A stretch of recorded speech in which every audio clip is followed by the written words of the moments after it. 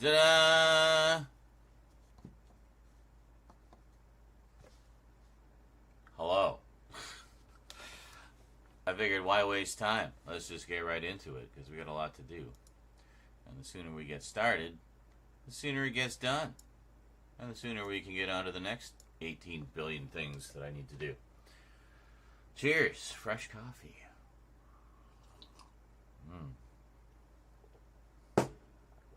Still warm. And good morning, I guess, Thomas. How's it going? It's technically morning here, too. 1:32 a.m. Morning. It is very morning. It's going well. Been feeling good about how much we've been getting done the past couple weeks. Making a lot of headway. Look how little stuff is here now. There's like so little left. Ugh, some paperwork there I need to deal with before the end of the month.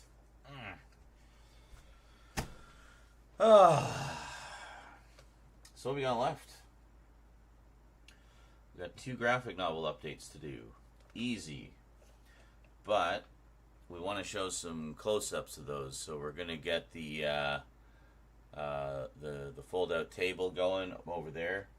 I pulled the stone tape off the shelf because we want to do an unboxing and closer look at that. Very peripherally Doctor Who related in that it does have some Doctor Who people in it from time to time, but we got the box set of The Prisoner, which I've been dying to open, but I wanted to do it on video, so we're going to do hopefully that today. And the last Doctor Who Blu-ray update.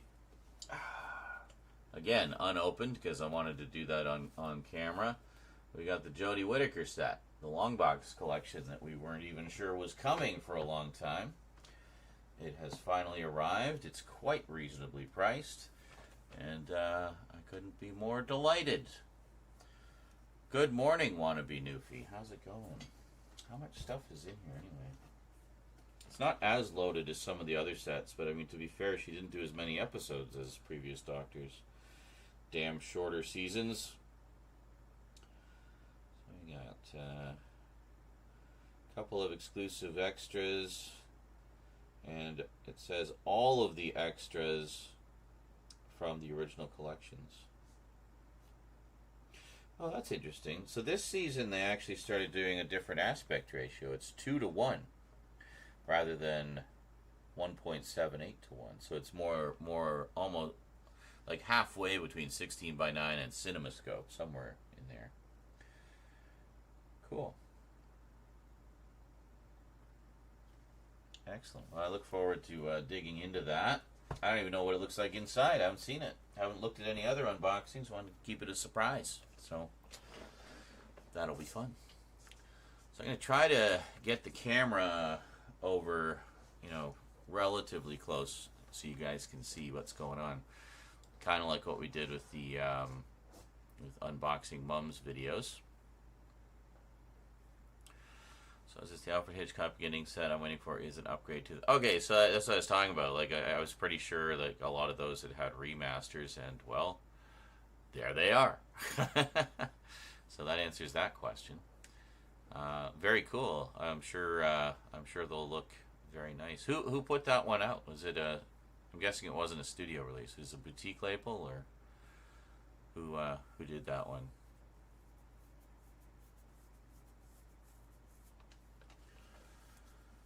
Have a Nintendo alarm clock.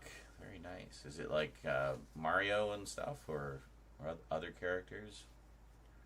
Or just Nintendo, like just Nintendo logo or something? Maybe it looks like an NES. So you beat the shit out of an NES every morning when you wake up. Shut up! Oh, damn. There goes my nice alarm clock.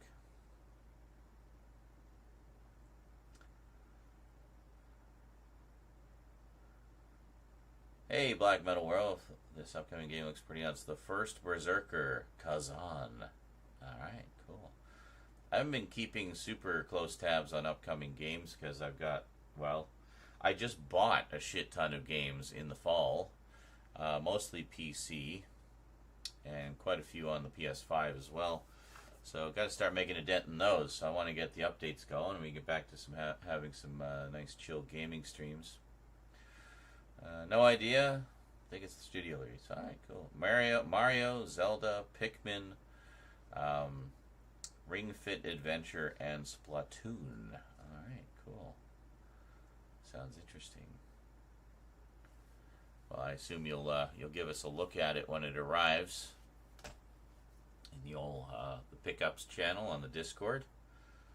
Always cool to see what everyone's getting for their collections and cool memorabilia and whatnot.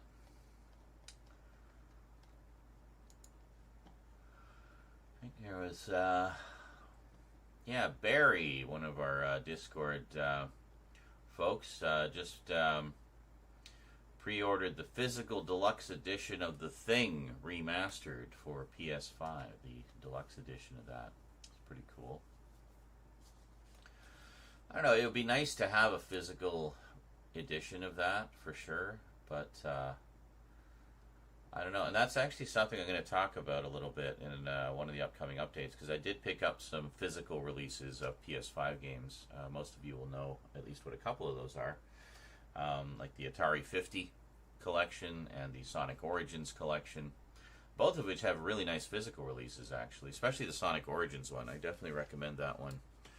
I mean, I recommend it just for the game. The game is fantastic, and we're definitely going to get back to that soon. We're almost finished Sonic CD.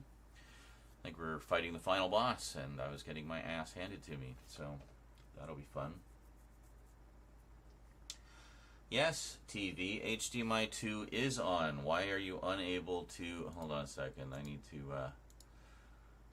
It has trouble sometimes. Like, if I don't have it on when I power up the computer, it's like, where's the TV? I don't know where it is. Oh my god, come on, man. It's not even registering that there's a second monitor. Like, I don't know what's going on with that.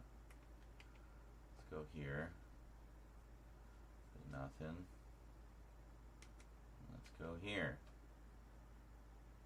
It is on. Fuck's sake. Hold on. But usually just reseating the HDMI cable fixes it. Just hold on a sec.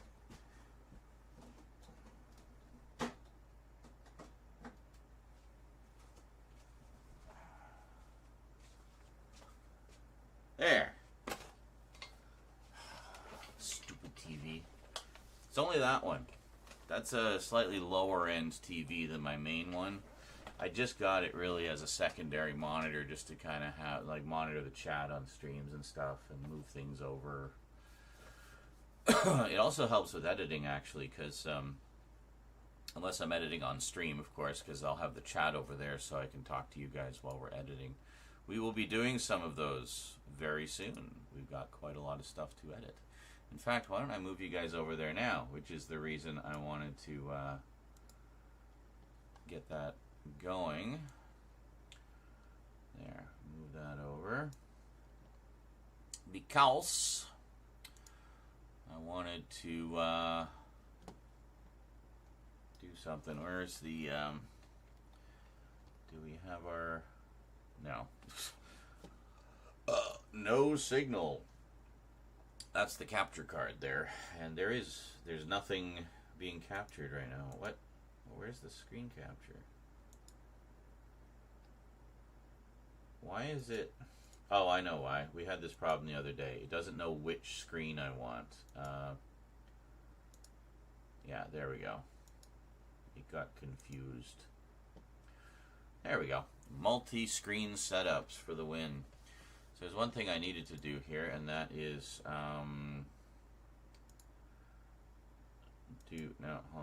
do the titles, or retitle the... the things. Now, did I transfer all of this stuff over?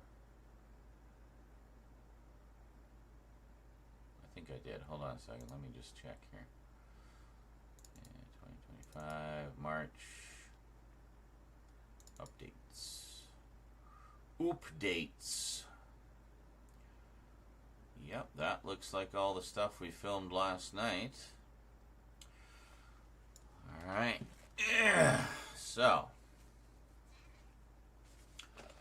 you can get a little look at some of the, here, let's take a look. You want to see how some of those insert shots look? Let's look at the Minette Walters books.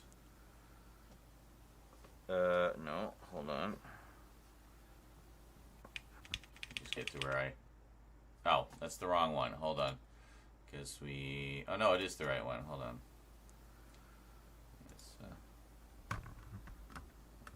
There. You can kind of see it there. Very pretty. There.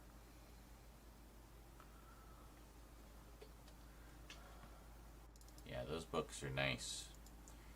And then we have Sculptress. Yeah, you can't really get it like perfectly straight, but anyway, that looks good. What else? Some of the Doctor Who ones. We got Resurrection of the Daleks. Look at that. Nice gold logo. Chris Achilleos style cover. Yeah. I know it's a little... It's difficult. Oh, well, we might not have that much use left. I just lost a bar doing these insert shots. It's, we can't really do it, Oh, wait, what was the one we did where I unplugged the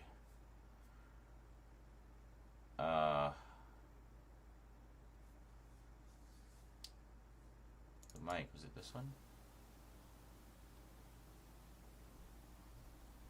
But no, hold on. I can't remember which one it was where I unplugged the mic. It cropped a little bit. Was it one of these? Awkward having to hold the book up. It's too tall for the shelf. Anyone remember which one it was where I unplugged the mic? Hey, how's it going, Quack? Hey, ho, ho. Quack is here before he does his show. These all have sound. Warriors Gate. Auton Invasion. Look at that. Oh. Love that cover. It's not a squid that's bigger than the Earth. The squid is like in the foreground and the Earth is like way back there. So, yeah. Oh, you can see my shadow. Well, shit. That's annoying. I have to be cognizant of that with shiny covers. And then the Cybermen. The Guybermen. It just occurs to me, has Streamlabs been posting anything? No, Streamlabs was fucky last night. It's easily working tonight, though. Huzzah! So keep those donos coming, guys. Keeps the show going. Is it this one? Okay. Oh! The camera does I don't know have if a this mic. camera even has a built-in mic. I guess we're going to find out when I watch this footage. Answers that question. I don't think it does. I don't think it does! Wow. So, alright, that answers the question. The camera does indeed have a mic, and it sounds like absolute ass. So, glad I've got that other mic, which sounds much better. That was a good call. That external mic I've got is actually a Sony mic. I was looking specifically for a couple of features. I wanted one that was self-powered. A lot of those camera mics require batteries, and the last thing I want to be doing is messing around with yet more batteries. So I wanted one that was self-powered, but I also wanted one that was stereo. This one is stereo. It's adjustable. You can have it just directional, like straight ahead, or you can, there's like literally two mics, and then you can like separate them so you get more separation. So I basically always have them like this because I like to have a little more separation. And I think when you do it like this, it's basically mono. I mean, it's not technically, but it might as well be. So yeah, that's plural actually. Black Metal Werewolf, the Peter Cushing Doctor Who movies. There's two. We almost had 3, but sadly the second one, I guess, underperformed, and they never did the third one. But would have been nice to have a tidy little trilogy in that alternate Whoniverse. But yeah, it looks pretty nice. Let's do a new insert shots folder. Just keeps things tidy. And we will bring all of these in.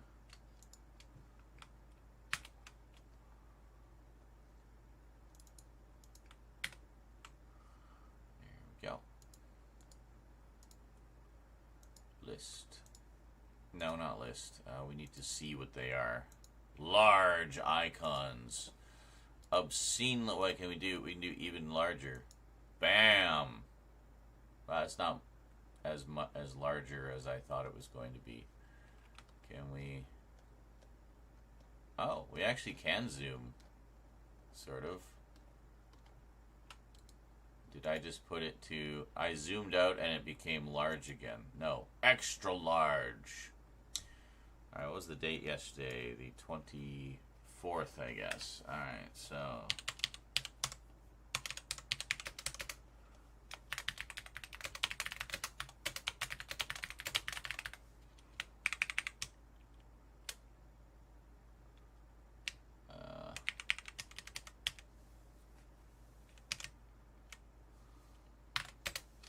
just to keep them... yeah. Okay.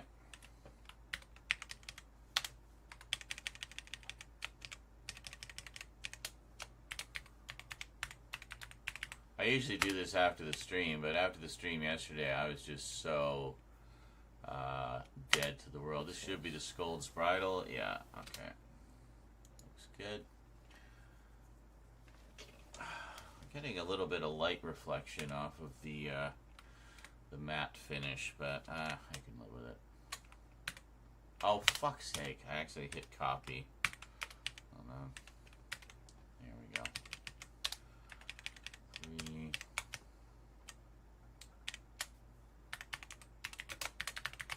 We'll definitely have to watch all these Minute Walters mysteries. It's great stuff. 4.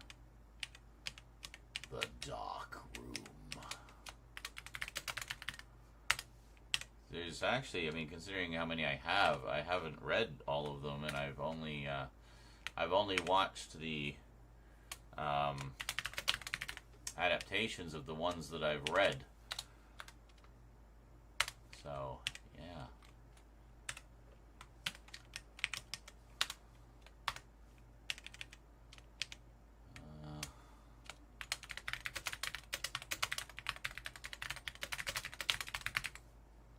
Of Tay Daleks. Actually, let's take this, because the next one's almost the same title. I don't know why they just got into this thing of doing our names for all the titles of the Dalek stories.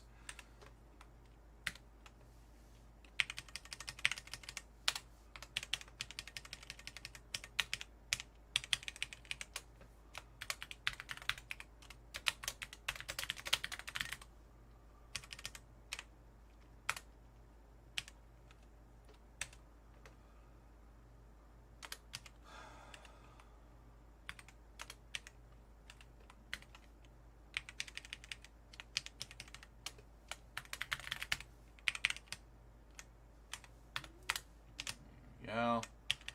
We're getting there. I don't think these ones. I think this is yeah. We'll move that.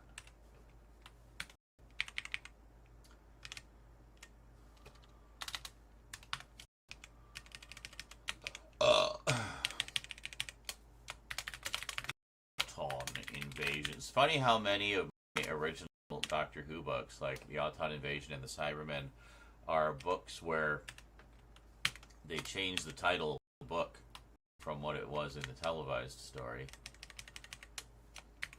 The Guybermen. Studio Canal. Okay, yeah, that should be pretty good. I've got the, I picked up the 4K set that they did of Run, the Akira Kurosawa movie. Yeah, looking forward to that one.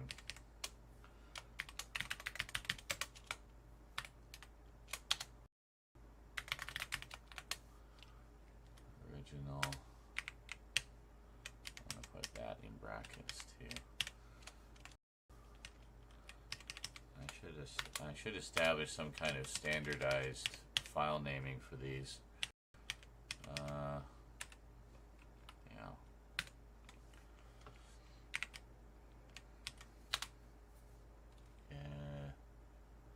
Shit, 11 should be 13. Hold on. Should be 12.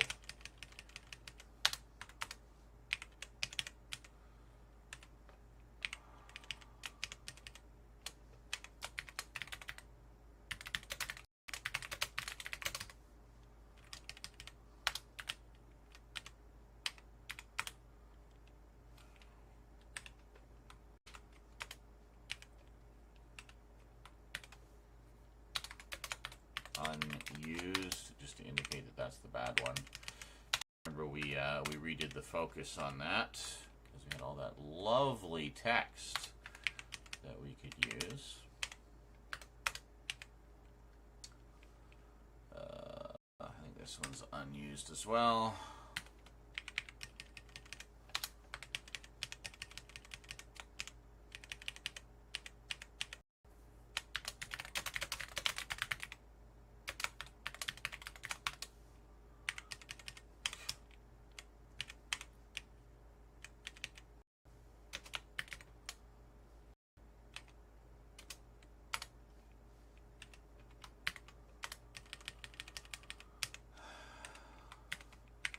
Wow, we did 17 insert shots last night.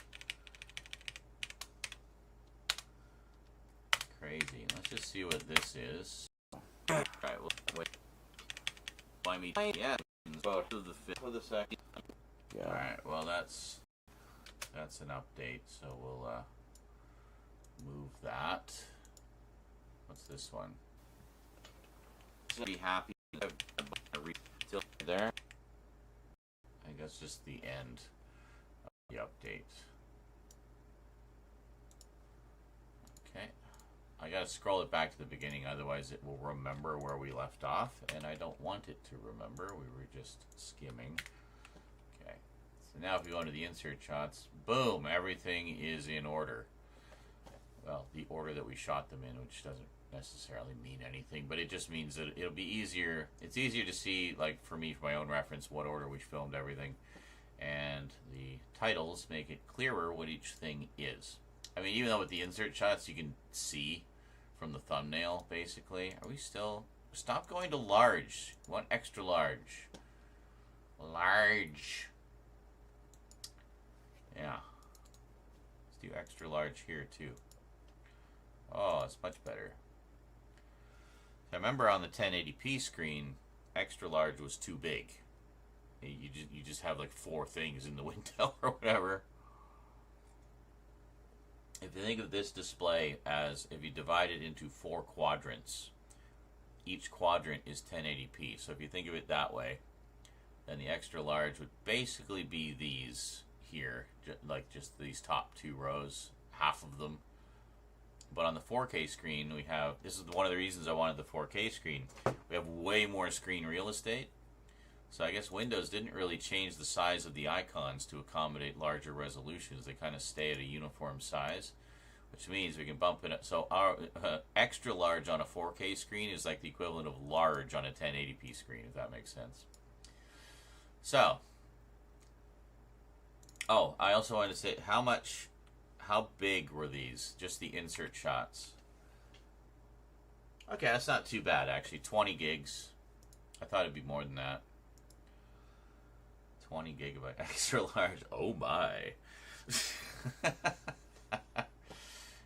Down, boy. Steady on there. Alright. So now we gotta figure out what all these are. Alright. Okay, battery's almost dead. We're gonna have to put this one on the charger shortly, but we should be able, Oh, might be able it's to the Doom squeeze Watch one one, video isn't it? out. Doom Watch. Alright, well. Alright, so that's just a setup video. Setups I just call setup, so I know that I don't have to include those. Setup. Just saves time. Battery we get out of And welcome to another Timey-Wimey Tuesday DVD and Blu-ray update. Now, battery. the battery, oh man, the battery. Okay, so now 2025, 325, 02.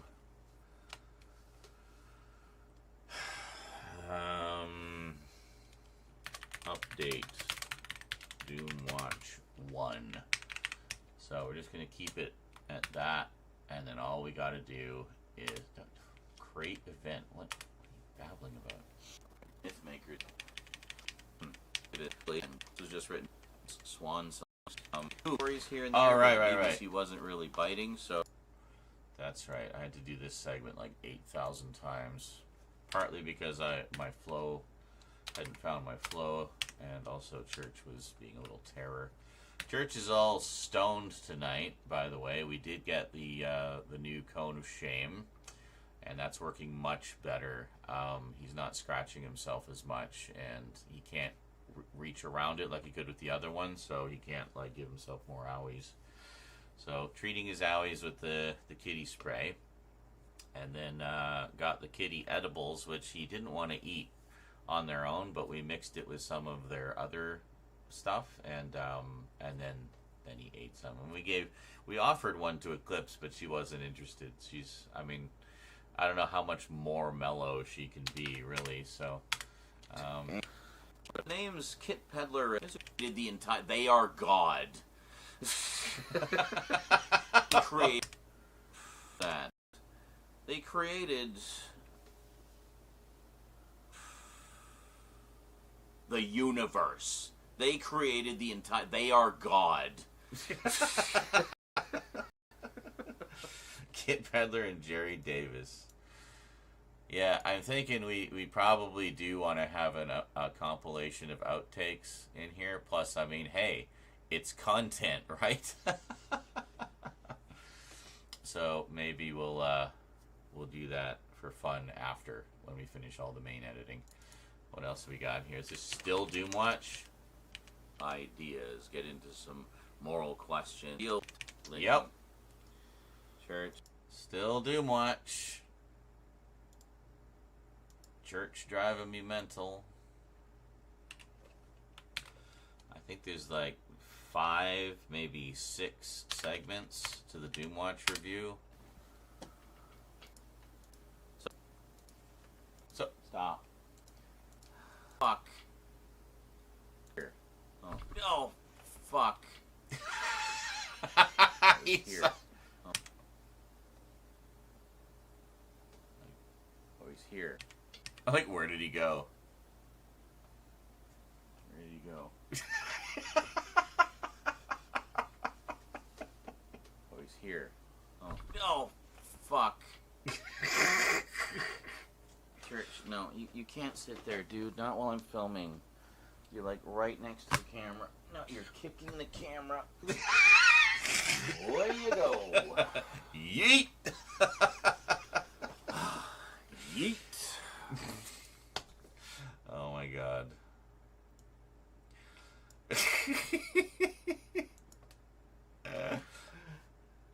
I was pretty sure he bumped the camera, but like, yeah, he bumped the camera, like just fully ruined the shot. So if you see little like between the shots, you'll know why. I can cover some of it up with insert shots, but not all of it. It's just gonna be. So that's 6 for Doom Watch. 7. 9. There was an attempt to revive Doom Watch. We had oh right, Doom Watch Winter Angel. The Yeah, because TNA Dan reminded me of the 90s one. I'd almost forgotten, but thankfully we were still filming, so I could just do another 7. Oh my god. It's probably going to be like 20 minutes long when it's done. How much footage do we actually have for that between fuck-ups and kitty chaos? 49 minutes. Jesus. Fun. Anyway, what's this one? I have a polarized definitely about the got some definite lovely some of the most important British sci-fi of all time. Quatermass. However, yeah. Good old Quatermass. Was that this one? Yeah, it must have been this one. Okay. Alright. Update. Quatermass.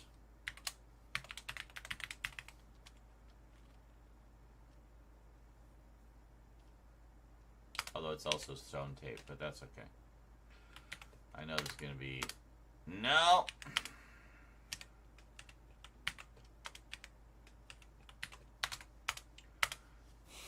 Battery's charged.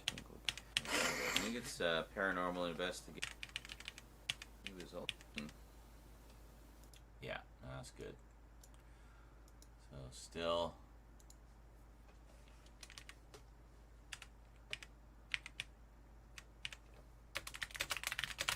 And stone tape. I'll put that in just because, you know, just for future reference. This is the update, and we're going to do, hopefully we are going to do the unboxing and closer look at that stone tape set today as well. Pretty excited about that. Then I can rip it, and we can watch it. Between the things, maybe if can I put this, like, over here? Yeah, I'm crunching it just right. It's this thing. One of my decorations. That actually looks really good on camera. Crunching it. Oh, if we move it back. Yeah. Like, look at that. Like, on camera, it actually looks really good. Like, you could almost think, oh, it's like stone or something, but it's the flimsiest, shittiest plastic. One of my decorations. Literally something, and you can see it's only painted on one side. Literally something I got solely because I knew it would look good on camera. Very cool, but it's very flimsy, like vacuum form plastic. And now I have nowhere to put it because I got all the shelves up everywhere. It's not in the way anymore. Alright, here we go. Looks pretty.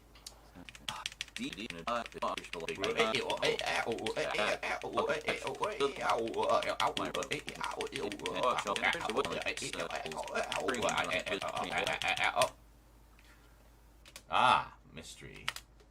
Okay. British mysteries.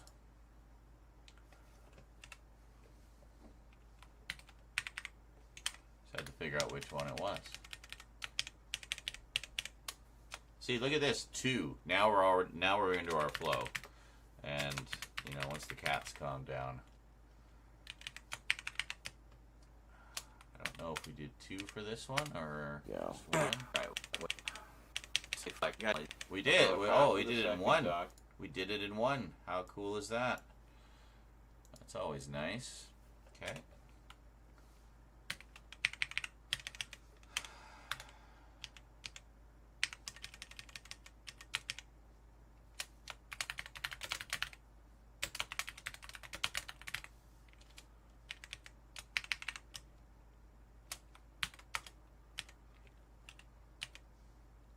Definitely got our flow by that point. It is pretty bad. So, alrighty, well that is it. No, it's just the outro. Okay, good. Done.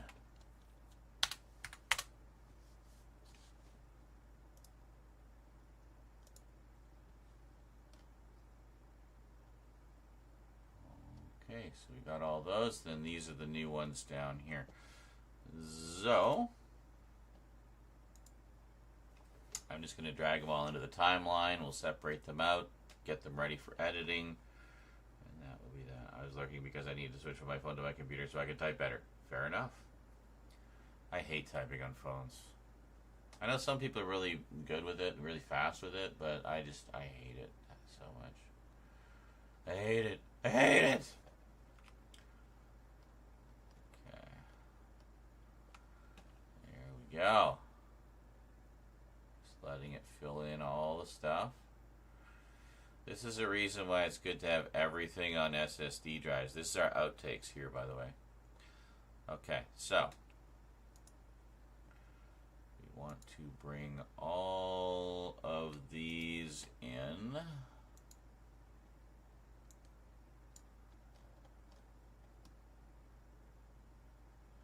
Yeah, these ones. Actually, we'll put them at the end just because, yeah, we're going to have to move the other stuff here.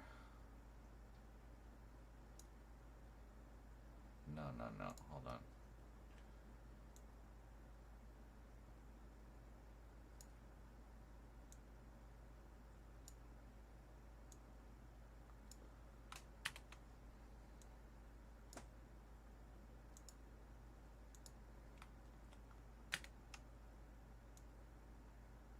Move that down. Okay, so now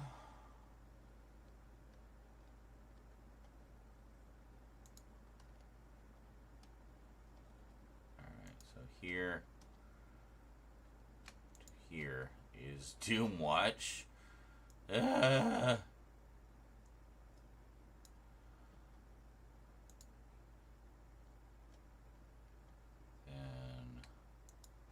there is Quartermass.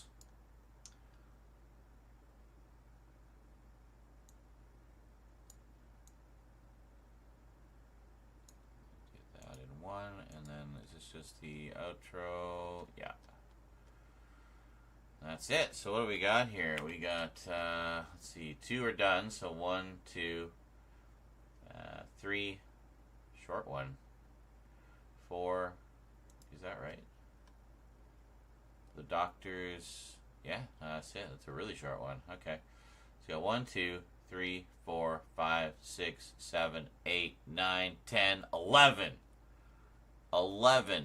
Timey-wimey Tuesday videos. Cheers. Hey, how's it going, Carlatin? Well, not editing at the moment, just prepping for editing. Also to get a better sense of what we've got. So we've so far filmed 11 Timey-wimey Tuesday videos. We're going to do the last 2 updates, which are graphic novels. And because I want to do some close-ups of some of the pages in them, that's going to bring us over to the closer look table. And we're going to start doing, got 3 unboxings and closer looks to do. And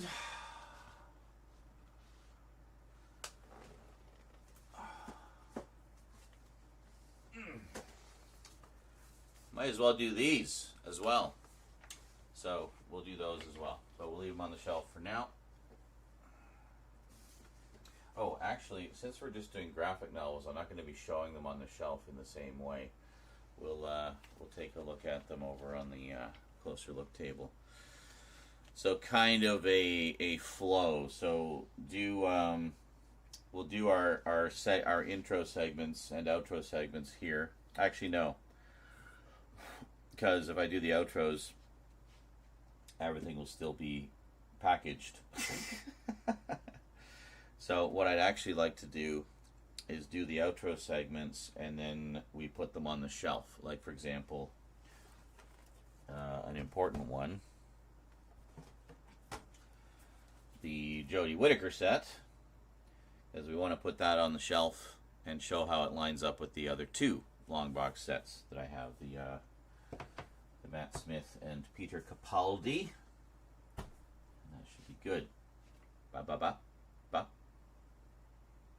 Weird. I thought I was out of sync for some reason, but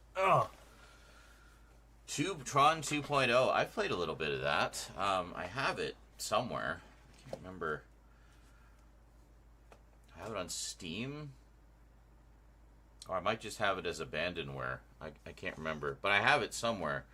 And I remember playing it. I actually really liked it. That was like the first, like, any kind of sequel that we got for Tron.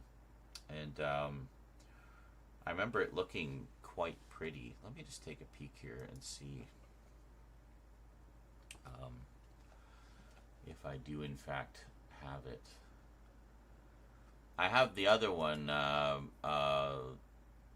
that tied into Tron Legacy. Tron...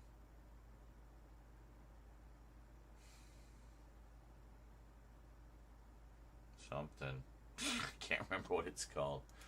Let me just look here. Tron. Yes, I have it on Steam. Tron Run/R. That was like a weird sort of... Tron Identity. I don't know that one.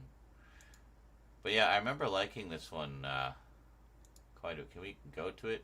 Steam, can we go to it? Thank you. Like, yeah, look at that. Look at the visuals on that. It actually still looks really good. I guess because it's kind of retro-y visuals to begin with. But here, like, this came out before Tron Legacy, like quite a ways before, as I recall. But you can start to see, like, the design it's reminiscent of the original, but we're starting to get towards the, I don't know, I call it almost glassy look of Legacy. So it's kind of like halfway. But, oh, look at that. Old school light cycles, man. And it's just freaking beautiful. I bet this would look amazing. I wonder if it has widescreen support. Yeah, I'd love to fire this up in 4K. Look at that. Oh, beautiful.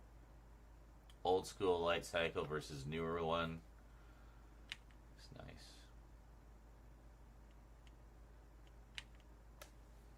Nice. Love it.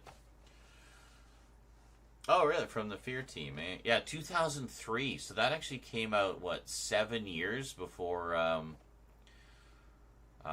before Tron Legacy. So that actually looks really good for a 2003 game. Like, holy shit. But, yeah. Yeah, I played that a little bit. I thought it was actually pretty good.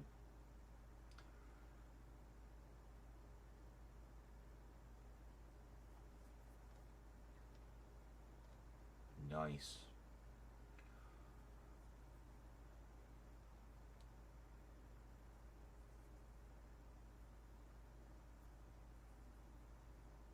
Light cycles. It's Tron.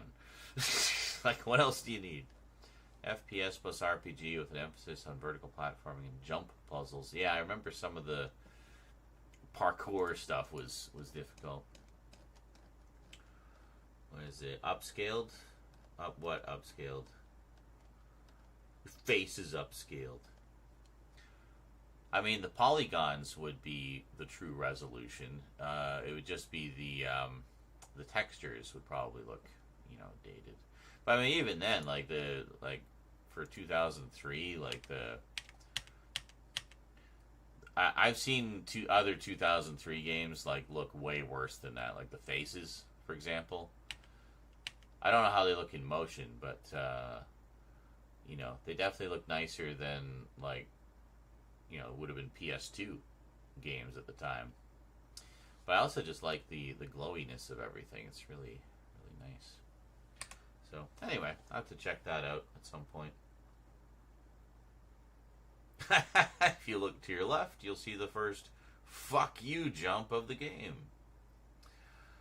Yeah, we're getting close, Pop Punk Collector. We just about finished the Doctor Who, the big wave of Doctor Who updates. Then I got to do a whole bunch of other stuff to fill in all the other days of the week. But we're definitely getting there. We're getting there. We are making progress. And here you go. You can see some of the editing in progress already. We just did a count. We've got 11 Timey-Wimey Tuesday videos so far. And we're going to do a bunch more today. So Oh my god, Dalek Attack. That was on the Amiga as well. I think I did play it a little bit, but yeah, I don't think I have. Oh, it's on Internet Archive. Okay, I actually have another Doctor Who game. It was just a freeware thing that an independent game studio did, just kind of as a giveaway with one of their other games, like a demo of their game. But they did this little Doctor Who game, and it was one of those ones where you probably know the type of game where when you move, the enemies move. When you stop, they stop. So they're constantly trying to home in on you. So you have to figure out ways to like lead them into traps and stuff to eliminate them before they catch you. And of course, the ultimate goal is to get to the TARDIS and get to the next stage. And this was like back in the 90s, before the TV movie. So you had Doctors 1 through 7. You had 7 lives to complete the game, of course. So anytime you would die, you would regenerate into the next Doctor until you ran out of lives. So you would get up to Doctor number 7, and if he died, then the game was over. But it was a very simple little puzzle game, and I remember enjoying it quite a bit. I played the shit out of it.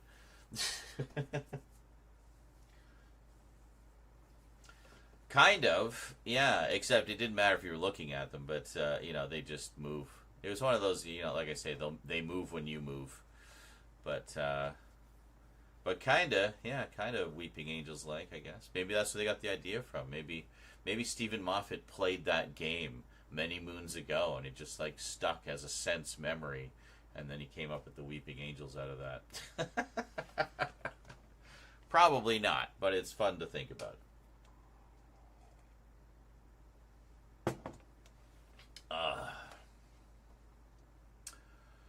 Oh yeah.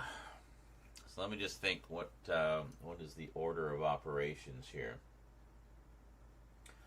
So do a bunch of these. So do these. Talk about them. So the graphic novels, I can probably do the intro and outro. And the table will essentially just be insert shots in that case, not necessarily full-blown closer looks, but yeah, these ones will be unboxings and closer looks, so we need to think about that a little. So I guess what we'll do is I'll do the intros.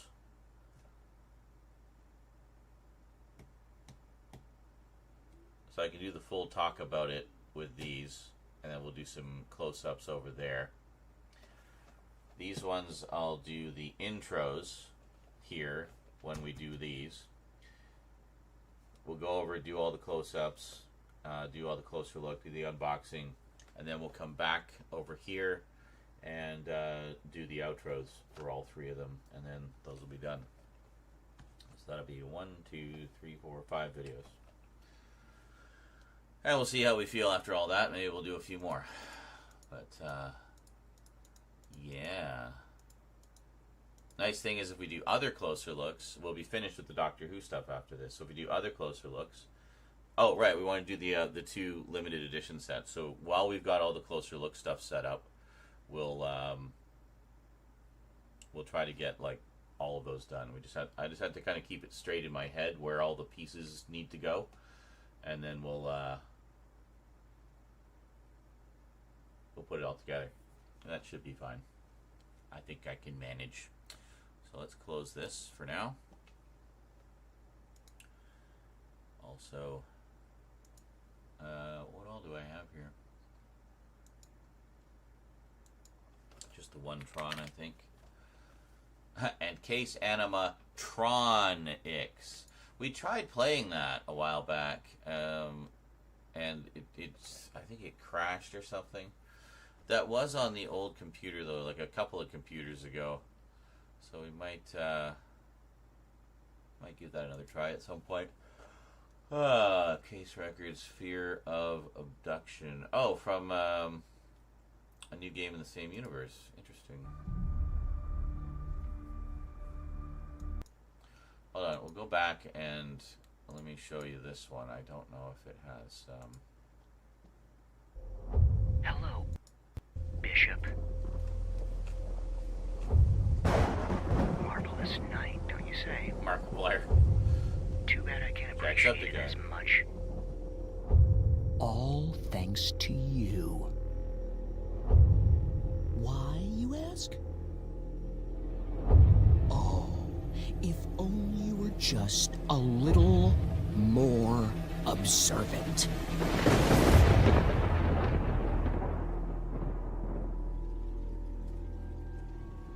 Maybe you just need a little push. How's that new surveillance system?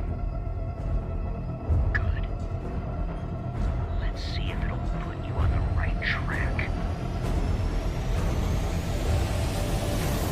It's time to remember, Bishop. Let's begin.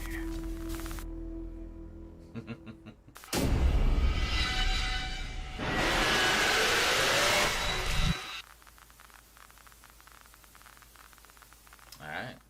Obviously inspired by FNAF, but cool. So I have that one, and then we got the new one.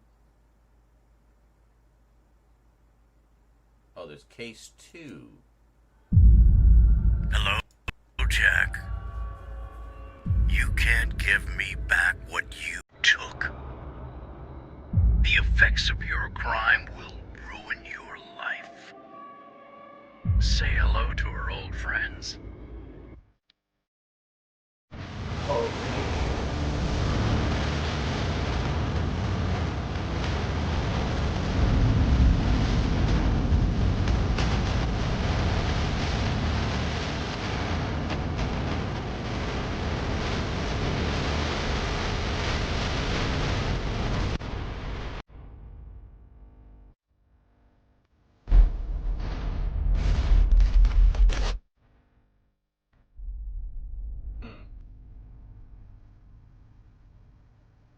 Oh, okay. Neat.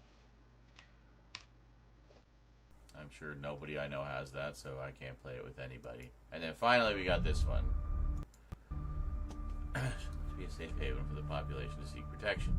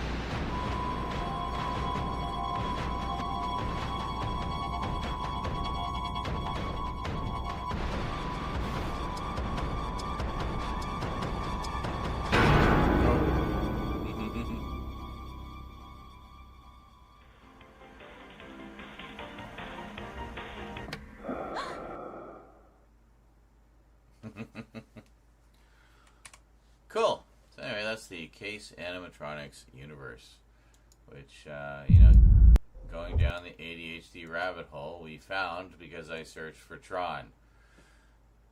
Let's just close Steam now. Alright. Look at all this stuff. Sort by type. There we go. This is the wave files that Vegas builds. So this is just a little file, an index file, so it doesn't have to do that every time. It just refers to that, and it has all the info for the audio for those clips. Very handy dandy.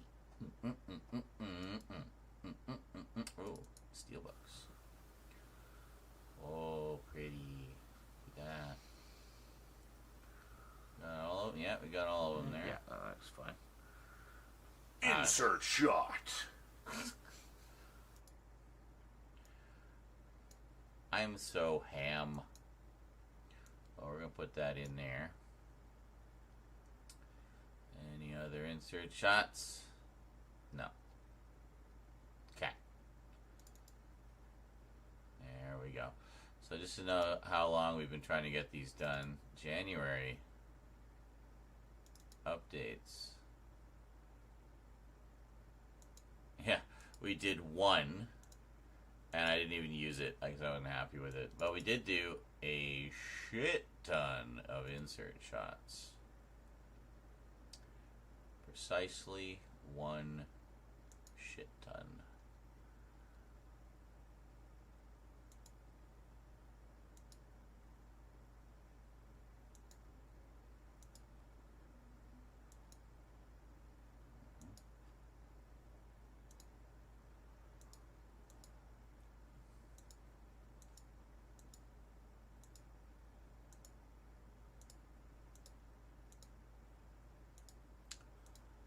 Yes, quiet.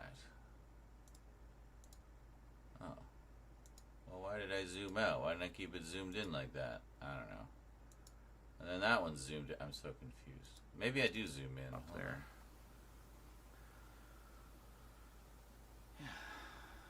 It's kind of got. Where'd the grid go? Where indeed? Because it should be interlaced. So they should have done it interlaced. Yeah. And, bastards. Not doing it interlaced like they should. There's the collection so far. This will be undergoing some modifications. I need the back of Doomwatch.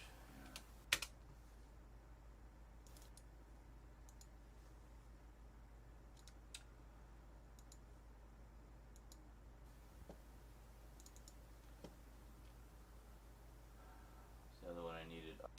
Okay. So.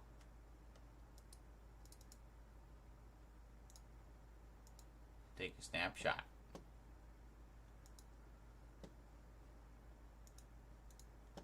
Put it on Blue Sky.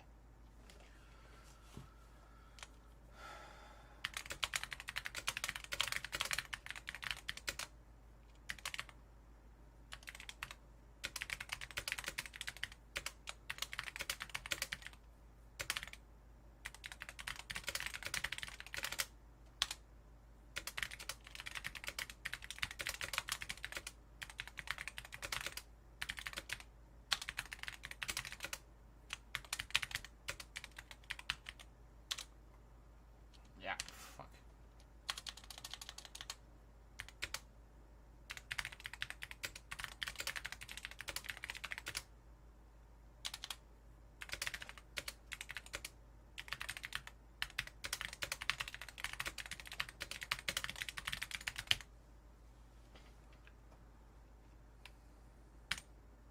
Oops. I can't copy anything because I didn't put it anywhere. Where is it? Here it is.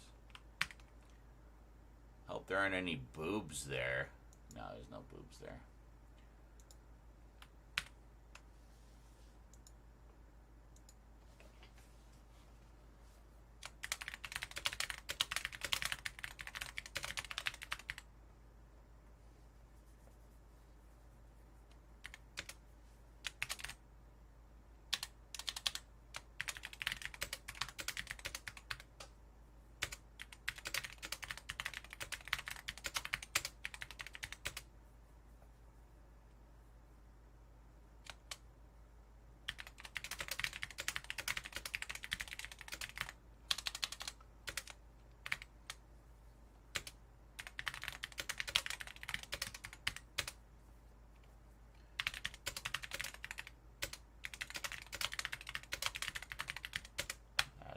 US.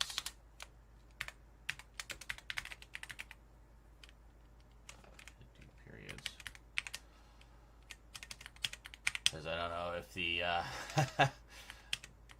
text-to-speech readers that this alt text is for might read it as uck and us.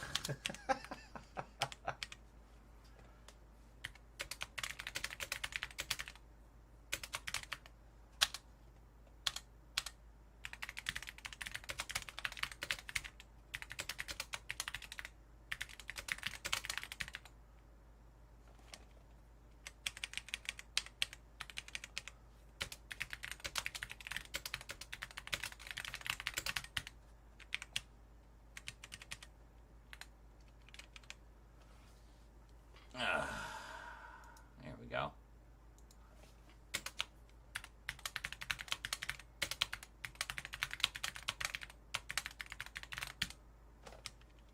Dr. Gore. Doc Gore. My Doctor Who The Collection Blu-ray shelf so far. This will be undergoing some changes in the months ahead. As I've decided, proofreading is important, kids. So you only collect the UK releases going forward because they are superior in literally every way imaginable. There we go. Look at that. So pretty. That's the nice thing about this camera too. Like, I mean, I'm filming everything in 4K, so I mean, I can just grab a still out of the video and, you know, it'll look amazing. Amazing. This is a really funny video, by the way, but it only if you've seen Severance and The Office. Good old Onion. This is really interesting about old clay tablets, basically angry letters that people used to send to each other, but by chiseling them onto clay tablets. Yeah. This guy did like a mock-up of a Metroidvania version of Monster Hunter, which actually looks pretty rad. I wish they would actually do this. I think it'd be awesome. Just side-scrolling, beating the shit out of giant monsters. This is me lamenting that they're not doing anything for the 40th anniversary of Robotech, which is this year, 2025. Yeah, Robotech's 40. I did go to the official Robotech website, just robotech.com. There's nothing. Even the message forums, which used to be the most active part of that site, have been absolutely overrun with spam bots, which basically means nobody's moderating or even paying any attention to it. It's like the site is just dead. And it's unfortunate. The Robotech Twitter page still keeps going, but it really feels like it's just a bunch of pre-scheduled posts that, you know, it's just advertising the same shit over and over again. Just showing some random fan art and just hawking model kits like no tomorrow. Just model kits all the time. I don't want model kits. You've been promising a new Robotech series for literally 40 years. You gave us one movie and a clip show. Meanwhile, Voltron, which basically was produced in much the same way as Robotech, has had 3 new series. 3 in the same amount of time. Well, right, Thomas? Yeah, you'd be surprised. It's like the equivalent of sending an angry email, but chiseling it onto a tablet. The best was one I read. It was about a guy who had ordered some copper, and he was sent the wrong kind of copper, and he was like quite irate about it. It was like, oh, that motherfucker. Ding ding ding ding ding ding ding ding ding ding ding ding ding ding ding ding ding ding ding for like 6 hours. That was a day well spent. Send this. And you know what's funny is not only did they use clay tablets, but they also had clay envelopes that they would put them in. So yeah, kind of it's almost like a McDonald's pie. It's kind of like that configuration. So pie, cardboard sleeve, but clay sleeve, clay tablet. So motivated to chisel them letters, yeah. But I was saying how like it's cool and interesting, but when you think about it, it also shows how little we've actually changed. Because we still do this shit. We just don't do it on clay tablets anymore. You know, human nature has basically not changed in 4,000 years. So the only thing that's changed is how we send messages. So paper was invented, so we would send, you know, messages on paper. Oh, much easier than chiseling, then email, and now, you know, text messages and messenger services. Like, it's just all that's changed is the technology, but the basic human nature and attitudes have remained the same. I think that's the fundamental problem with why we are stagnating so much as a society. We just kind of reached the saturation point where our technology has advanced to a certain point. We have not, and now we're actually starting to regress. And that's unfortunate.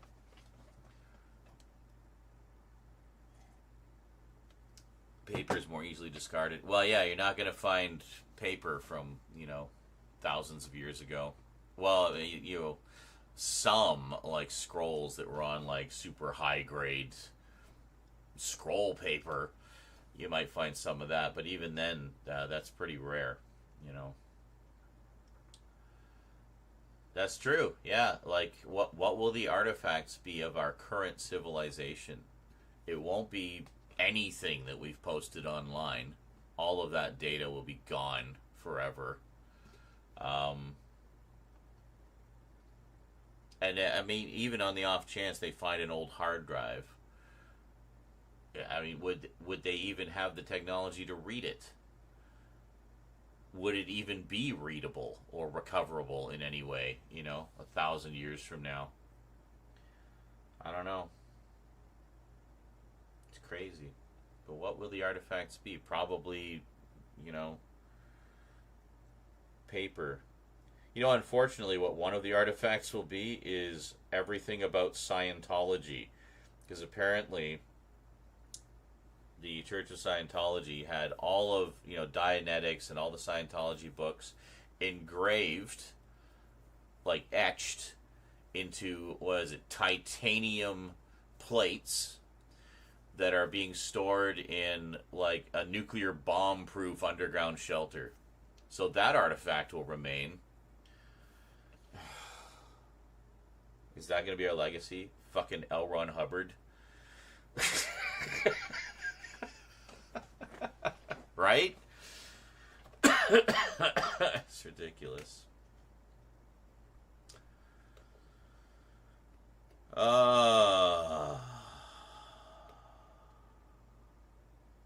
Michael Gorman, how's it going? Hey, quick, been a while.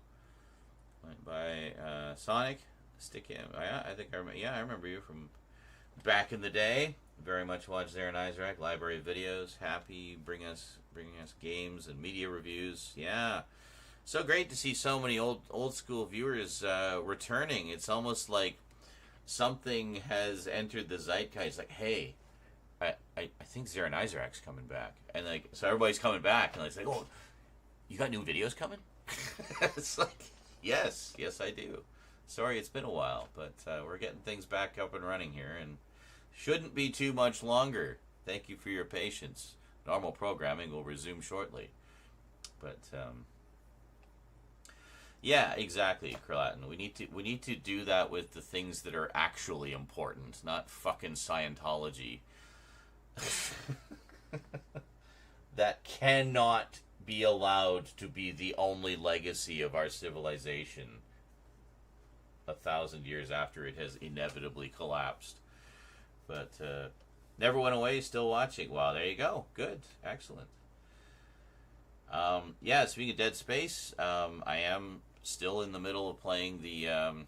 well, it's on hold at the moment, but we still have to finish the remaster. So maybe once we get this round of updates going, we'll make that a priority to get that finished up. I've got quite a lot of stuff. I mean, at the very least, we've got Voyager out there in space. So I guess some aliens will find out a few things. But well, in the middle, chapter 10. In the middle of chapter 10. Yeah. Dreading it because I know what's coming. My least favorite part of the whole goddamn game is coming. I hate that part so much. But for all I know, they don't even have that in this game. They might have changed it to something else. I don't know. We've seen a lot of changes so far. But yeah, you know the part I'm talking about, Kurlatin. And it's not where you fight the hunter by the shuttle. I love that part because you get to actually kill the hunter. That part I have no problem with. But yeah, there's that one part, just one singular part, that is just, it's so stressful. I just stressed thinking about it. I hated it in the original. I'm probably going to hate it even in this one. One long singular part. Oh shit, yeah, that goes into other shit too, doesn't it? Oh my god. Yeah, well, you know, running through the med bay while the oxygen is running out, that part, honestly, I don't mind too much, because you at least have wide open space, and you can shoot things, and you can see things coming. That's not it. It's the part that I think is right before that, with the sliding bunks, that you gotta telekinesis them to move them while the hunter is, like, bashing through them, and you gotta stop him long enough to be able to move some around, and then he breaks free and just, like, boom, boom, boom, starts blasting through them, and, yeah. When you finally get out of that stupid bunk bed room, it's fine, but, you know, I can deal with the rest. It's just that goddamn bunk bed room. I hate things like, I mean, it's all part of the claustrophobic horror, right? And I totally get why they did it. Is because it's brilliant to, like, really raise the tension. But yeah, I'm gonna go in. I just guarantee you, I'm gonna go in there. I'm gonna be so stressed out about it. I'm gonna be, like, so on my game. I'm just gonna, like, do it so fast and so easily because I just want to get out of there.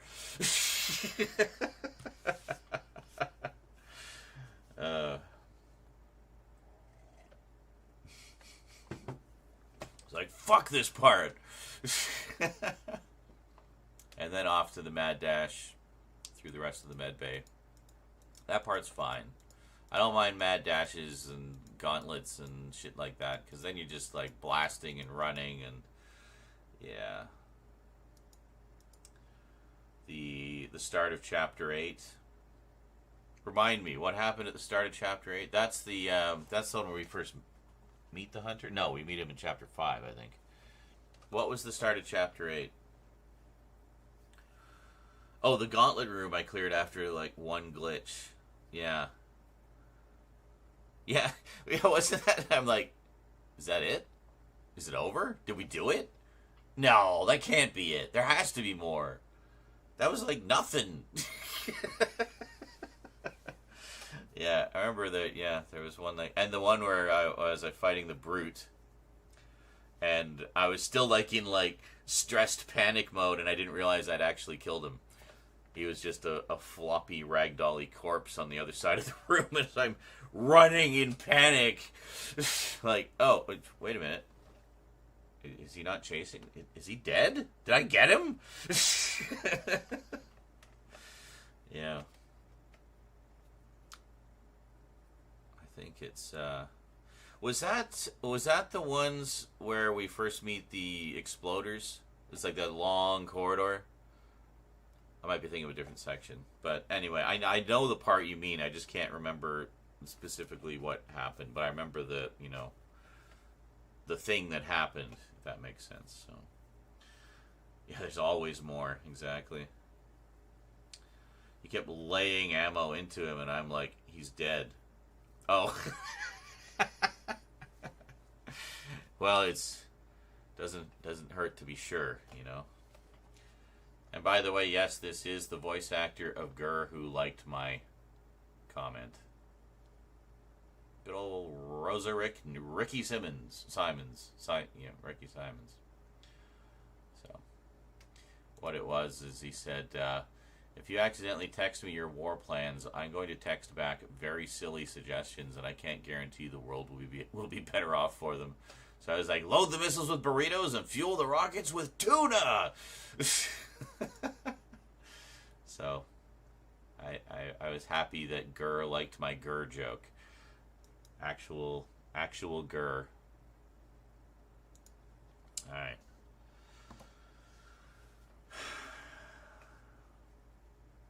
Oh, wow. Silent Hill F banned in Australia after refused classification. Really? That's interesting to me because the Silent Hill, the short message, dealt with some pretty like sensitive subject matter. That one was brilliant and destroyed me in all the most wonderful ways. That one, by the way, I will be posting for Halloween this year coming up. It was supposed to go up last year, but I just didn't get around to it. I just wasn't in the editing mode, so we'll pushed it. Australia's had pretty strict censorship for a while. They used to like trim stuff from Doctor Who, like the '60s Doctor Who, and that's actually thanks to the Australian Censor Board being so strict back in the '60s that we even have clips of some of those early episodes. What's funny is, though, they're clips of all the material that they censored, so it's like all the most horrific and violent moments from '60s Doctor Who. Which is great, because that's what you want. You want all the scary shit. So, they won't even allow trailers, really, for Silent Hill F.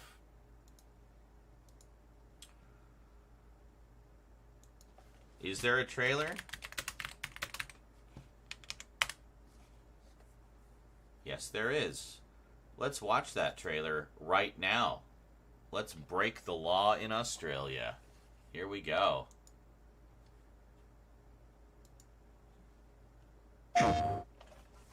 シュウ君、嘘ついてるよね。騙せてると思う？ひなこを。ひなこはね、死んだんだよ。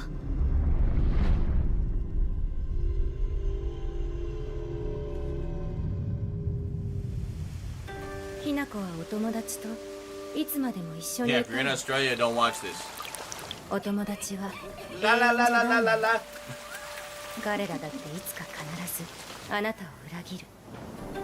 あなたが裏切り者と呼ばれたように。 Man, the mocap in this looks amazing. ひなこ？あ、ごめん。何？天秤にかける価値があるかどうかしっかりと判断しなさい。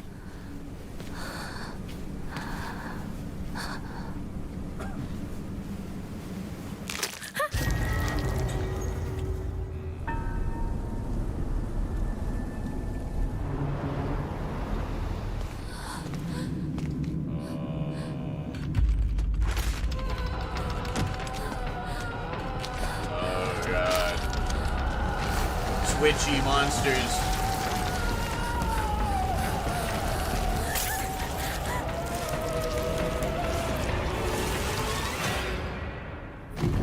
Hinako, いつまでここにいる気なの？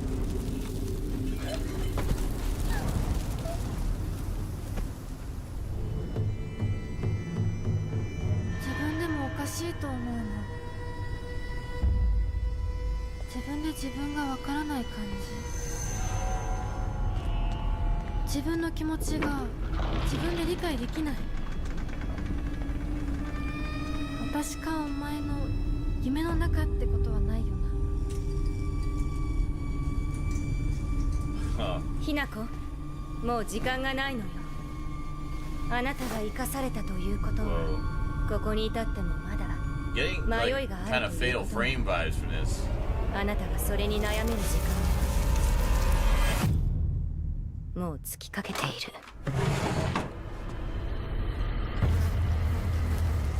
あなたは誰なの？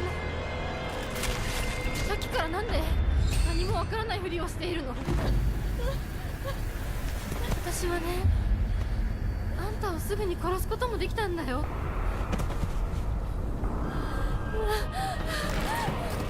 全部奪ったな。全部私から奪ったな。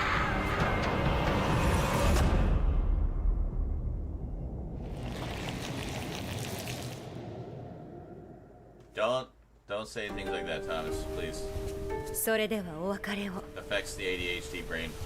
あなたが幸せをつかんでくれることを願っています。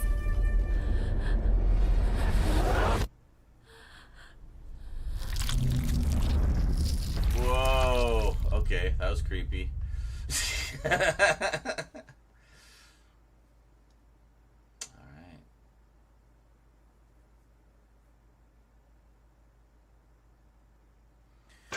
ション。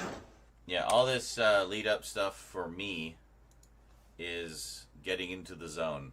So just in my own time, just come along for the ride. That's it. Hey, BrawlyCon! As I was just saying, like, and all these old schoolers popping up. That's awesome. It says, I've been watching your videos since 2010. Glad you're still online doing videos. So, I'm not sure if you saw what I posted above earlier. What do you mean? You said Silent Hill F banned in Australia after being refused classification. Oh, hold on. Did you hear? A massive ancient city was apparently found under the pyramids. And no, this isn't fake. An Italian science team discovered it using satellite. Wow, that's interesting. I mean, I'm not entirely surprised by that. I mean, they're discovering things buried under, cities and stuff all the time. Sometimes it's ancient civilizations, or, remnants of that, or it's just old constructions and stuff. Pillars go 2 miles deep. That's crazy. What were we saying? There was another one. Is a city that's literally built on top of a petrified forest, where all the trees turned to stone essentially, and the foundation of the city was just put on top of it. It's crazy. You see that? You know the one I'm talking about? Yeah. So, think it's been disproven? No? Black Metal says it hasn't. So, I don't know. We will,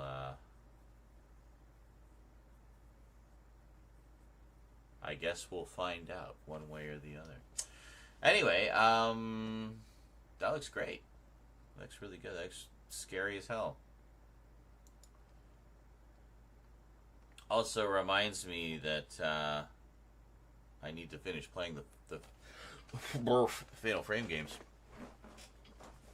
I wish we'd get proper remasters of those. Like, just bump it up to, high def. Doesn't even have to be anything more than that. Just support high def resolutions, and maybe expand it to widescreen.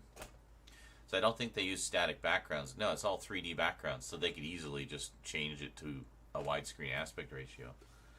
But so is this?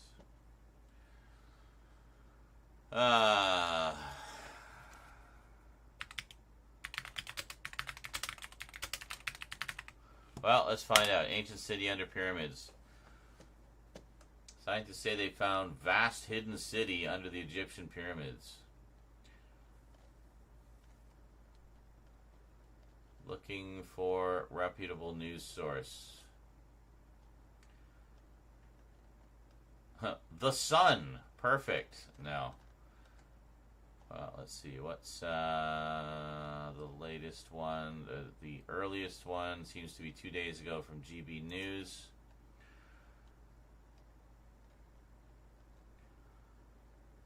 Okay. That's going to expand directly under.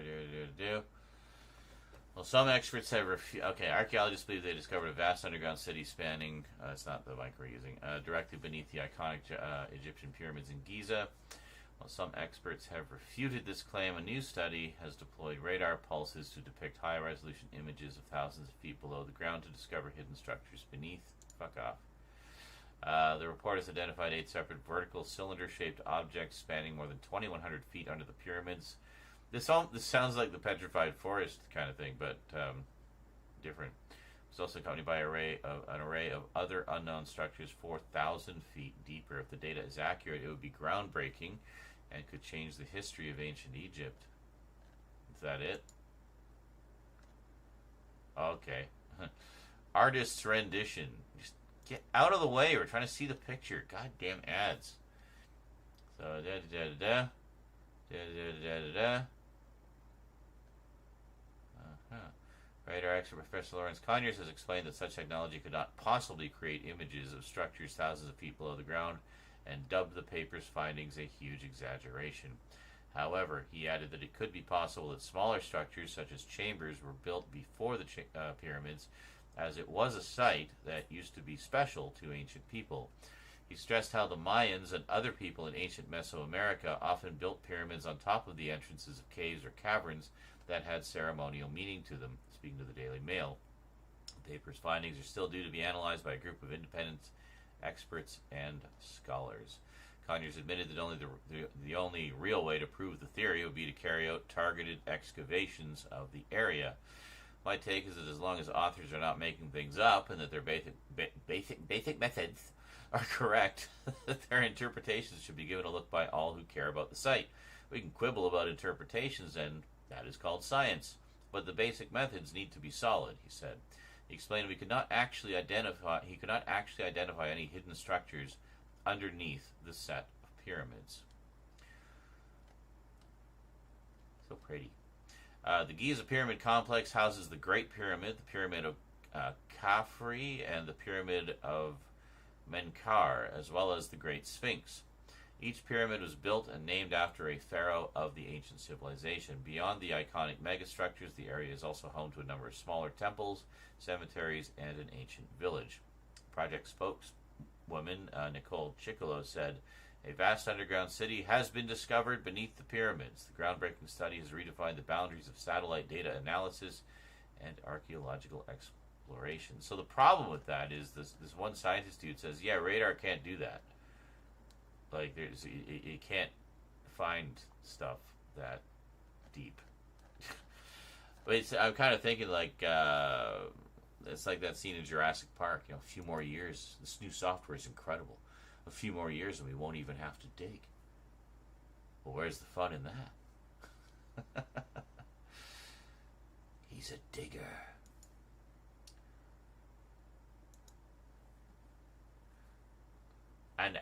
From an expert. Bob Expert.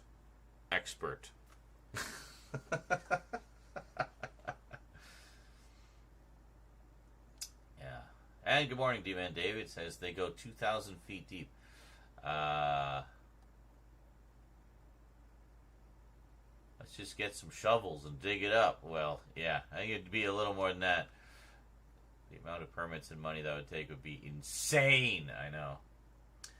Was it in Okinawa, off the coast? Divers have found buildings and statues under the ocean. Part of the island broke off thousands of years ago. Yeah, I mean that's not surprising. I mean there's what did I see recently? There's like 80% of the ocean that we don't even know what's down there. So, like, there's so much ocean that hasn't been explored. It's a whole other world down there. And remnants of countless other worlds and civilizations, I'm sure. That looks like an AI picture. That's not... What? See, then you got... Okay, then after that, you've got all of this shit, which just screams tabloid bullshit. Looking for naked photos of Sydney Sweeney can leave your device plagued with... What? Virus or something? Fame legend Irene Cara found dead in her Florida home. That's not Irene Cara.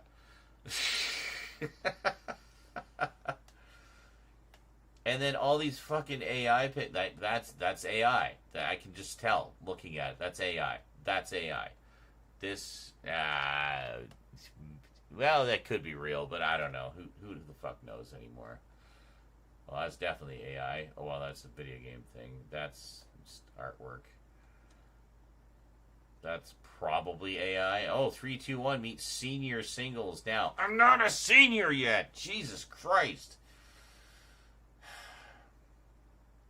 Costco's clearing out these items next. No, that link will not take you to Costco. It will take you to a scam site. If you're over 40, this game is a must. I am, and I highly doubt that. And another cruise ship, and just like what is all of this? And then we're just down to the same things. This fucking fake. Look at like you can't like the hubcap doesn't even look right. Like, God. So yeah, I don't know if this is the source of the article. I kind of question the legitimacy of the entire article.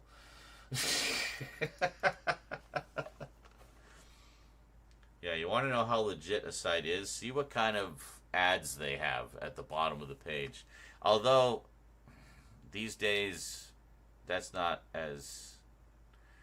always as accurate a tell. Because, I mean, I've seen ads like that on otherwise, like, actual reputable sites, too, so.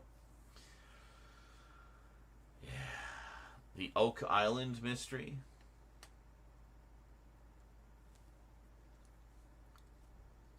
I don't know that one.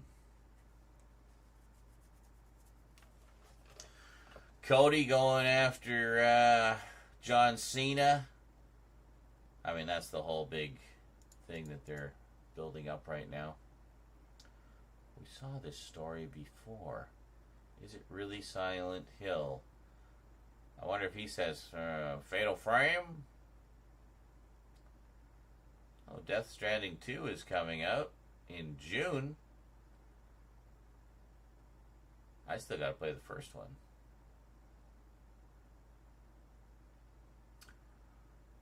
Yeah. What's this? It's an island off the coast of Nova Scotia where there's supposed to be massive amounts of treasure. New York Times is a fucking rag these days. New York Post, I can't remember. I don't think that one's much better. Here. Let's go right to the source.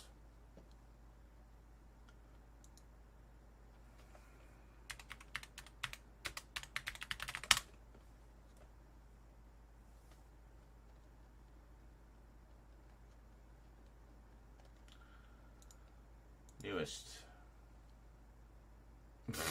There's nothing. Hold on. Stop that.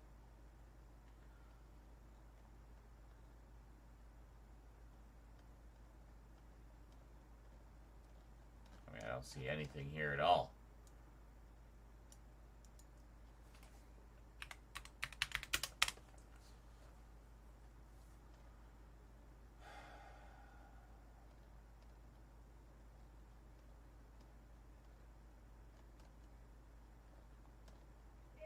I mean, there's nothing even from this year.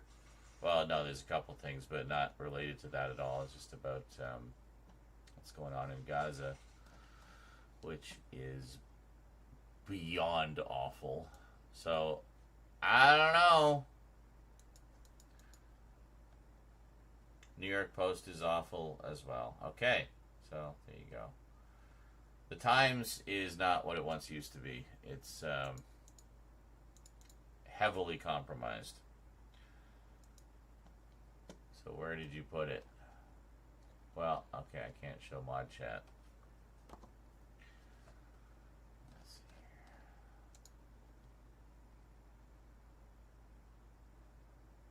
here. It's a TikTok.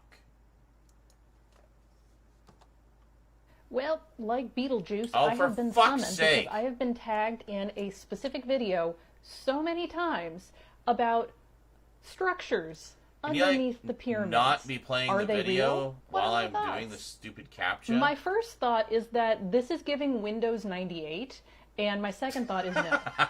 This is simply an example of the latest conspiracy du jour about Egypt, and specifically the pyramids, having mystical powers, mystical purposes, mystical structures, and it's designed to spread misinformation, pseudoscience, and undermine actual experts and their knowledge.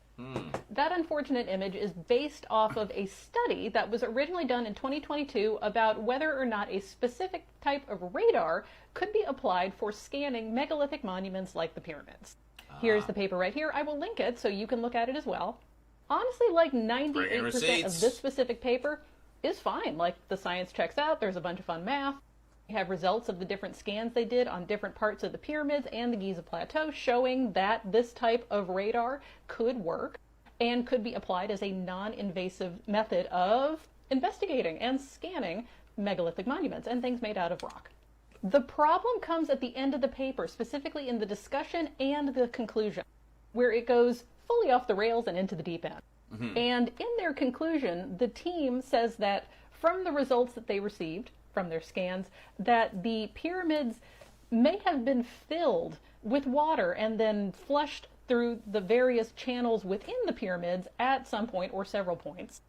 And this situation in which the Great Pyramid would have been filled specifically through the King's Chamber and the Queen's Chamber? No, just the Queen's Chamber, would have created a type of closed circuit system which would have caused vibrations, which I guess generates power. And that the system of ramps that was highlighted by their scans indicates that it is a giant resonance structure. And then from this, they concluded that, after a paragraph of additional nonsense, it was appropriate for the Egyptian authorities to begin a campaign of excavations and drilling in order to bring to light and give back to all humanity all the structures they estimated through the use of this proposed method. So that's red flag numbers 1 and 2. Red flag number 3 is that when you go looking for more information about the current study and where the Windows 98 model came from, the sources are blue check accounts on Twitter. Oh. That's not good. And they're highlighting an as yet unpublished paper, also not good, that has things like this. Not and these peer-reviewed. lovely rainbow images are results of scans, but how you interpret them is very important. And if you choose to interpret them poorly, then you can do whatever you want. And I like this one because it reminds me of a lot of the water levels in Mario 64. And again, from this, they got that. Yeah. I mean, points for creativity, but no. The thing is, like, okay, radar data, like, this is like a spectrograph. It's not like a photograph.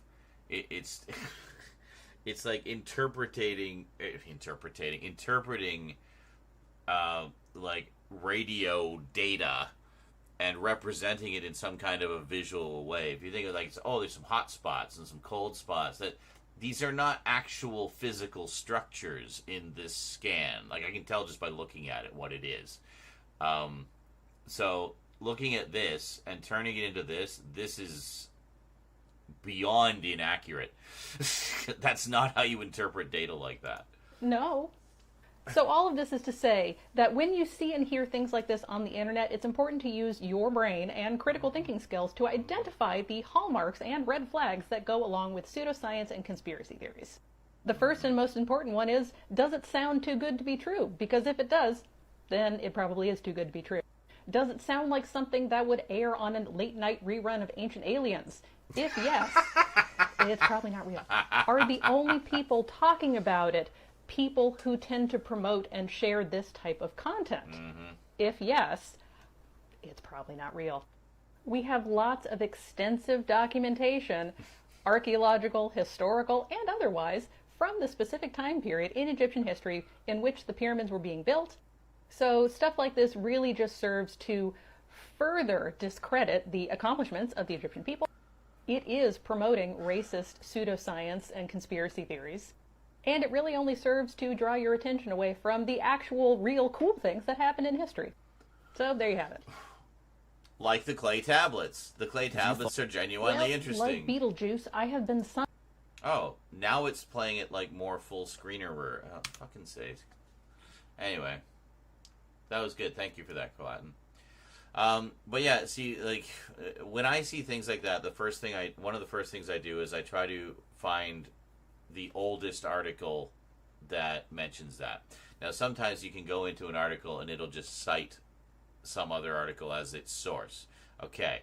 As soon as I see that, I stop reading that article and I click on the link that goes to the source and I read the source. If the source is like what even was that source? The GB News? That sounds like one of those pseudo news sites that tries to pass it off as one of the official news sites. It's trying to make it sound like it's BBC News or something. We see those kinds of fake sites all the time, like ones pretending to be affiliated with ABC or like NBC and things like that to try to make it sound more legitimate. We even get ones trying to sound like Fox. Like, yeah, if you're trying to pass yourself off as more legitimate, maybe pick a different network to be a fake affiliate of. But I see that all the fucking time. So, and as she said, and essentially she's saying the same thing. Like, it's important to trace it back and find out where the story originated from, and who is perpetuating it. Because when I pulled that up, what even are these sites? Ancient Origins. I mean, that sounds like fucking Ancient Aliens. GB News, we don't know what the fuck that is. Daily Express sounds like a tabloid. Daily Mail, tabloid. Egypt Independent. I mean, that even is probably a tabloid. Fucking Yahoo. Yeah, I mean, the name of Yahoo alone should just discount it immediately. It's for Yahoos. Indy 100, what's that? About racing cars? What the fuck would they know about the pyramids? Daily Express, Rag, The Sun, one of the longest running rags of all time. Like, I'm not seeing, when you don't see any like reputable sources show up on page 1 of the Google search, that's usually a big tell right there.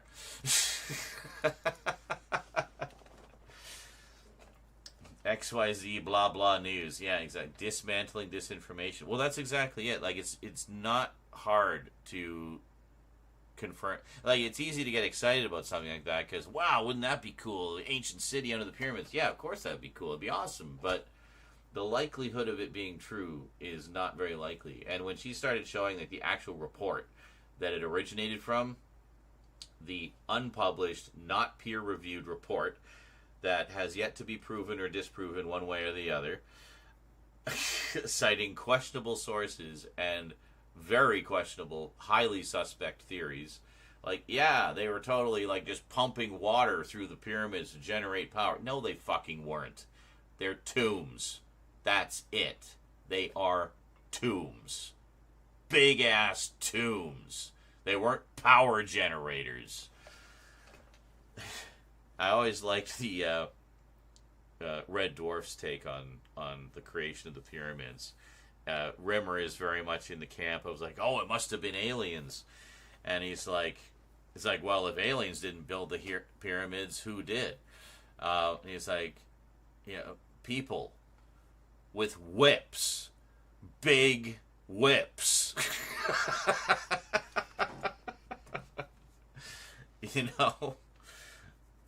That's what they did. People just whipping other people and getting them built. And I mean, you can engineer things with like wood and pulley systems and whatnot to move large bricks. I mean, the ancient Egyptians were smart. They were clever. A lot of modern engineering came from what they figured out. Doesn't mean it was aliens. Just because it was a long time ago doesn't mean they didn't have some kind of technology. It's not like technology just appeared in the 20th century, right? No. It has evolved over time. I mean, we all know about, hey, the cavemen inventing the wheel back in the day. It's like, so why is it so inconceivable that there were further technological advancements over the, tens of thousands of years of civilization and civilizations rising and falling, but there's remnants of those technologies that carry over into the later civilizations. It's not magic. It's not aliens. It's just evolution. Yeah, basically. Move that big rock. But it's a big rock. Don't care. Move it. Yeah. So that's that. So, yeah, always check your sources and check whatever sources that your sources are citing, because sometimes, it basically amounts to source, trust me, bro, when you break it all down. And that trust me, bro, is not a source.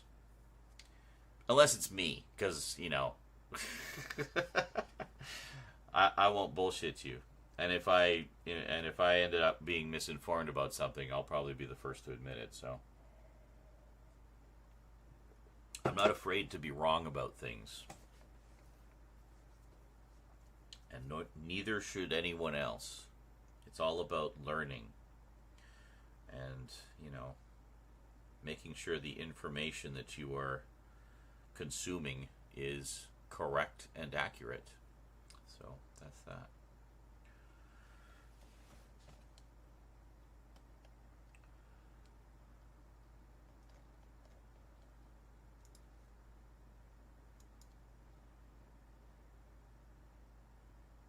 Black Metal Werewolf left. Wasn't trying to embarrass you, dude. Just say it. You know, it's important to check your sources. That's all. That's it. Be an informed consumer of information.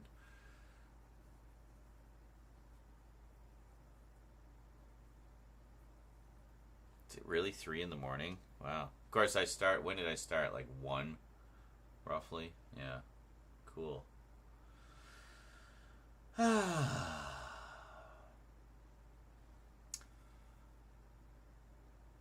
Yes, indeedly doodly. Especially now, like, there's so much misinformation. It's like, misinformation is like practically a business, you know? The business of misinformation. So, you really gotta watch what's going on there, you know? That's all. Let's watch it.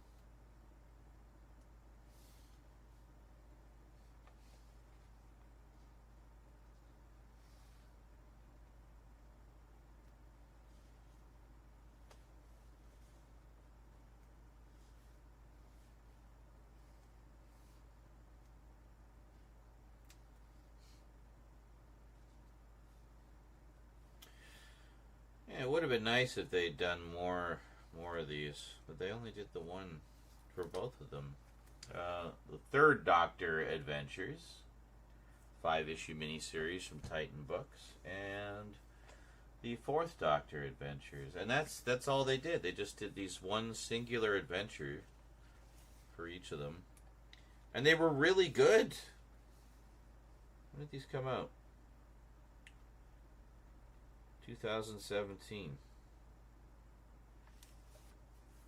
When was this one? This one came out after.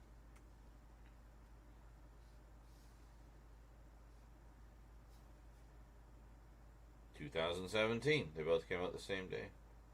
I guess they were testing the waters to see if there was a market for new adventures with classic Doctors, and makes me sad to say, I guess there wasn't, or not enough for them to continue them. It's unfortunate, because I thought they were really good. Man.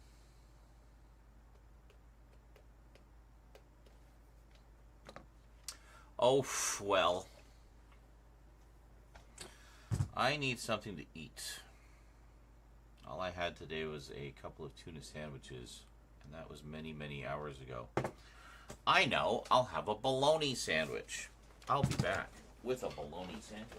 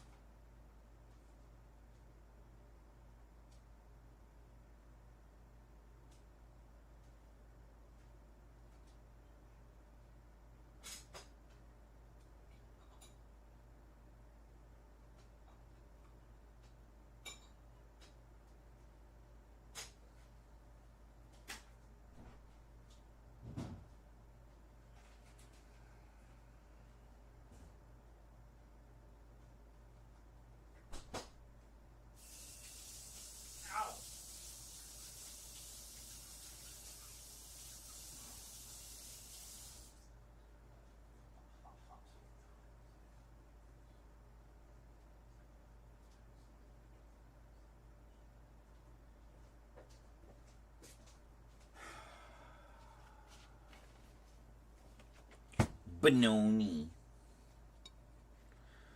Benoni. There's 2 slices in there.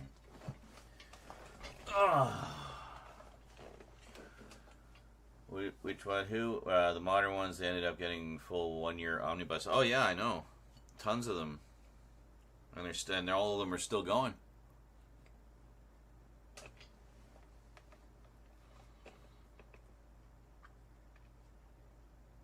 So yeah, 3 and 4 we got singular, 2 5-issue miniseries, 1 each, and that's it. And they haven't even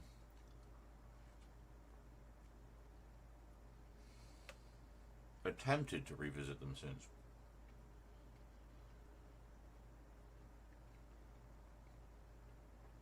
Makes me sad because these 2 were really good.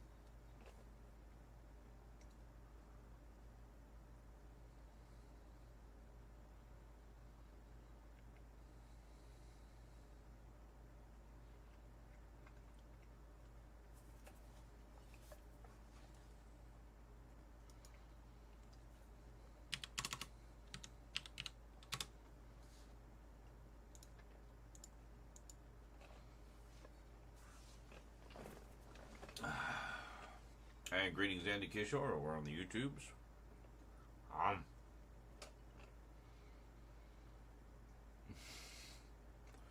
Dude, trust in the process. There is a grand plan.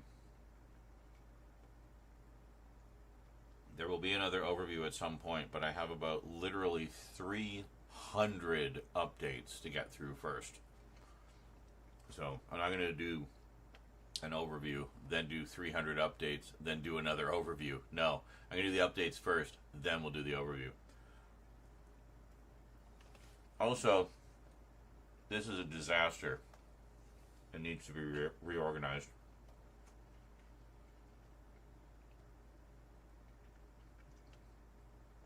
So don't worry, there will be one at some point. A lot of other stuff to do first, though.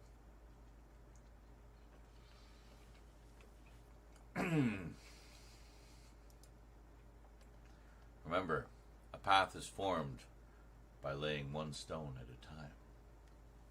We'll get there.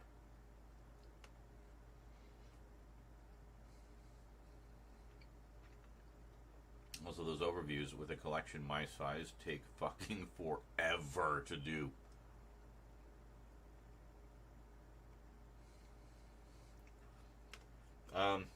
I think you mean Titan. IDW hasn't done Doctor Who comics for like a decade. But, yeah, I always like the Panini ones too. The comic strip. Oh, there's just something about them. They seem to have a little bit more, I don't know. I don't want to say edge, but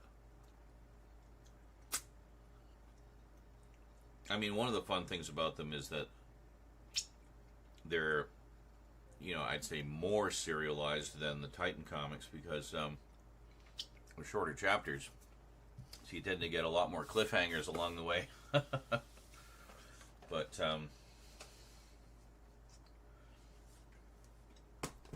yeah, we like Panini around here.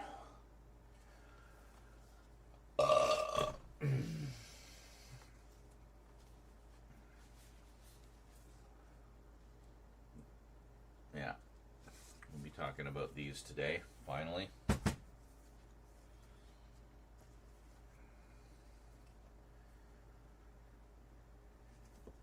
Oh, did they? Well, probably because the Well, I mean, all the Panini ones are just from the Doctor Who magazine. They just do collected editions of them. So they probably did. That was probably just from, again, from Doctor Who magazine. They did a bunch of 14th Doctor stories in the interim between Jodie and Ncuti.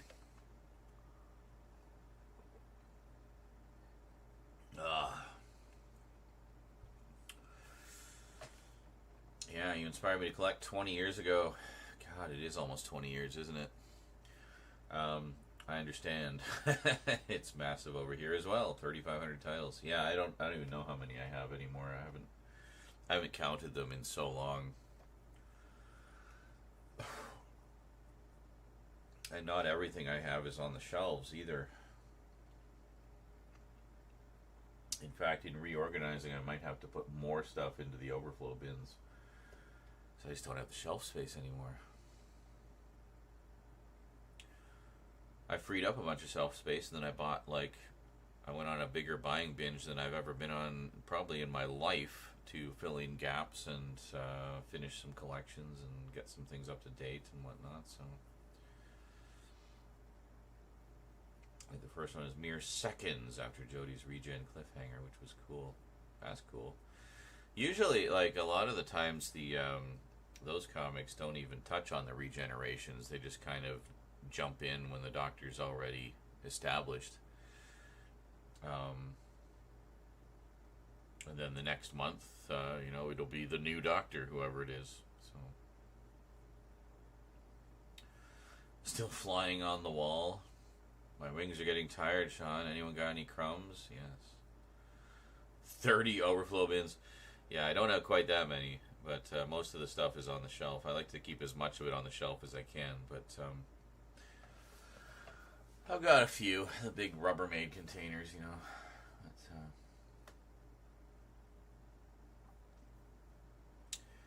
I think a granola bar for dessert is in order.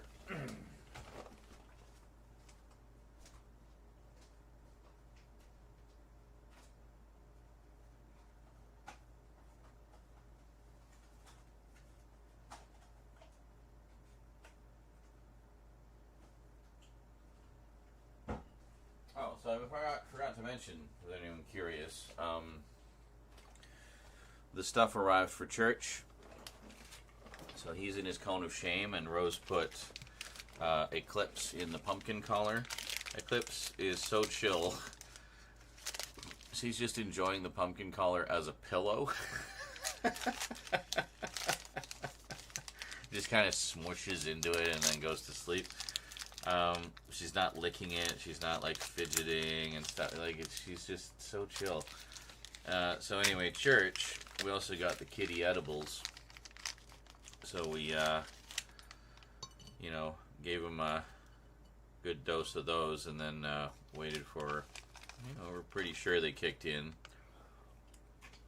and then tried to do his claws. And again, he just went nuts. But we were able to do his back claws, which were the important ones for the helping his owies, because he scratches himself with his back feet. So we got all those trimmed. So that was the important stuff for getting him on the mend. So yeah. Well, I said that earlier, Carlatin, but I think he ran away in shame. Well, if he comes back, we'll let him know.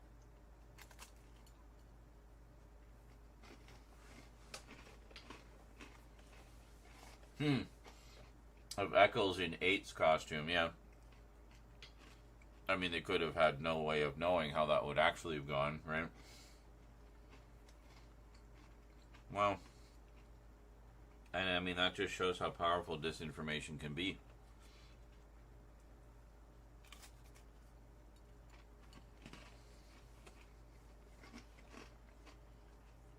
Which is why it's so important to double check before you go telling the world. You go tell the world, you're just contributing to the problem, right? You're spreading that misinformation.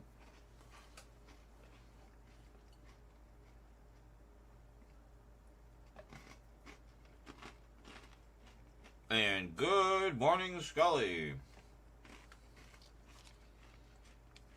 Emergency bathroom break. I thought so. Yeah, it's peanut butter. This one's peanut butter. Mmm. So good. So it's the crunchy granola, and it's got peanut butter drizzled on it. Mmm.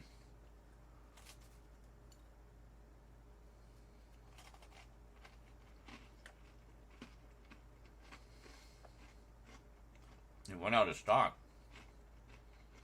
Why'd you have to cancel it? Can't you just keep the order in place until they get more in?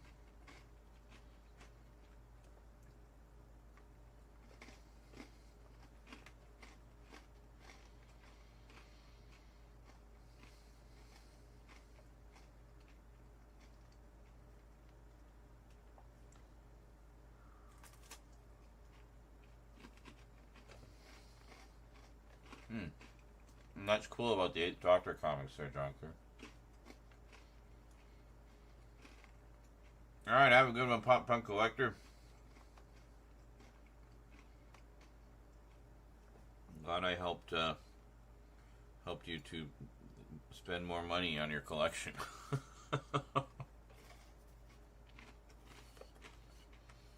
How you doing, Scully?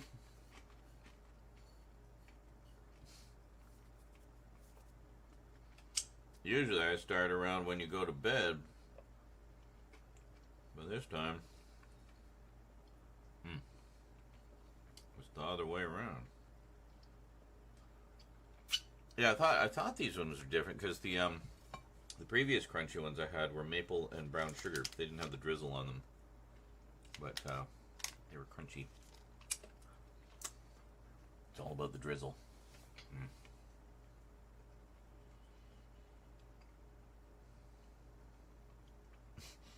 First I read that, I wasn't here the past 17 months. So you just had to run off and spend 17 minutes violently shitting.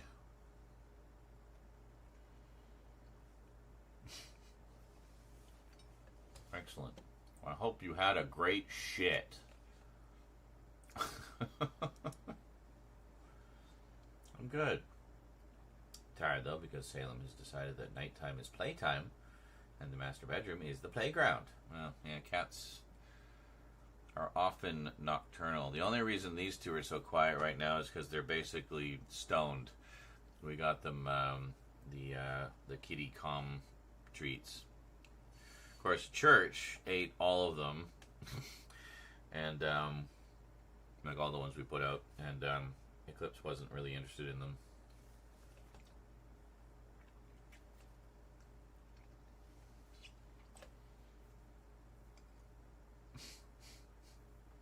It says former user who would speak in the Twitch chat while shitting. Nothing wrong with one watching us while they're taking a package through customs, but don't talk to us. Well, yeah.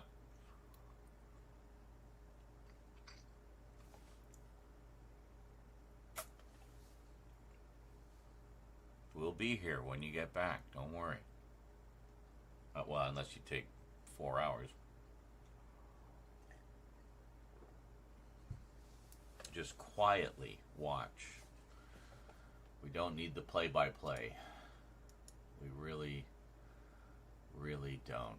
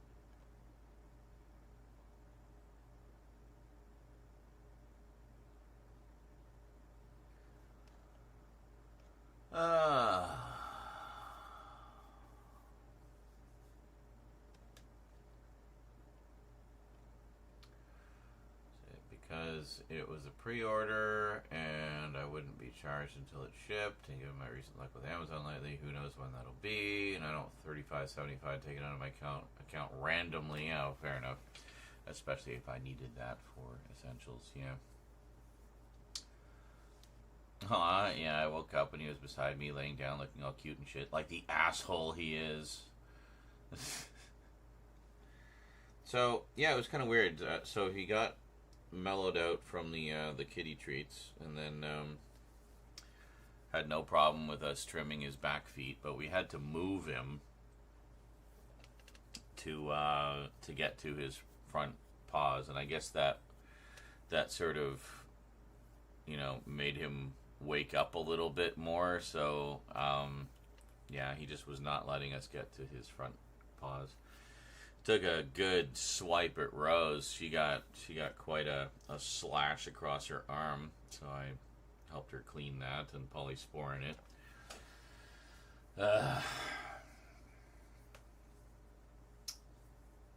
Crazy kitties, man. But as I say, the important thing is we managed to get his back claws, which are the ones he was injuring himself with. So he doesn't scratch himself with his front claws. That would look weird. But his back ones, definitely. Yeah. It's like there's just no way to explain to them. It's like we're trying to help. I know you see it as we're you know, you're taking away your defenses, but no.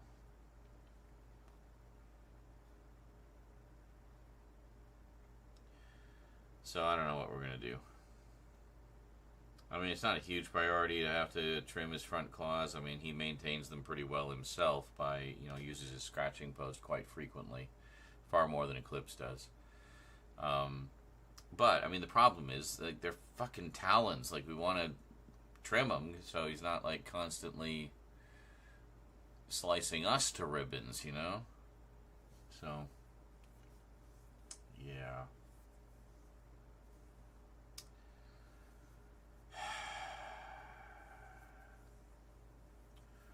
Happened years ago with my cat Kiki. I was sleeping next to her and she woke me up, clawing both my bottom lip and the top of my eyelid. Oh, great.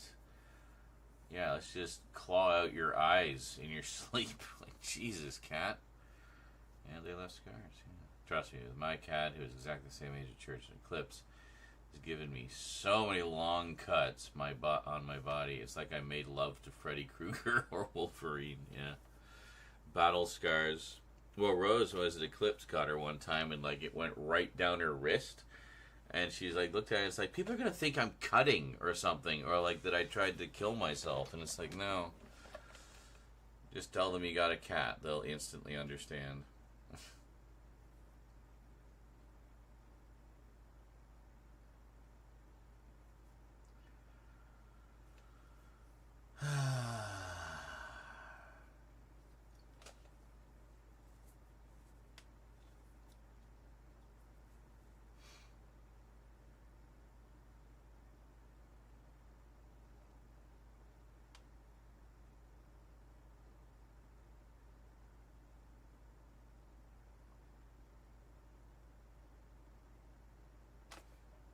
Yes, indeed. So yours are 3 as well? Yeah, they just turned 3 about a month ago, I think. They got birthday catnip. You're gonna give me a scar, at least give me a sort of sexy eye scar like Anakin Skywalker or Jason Momoa. That's right. Chicks dig scars. Let me just look at something here. Should have everything down here. Yep.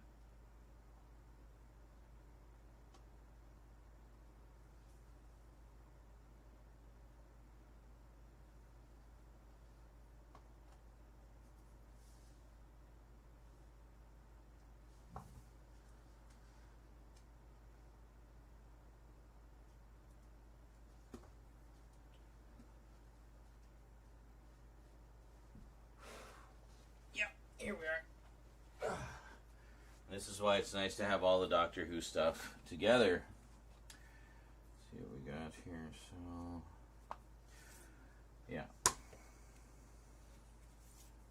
Yeah, that's what I thought. So, Third Doctor Adventures, I never actually got all of them. I'll just show you guys real quick. So, I got issue 1.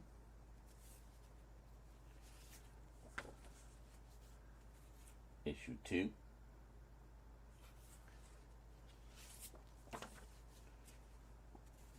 And issue 3. It's kind of a weird rendition, but anyway, they all had multiple covers. I don't even know which. Cover A. Did I just get cover A for all of them?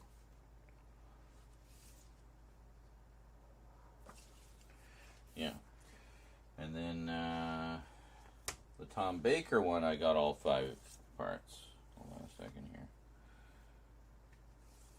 And again, I think it's just cover A for all of them. Yeah, the nice thing about the collected editions, of course, is they give you all the cover variants. So there is issue 1. Great painted cover there. And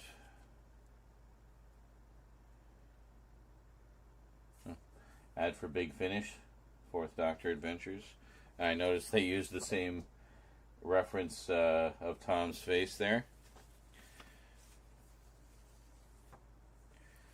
And then we got issue 2. These actually came out in 2016 originally. I see the date on them here.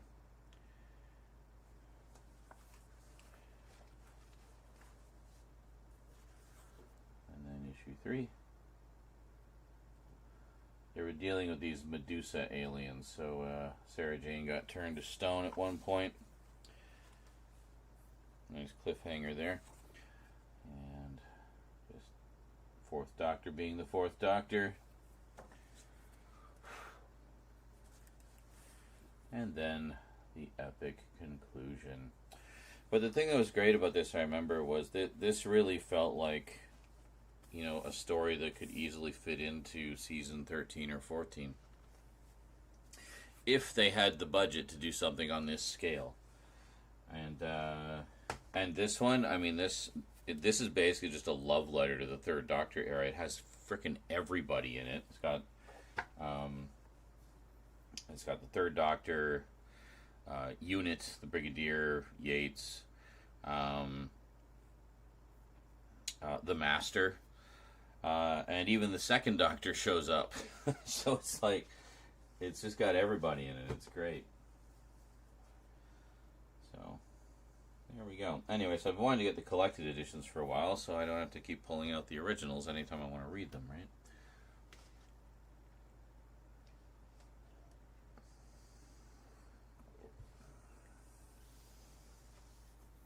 I don't know. What are you doing?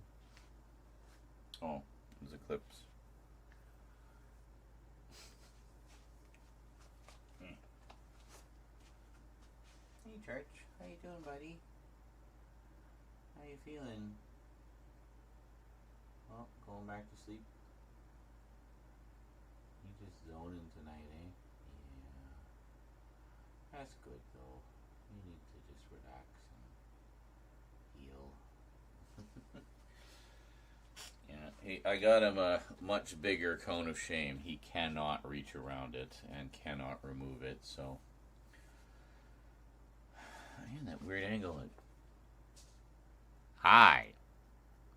I'm the bobblehead Z. Ow, that hurt. I'm old. I don't think my neck was intended to bend that way. As I kill myself. Snapping my own neck. Hi, sweetie.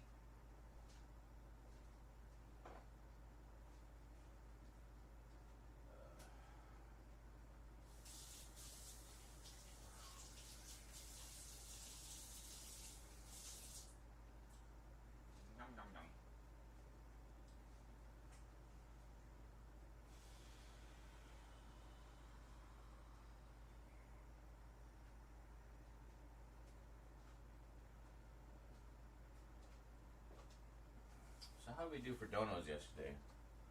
Not too bad, I think. I think it worked out to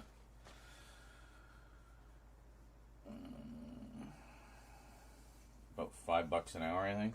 something like that. In the end, we had a few later.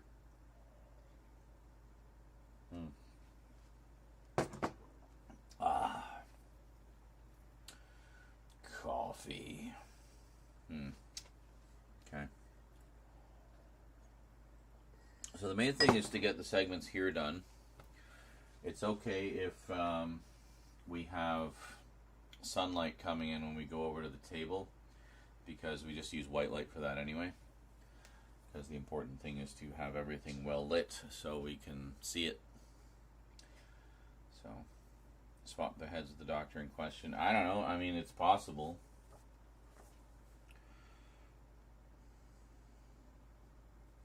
I don't know. Hard to say. A lot of dust on this cover. I'm guessing it was out in the open for a while. Josh Burns is the artist. Is this the one you were talking about? It's really good. I mean, it almost looks like a photo, but it's not. It's actually a painting if you zoom in. Whoa, it looks strangely 3D on the camera. What is going on there? Trippy, man. Anyway, it's not 3D. I like this one too. This is just straight up a photo reference, but quite nice. If you kind of look at it there, very good rendition of that. Who did this one? Claudia Ianciello. Like, they give you the artist name right in the corner. That's quite nice.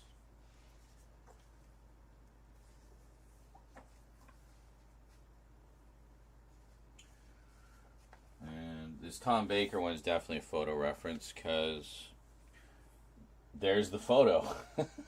Or part of it anyway, for the Big Finish ad. And there's the painted version. Quite nice. Anyway, yeah, Titan does a good job with their Doctor Who comics. I've really enjoyed the ones that I've read. They nail the personalities of each incarnation quite well, I find. My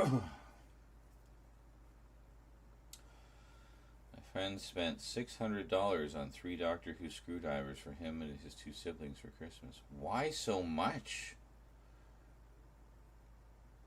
Yes, the hand pose, yeah. Which, I mean, since then, that just seems to become the Doctor Who pose. Like, all the modern doctors have the hand pose, you know? They all gotta do the hand thing.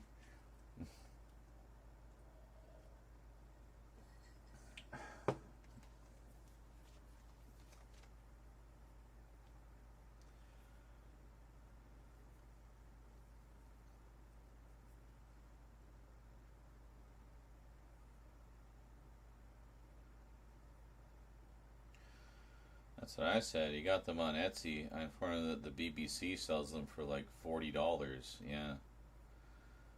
I mean, what were they made of? Gold or something? like, dude, I have most of the sonic screwdriver. I might have all of them by now in some form, but I've got most of them. I've got all the ones I really care about anyway.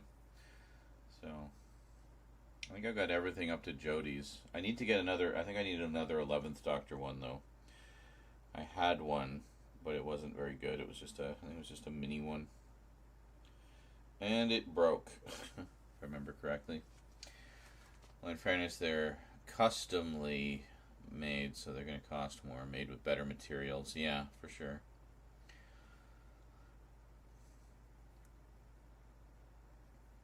But hey, so that's like 200 each. I mean, if he's happy, you know, and his siblings are happy, that's all that matters.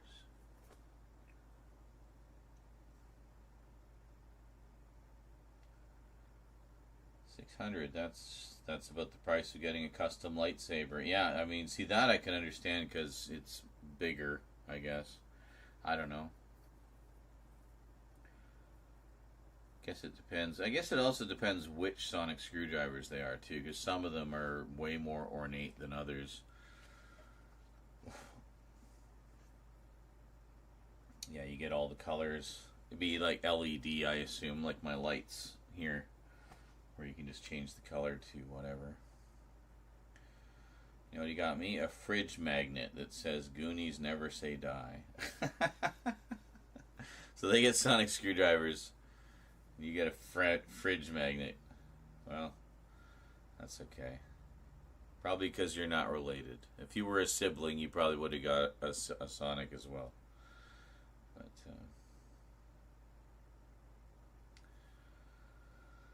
alright, 2.5 hours in. Still sitting at 40%.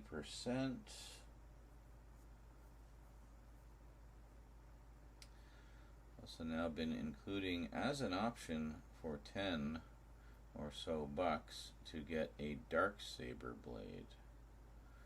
Oh, the Darksaber. Oh,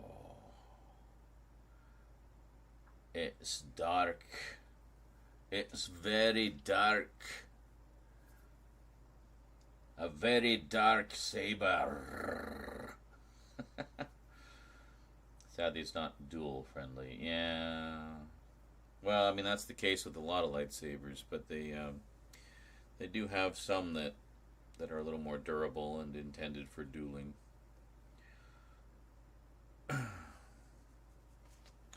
All right, pee, smoke, and then let's get set up here.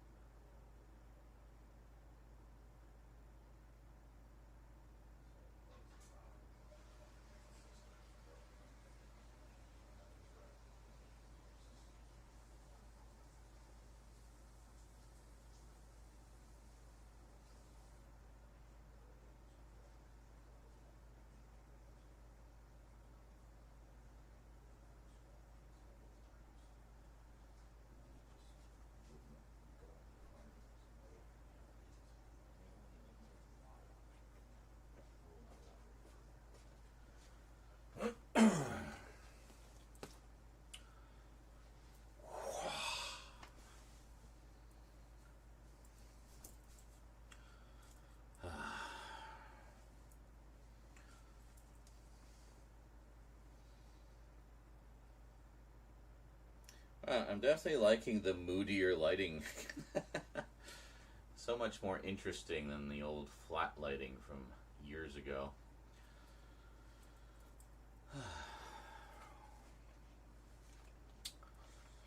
There's a metal sign, Monty Python, that says, "I farted in your general direction." Excellent, loved it so much.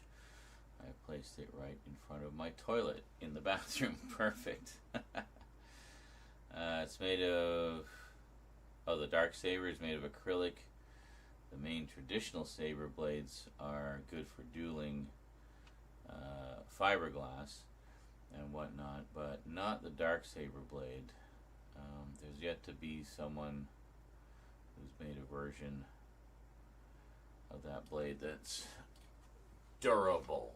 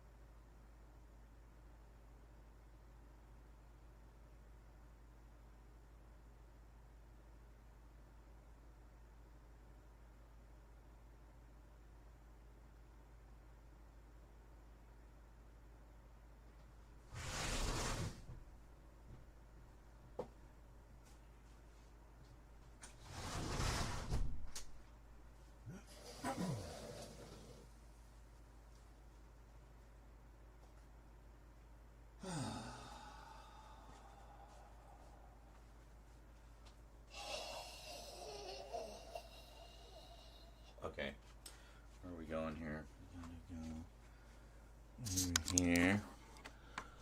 Gotta figure out which segments. Yeah, I think I've got it straight in my head. Where we're going with all this. This will be a little more complicated than just doing insert shots like we did. Where are you? Hi. Like we did yesterday. Because the insert shots, in this case, will require a little more setup. Fortunately, that table is really easy to set up, so not too big a problem there.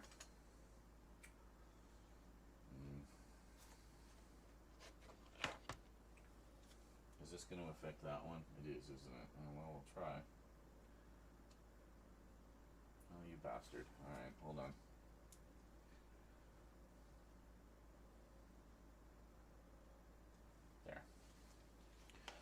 Just turn one off so it doesn't pick up the signal.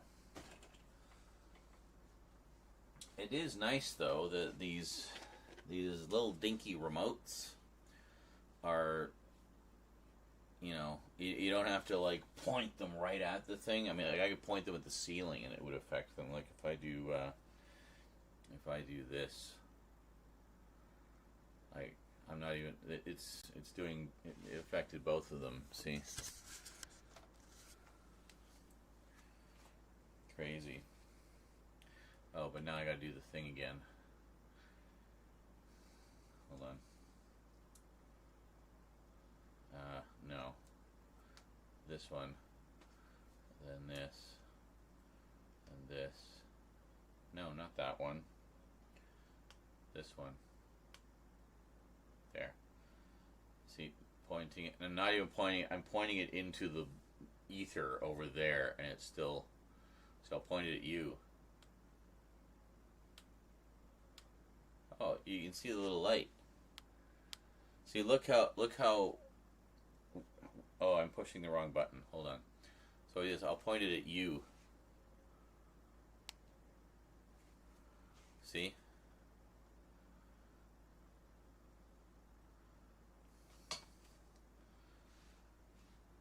That's kind of scary. Let's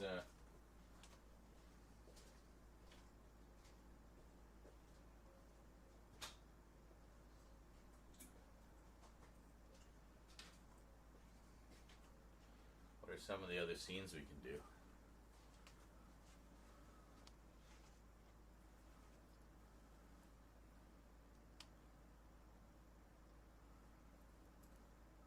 Oh, that's some horror movie stuff. Look at that. It's like the flickering fluorescent lights kind of thing. I think there's a couple variants. Yeah, like this one.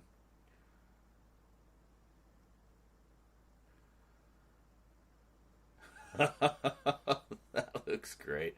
We definitely have to make use of some of these effects for Halloween, man. What else we got? Yeah, see, there's a few variants of the malfunctioning lights, which I like. So, what else we got? Got that one. Ooh, okay, that's.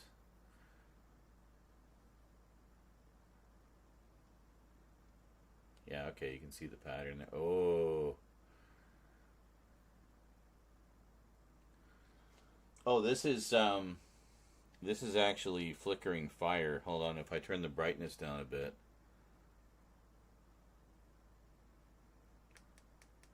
Hold on.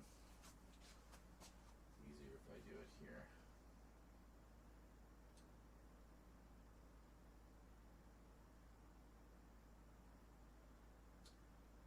Put it down to about 20%. Look at that. Trippy. Next. Ooh. Alright, let's turn the brightness back up. No, hold on.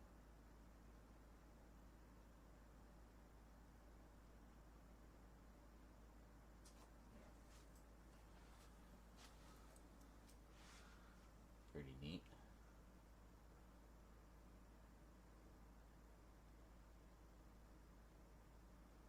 just kind of a pulse. More flickering.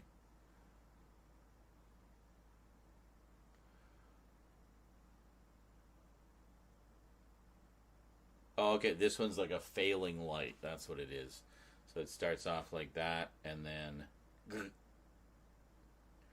starts to flicker, and then it just dies. That's pretty cool. And kind of similar thing. Hey, there we go. There's the rave. Very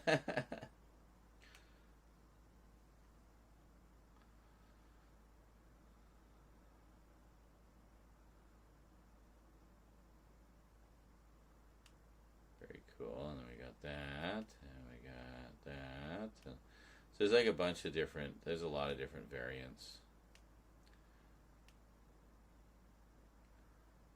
Ooh.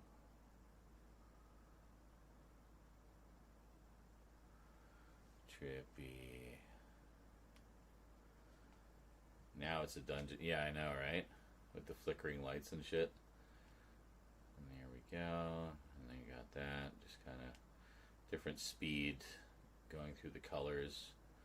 Like, look how, that's just that one light. Look at how much that single light floods the room. Awesome. There it is. Oh, the cops are here. I like that one.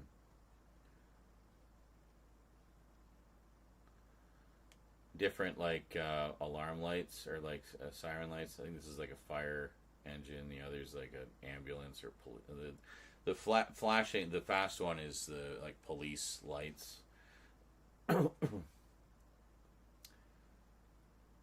I think we've cycled back around. Yeah. So.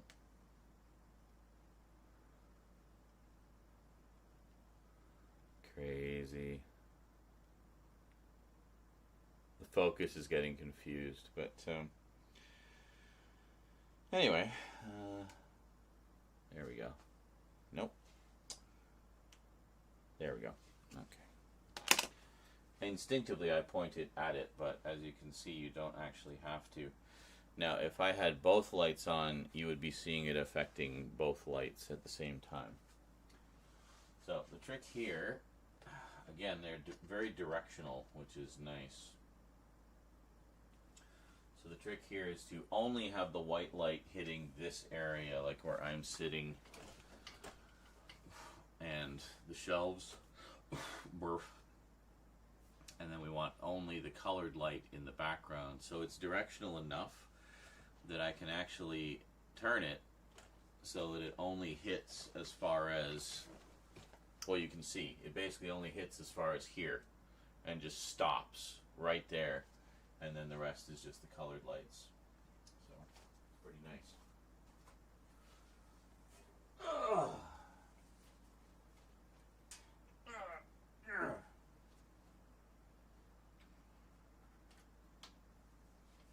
Bluetooth mode. That there. So then we got a little bit more. You can kind of see the green stars pop in. See that? Quite nice.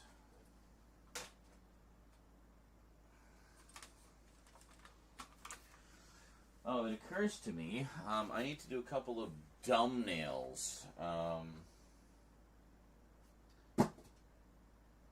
Yeah, because we had those 2 package openings. I never did thumbnails for them, so we'll do that as well.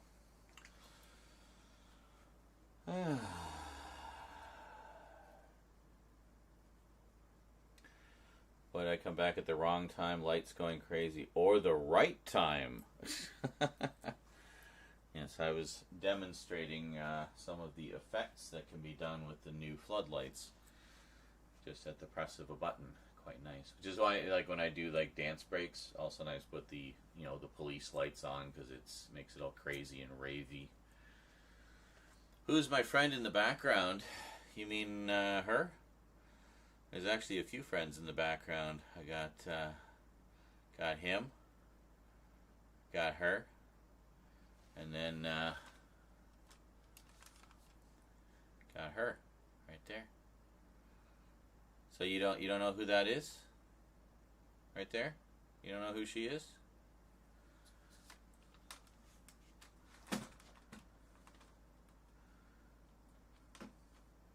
I showed her like fully up and running, and she's actually a full-blown animatronic. She has quite a lot of little moves that she does and stuff. I had her running during Halloween, but I didn't want to have her running all the time. You know, don't want to wear out the mechanism, right? But had her in the background running through most of Halloween.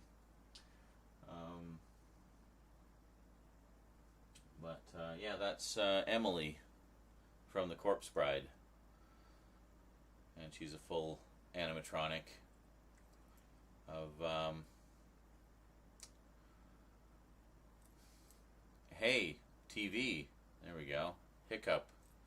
I wonder if there's an issue with that HDMI connection, or if it shouldn't be an issue back here. Everything should be fine here. I don't know. Might just give the HDMI cables a reseat. But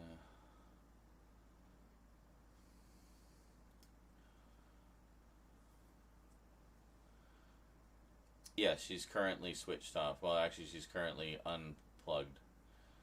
WD-40. Yes, we do have WD-40. I don't know.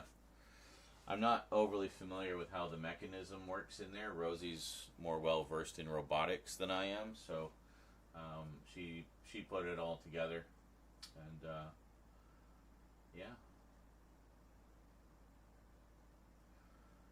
But yeah, needless to say, I'll be looking to make use of all of those characters and props and stuff in the background whenever we get into the horror area. So, oh my God, no, sorry, my eyesight is not great at the moment. Need to get them tested, and then end up buying new glasses. Well, I mean, you can just lean towards your screen or farther away, I guess. I don't know. Well, if I do, I don't know. Will it? See if it'll. There. Can you see a little better now? I mean, maybe not in this lighting. Hold on. If I turn this off. There. Is that a little easier to see? Of course, she's naturally blue, so in the blue light, it's, you know.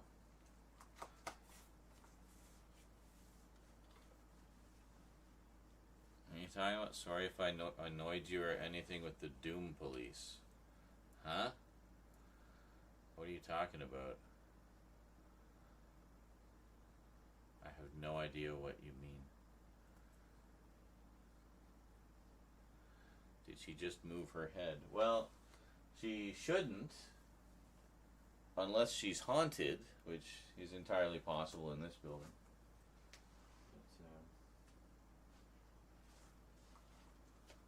There we go.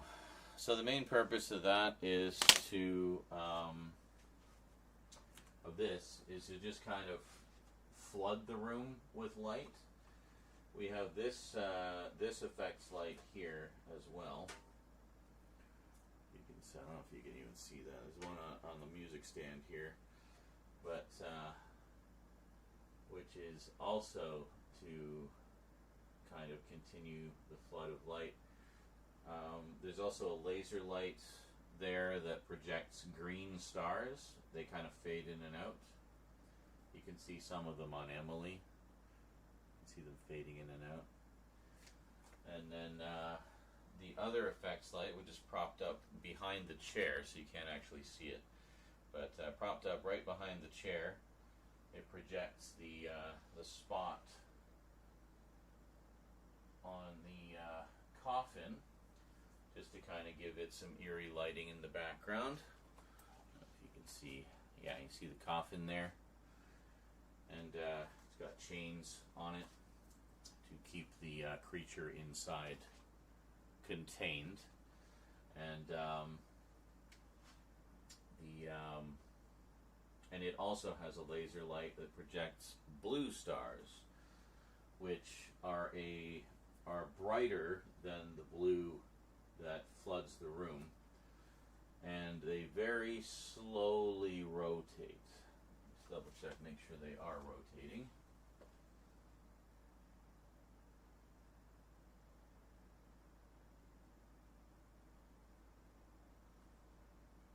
They don't seem to be rotating. I'm glad I checked that, because they're supposed to be.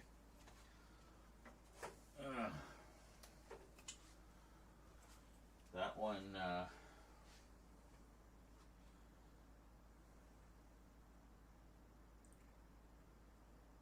that one has to be operated through an app on your phone, which I hate.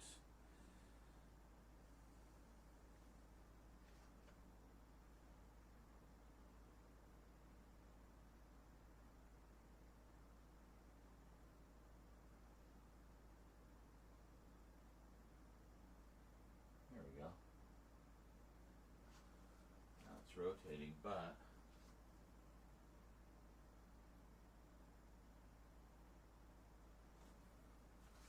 sometimes it starts making this annoying clicking sound. Let me just fuck's sake. It seems to be okay for now.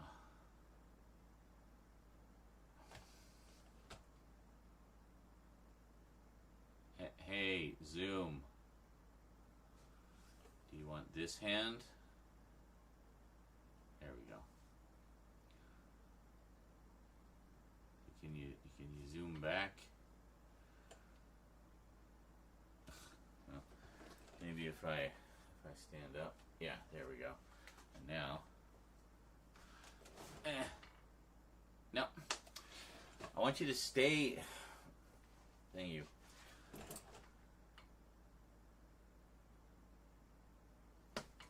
For fuck's sake. No, well, not here. I want you, hold on. Fine. We'll just leave it like that. It seems to be behaving properly for now. So.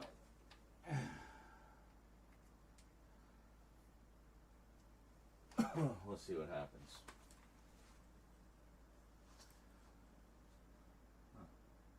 I wonder if it's happy because I have it propped up on an angle, so just at that angle it doesn't do the clicking, maybe? I don't know. Well, that's okay, because I mean, I'd rather have the stars moving faster anyway. They're moving a little too slow for me. And then the green ones come in, and yeah, there we go. So we might be able to move this over a smidge.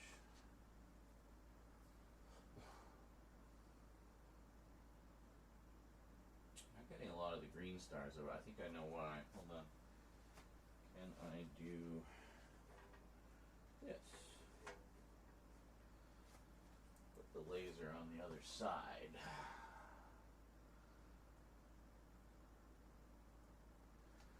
How much, I don't know how much of the, because we only see about as far as Emily. We don't really see that side, so if we, I need the stars to be on. There we go. So if we do that, there we go. So now we're getting more stars showing up in the background. Good. Okay, and then the other stars moving. Now it's starting to click.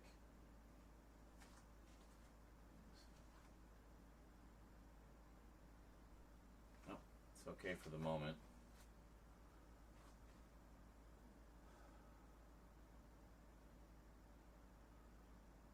See, I had the speed turned down to like 20% just so that it wouldn't click so much.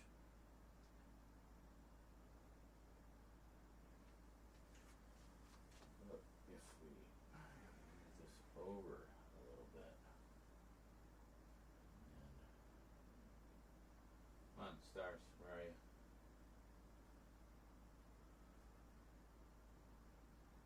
Alright, we got a few. It's fun. They just kind of get lost in the room, but you can see some up on the ceiling. I don't know how well you guys can see. You can see a little bit, but yeah. So you can see some of the white light is flooding in on the ceiling, but that doesn't matter. You can't see that in the video. You can only basically see from, no, it's clicking. Church has been good. We got the new cone and the edibles. So he's all doped up and chill right now.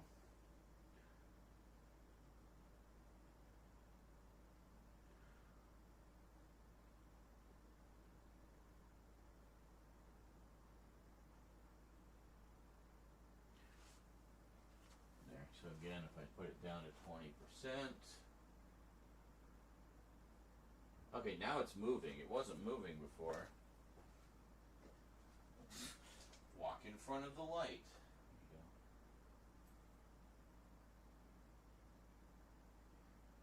Yeah, see, if I look closely, I can see them moving very slowly. Normally, I wouldn't even use the stars at all. I just use the lights. But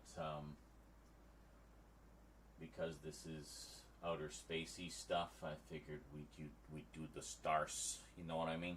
Do the stars. Yeah, do the stars. So we did manage to trim his back claws, like his rear feet, which were really the problematic ones as far as his scratching himself goes, because those are the feet he scratches himself with. So that was important. So we got those taken care of, so he can't, hopefully won't do any more damage to himself, so.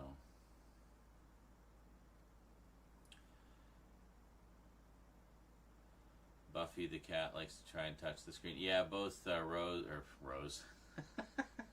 Rose is always pawing at the screen. Church and Eclipse both do that. Have I watched Sylvester the Cat? Yes. Yeah, Rose and I both enjoyed those. Very sad story with that, actually. Which I will not repeat here. But, yeah, there's some very sad reasons why we haven't seen any more videos for a very long time. But yeah, those were great. I'm glad I was able to get one of those Nintendo alarm clocks. They're apparently going to be a limited thing, like the NES and SNES Classics. Okay, cool. Well, good. It's always nice when you manage to snag those, limited edition things. I got quite a few limited editions, Blu-rays and stuff in recent months, which I'll be doing videos about very soon.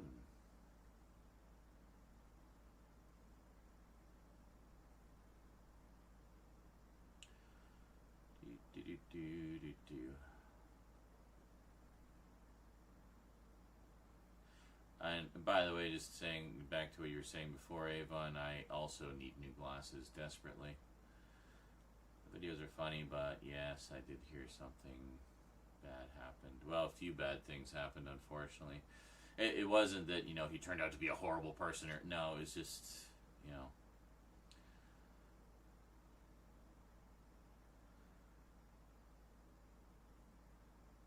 it was just very sad.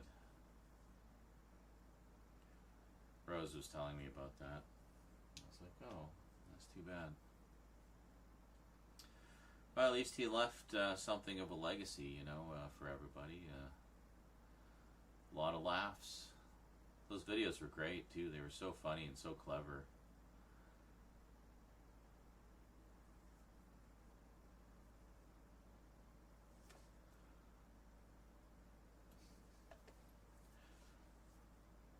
Did you need to zoom out that far?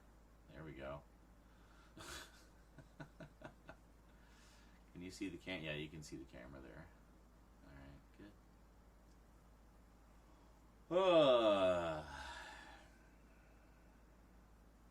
How long have we been going? Almost 3 hours. Should probably film something. Haven't had any donos today. Haven't had anything today, actually. No subs, no super chats, no donos, no bits, no soundboard. Just nothing.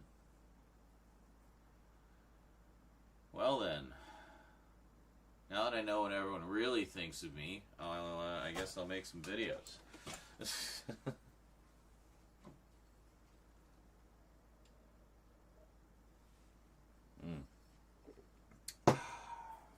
Delicious.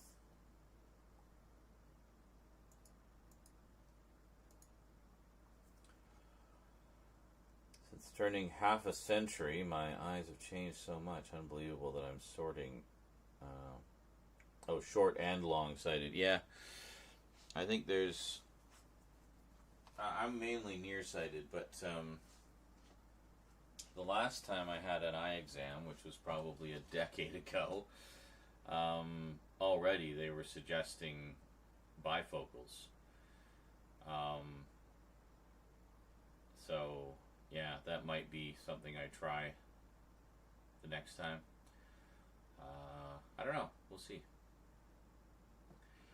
But I got to get in for an eye exam. Rosie got in for an eye exam. She was still under the threshold that it was actually covered by Universal Healthcare. Huzzah. So, didn't cost her anything. Or rather, didn't cost me anything. I think she was going to use some of her inheritance money to cover it, but yeah. But anyway, she got the eye exam, but I don't think she's got new glasses yet, so we got to get that done.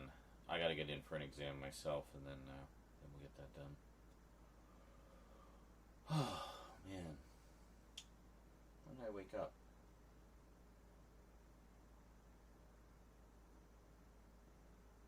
When did I wake up? Like 9 hours ago. Yeah. Once again, got about 7 hours of sleep. Woke up about 7:30 p.m. to start my day. Definitely on the vampire schedule now. I was literally getting up just as the sun was going down.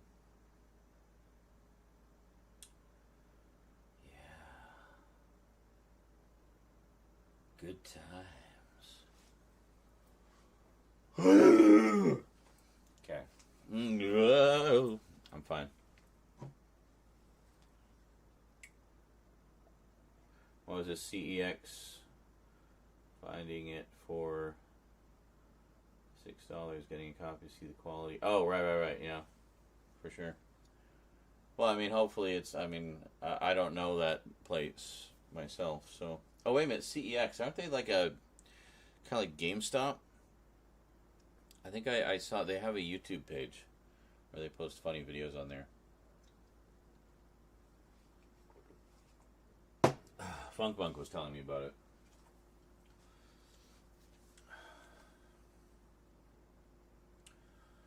But,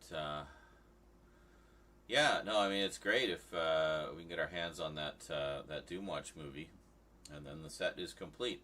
So in that case, I mean, I was thinking of doing a closer look at the set, but I mean, if we can get the 99 movie, then I'll just wait for that, like I did with Quatermass, and then we'll do like a proper, complete collection overview. You know, that'll also give me time to sit down and watch more episodes of the show, maybe all of them, and then of course the other movie. And then by the time that comes in, all I'll have left to watch is the 99 movie. Well, I can still watch it on YouTube. And then we'll be good to go. We'll have watched all of the Doomwatch. Watch the Doomwatch.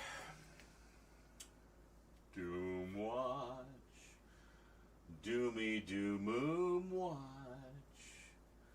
Da da da Doomwatch. Watching Doom. Yeah.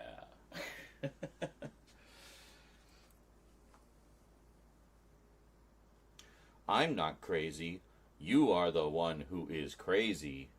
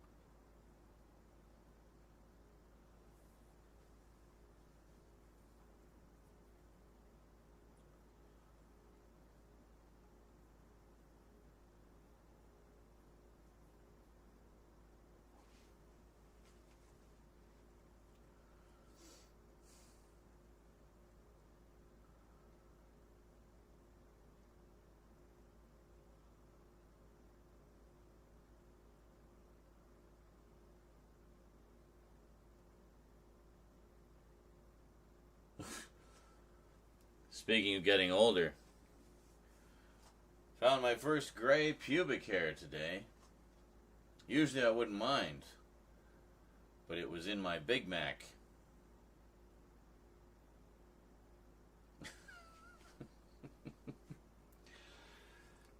Young people can look at the option of laser eye surgery. Wish I could think of having that done. Solve the problem of glasses. Well, in theory, that comes with its own problems, like sometimes it doesn't work, and it makes your eyesight worse, and it's irreversible. So that kind of put me off, saying, I don't like the whole idea of irreversible. But there are other techniques as well being developed. I heard of one that actually replaces your the lens on your cornea with a better lens, essentially, like a not a cybernetic one, but it's I forget what it was, an artificial one anyway, and that can be more effective than the laser eye surgery. I don't know how available it is now, or if it's still in development, but I remember reading about it a while ago. So yeah, I am back. So what are we filming today? I didn't even know you left. I commented on all of the things that you said. I didn't know that you weren't there. Well, scroll back in the VOD, I guess. I answered your question about church. I talked about the Doomwatch DVD and CEX, and even sang a silly little Doomwatch song. But I had no idea you had left.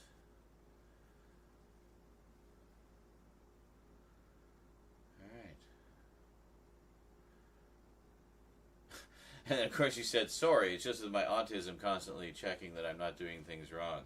Well, if you ask a question and you haven't received an answer yet, maybe just mention that you're stepping away before you step away, so that I don't end up answering your question when you're not there.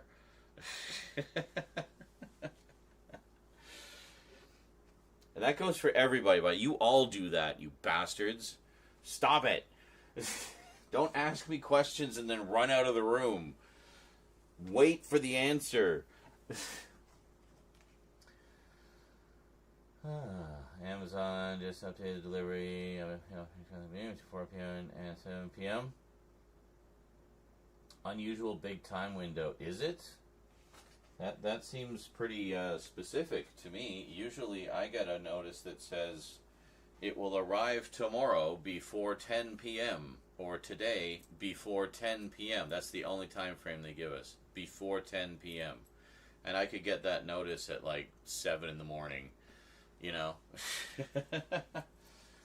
So between 4 and 7, that's a tiny window, dude. That's a very specific window. So, yeah.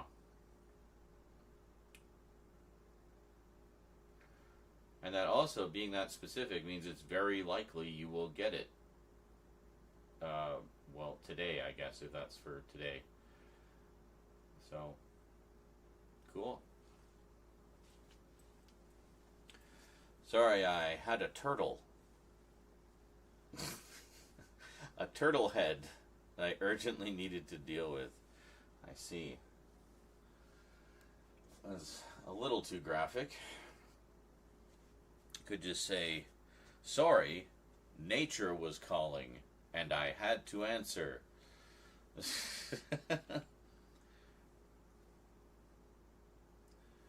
Okay, you want us to be like Sheldon and say AFK. Yes, say AFK verbally.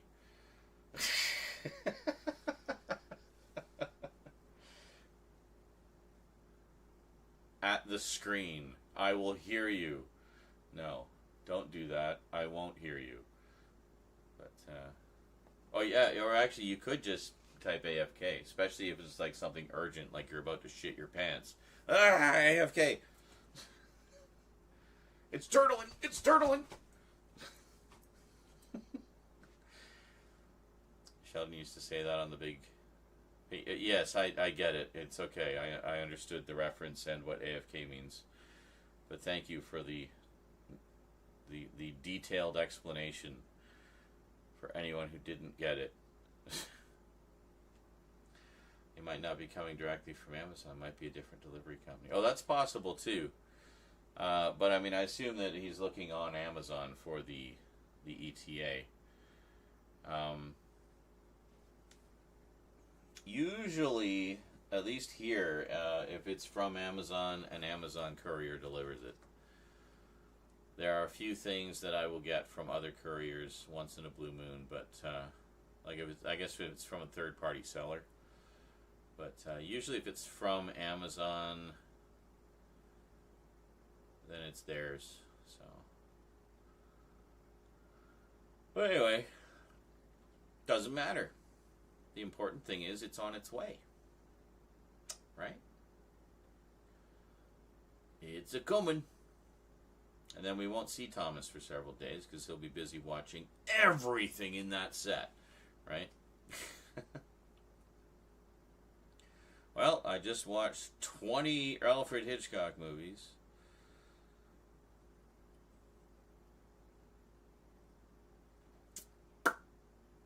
Yeah, some of his silent movies he later remade as sound movies.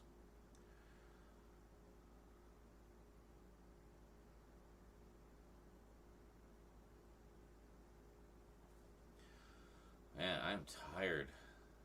I could just pass out right now. But we're not going to do that because we got stuff to do. So you say right it, but might be coming from the left. It was not right as in direction. It was right as in correct. You silly boy. So silly. Silly, silly, silly.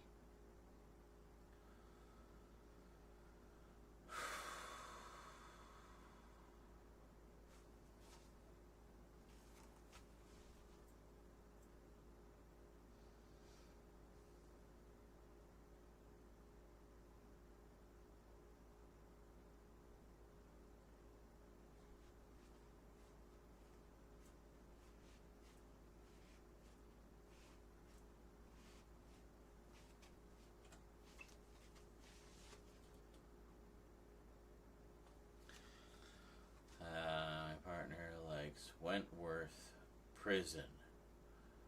She's been streaming that on Pluto TV. Oh, a show.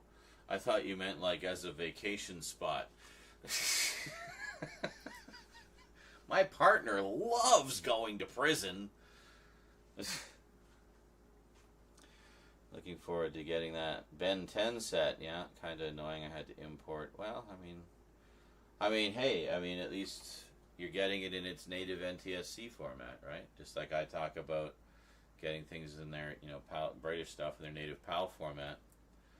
you're getting it in the optimal source format for that thing. So, you know, that's good.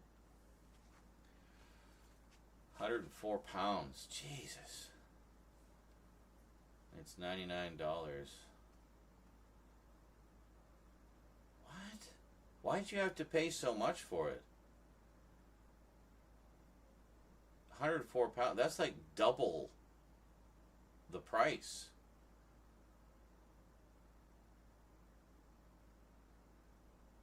That's crazy. It has 2 of the 4. I didn't have any of the movies in it. But I didn't really look too closely at the set. So, but that's cool. It includes 2 of them. So there's 2 more movies to track down.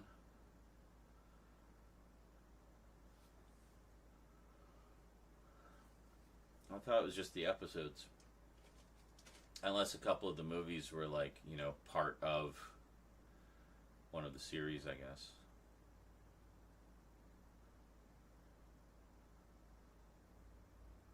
That's cool.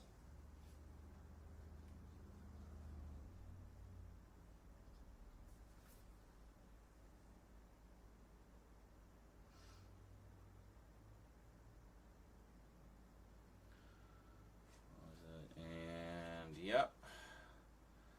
As soon as both sets come in, I will not be here. Well, I mean that's a lot of hours of entertainment you're getting between those two. Lot of hours.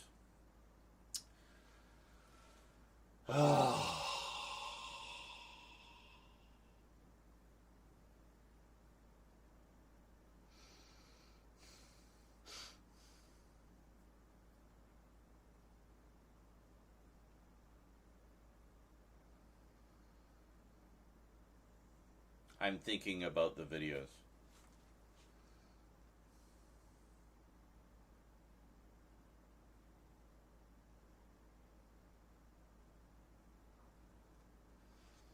Okay. I'll be back.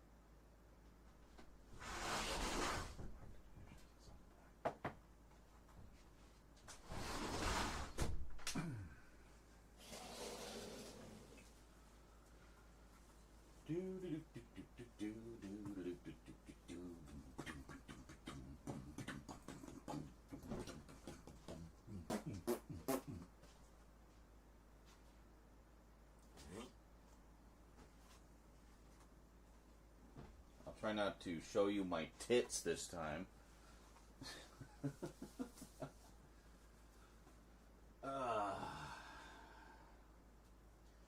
My big man boobs.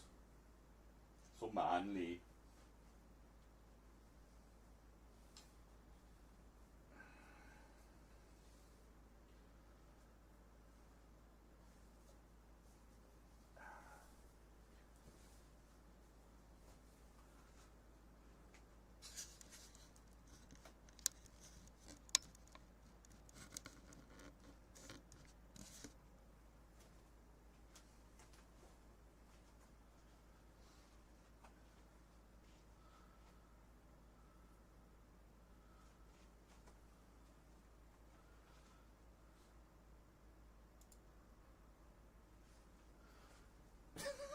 There.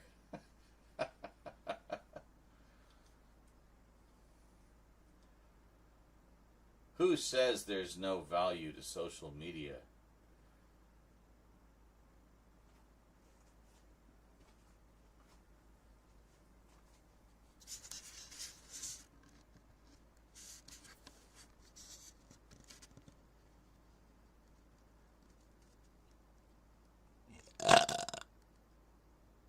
Hi. How's it going? Alright.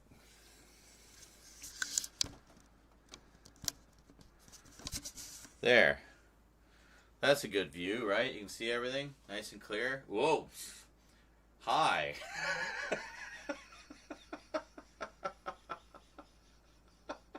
Fucking zoom. It like just was desperately finding the one subject to lock onto. So it just found my potato head. Wow, that's like extreme zoom. You can tell by how fuzzy it is. That is hilarious.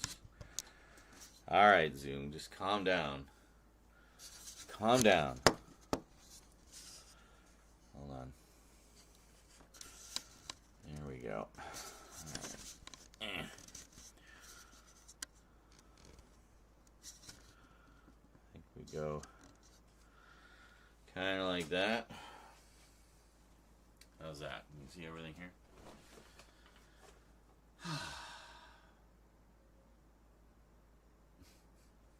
I guess it looks for faces.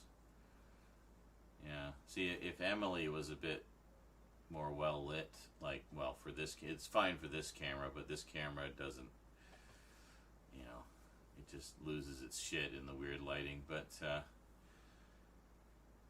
it might be like even more confused going back and forth between our two faces. Yes, zoom in more, camera. I don't think it's ever, well, it's zoomed in that much a few times. Just random crash zooms into things in the background.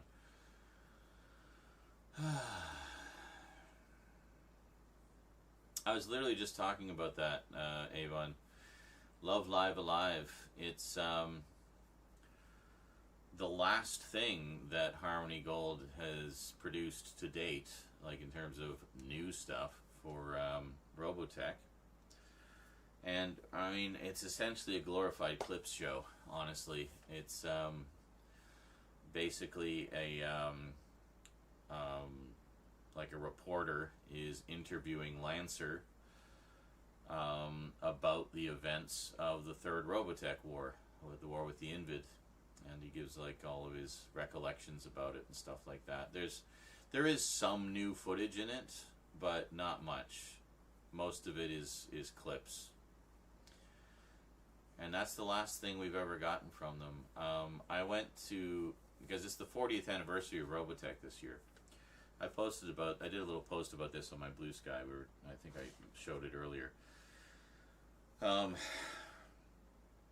It's the 40th anniversary.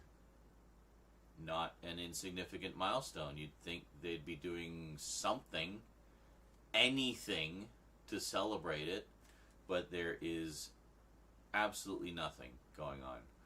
I went to the official Robotech website, just robotech.com, and they have message forums there that what the hell are you doing over there? Oh, you're Really? You're gonna start licking right now?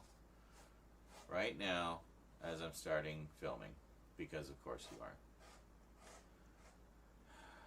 He's licking inside the cone. Doesn't do anything, dude. You're just licking the cone. Anyway, went to the message forum to see if there was any announcements there, even if just any discussion with fans, and absolutely overrun and infested with spam bots. Church, stop it. Psst, stop. Church, stop. That's enough. Stop. Don't just do one more lick to defy me. Hey, stop it, you.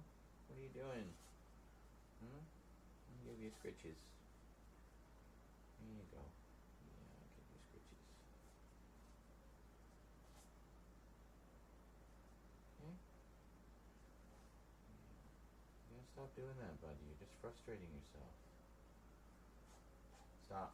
That's enough.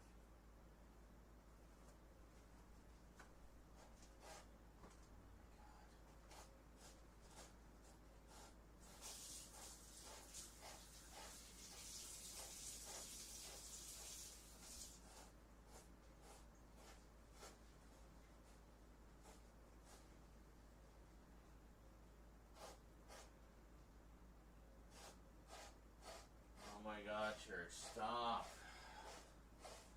Church, stop. Psst. Stop that. Stop it. There you go. Just relax. That's good. He loafed back down. Anyway, the message boards were completely overrun with spam bots. It was just all spam and scams, as far as the eye could see, stretching back months, if not years. The latest announcements on the front page of the website were from like 2022. So yeah, like the website is just beyond dead. And the only other place they seem to post anything is Twitter. Great. And the only thing we see on Twitter is just, you know, endless ads for model kits and shit like that. I don't give a shit about model kits. Give me stories. I want stories. You know? We don't need 1,000 model kits. But, there's just been nothing. Like, even, like, I'd even be happy if they were putting together, holy shit, camera, just stop. Thank you. They were putting together, collected editions of the old comics, like the original comic book adaptations. They got several volumes in. I don't think they even finished them. They finished the Macross Saga, and they did at least a volume of the other two, but that was it. And they started reprinting the Sentinels comics, which is great because they've never been collected before. They did 2 volumes and stopped those, and they haven't been reprinted. Why don't they just reprint those? That'd be something, you know? Reprint them, finish them. So, like, and that's really the only thing that's of any significance that has been done in recent years is comics. They did some comic books, and they were pretty good from the ones that I read, you know, but they've been promising like a new series or movie or something for literally decades, and we got one. We got the Shadow Chronicles, which was supposed to be the first chapter of a whole new saga, and they pulled a bit of a Star Wars thing, or they said, oh yeah, the events of Robotech 2, The Sentinels, which has been like the sort of major sequel story for a long time. They never finished the show. They did a few episodes and then never finished it. But they put out a compilation movie. I've got it on my old DVD set. And then there was a whole series, there was a series of 5 novels that were adapted from the original scripts and storylines that were going to be done for the Sentinels. And then there was a series of comic books done in the 80s and 90s that did a very like robust adaptation of those storylines, and it was the closest we had to seeing what might have been.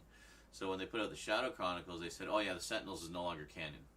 The Shadow Chronicles is going to contradict it." It's like, okay, well, we only got the one movie, which again is like about 2/3 recap of the Third Robotech War, but from a few different perspectives. So it's it's all right.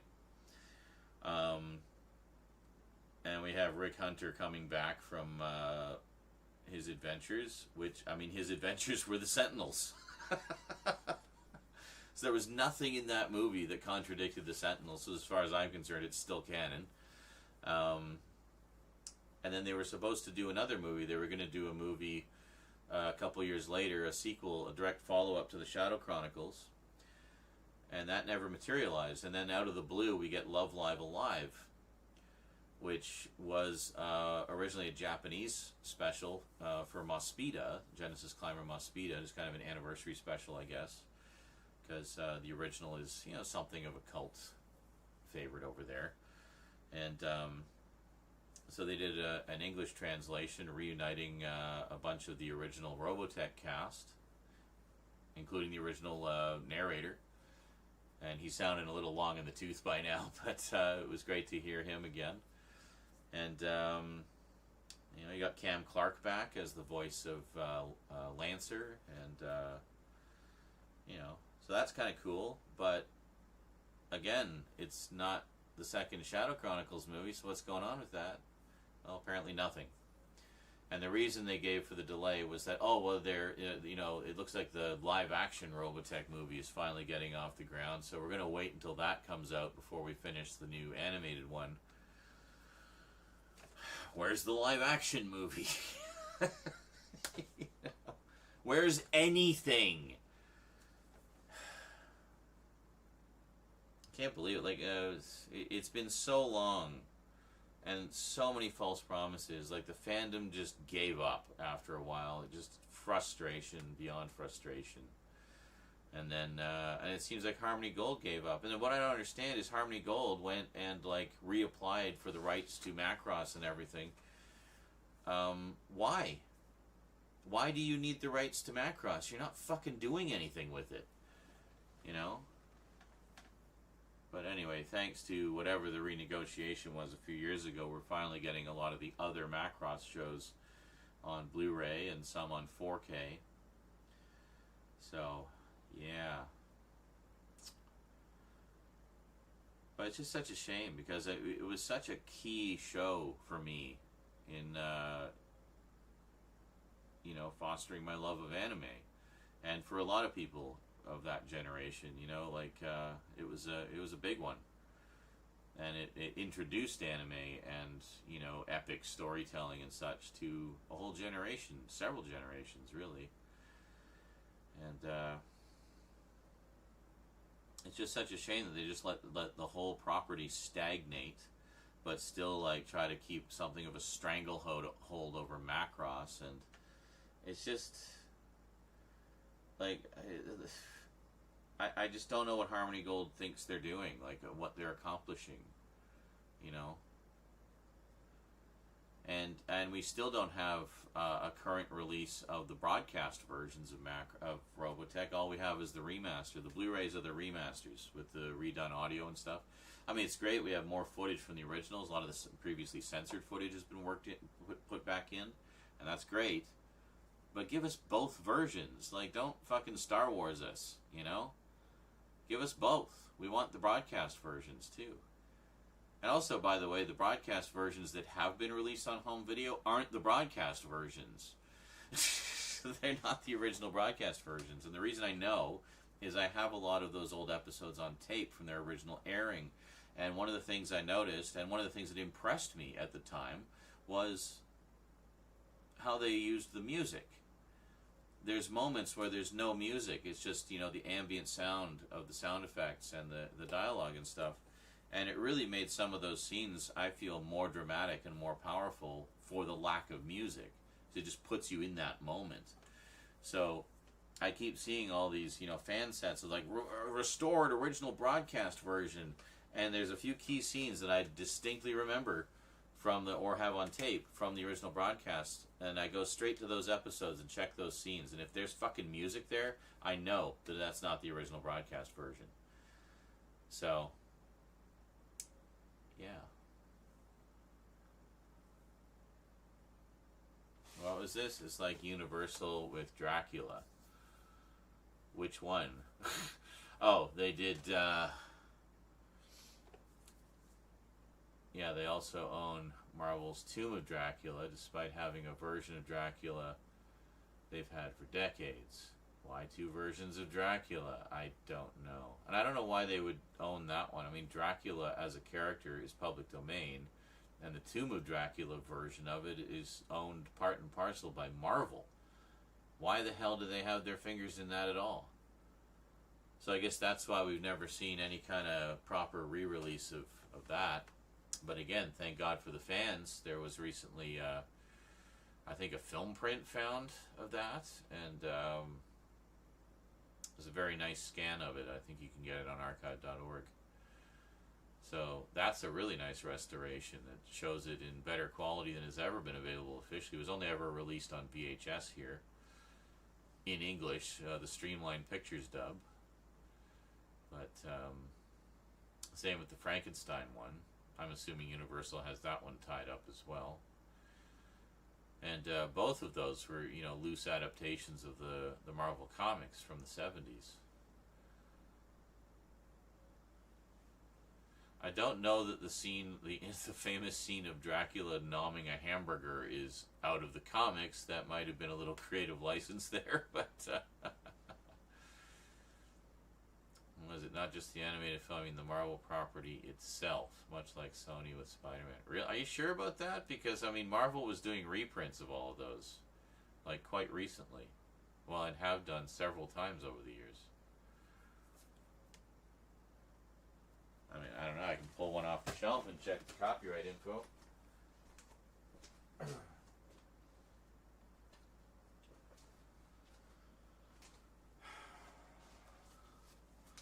Tomb of Dracula, complete collection. Let's take a look.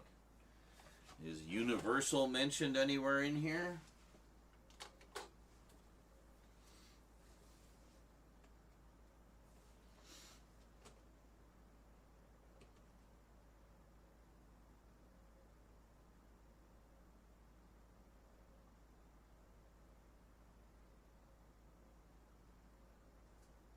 Well, they mentioned Solomon Kane. I think there was from one of the magazines, probably.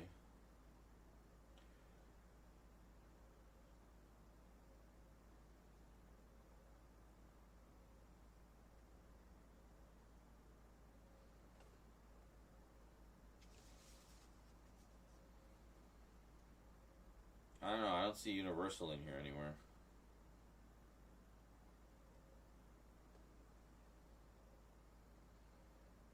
Marvel Worldwide, Marvel Entertainment, Marvel, Robert E. Howard for the Solomon Kane stuff.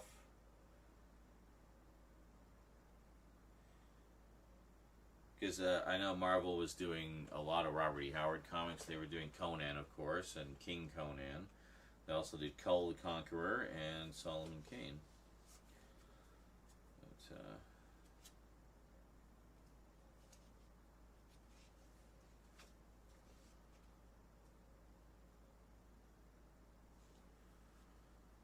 I don't know.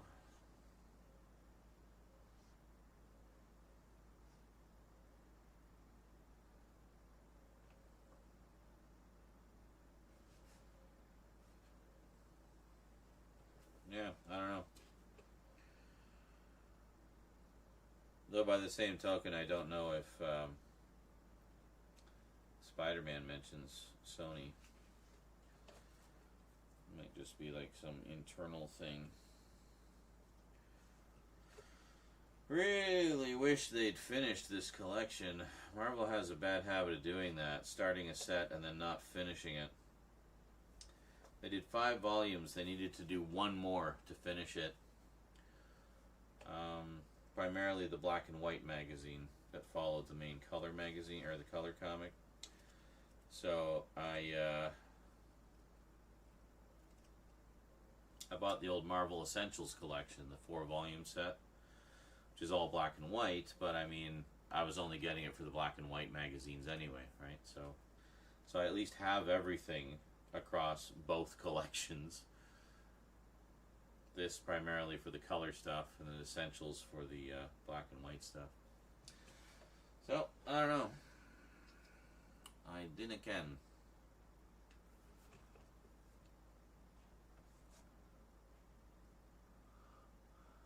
They could have worked out the right stint. Well, that's possible, yeah, because I know there was a long time when a lot of the 70s horror stuff was not available.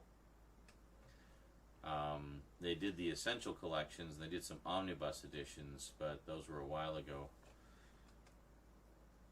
Oh, well, actually, I don't know how long ago those were. They may have been, like, within the past 15 years, I'm sure, for everything. But then prior to that, they were doing the Essential collections, which were, like, early 2000s, so... Who knows? All the fucking rights bullshit. Like, it just seems so strange to me that you would sign away the rights to one of your creations like that, you know, like part and parcel to another company. Like, that shouldn't be what it is. It's like, no, you can have the rights to do the option to do a movie or something, but you're not gonna own the character whole cloth, you know.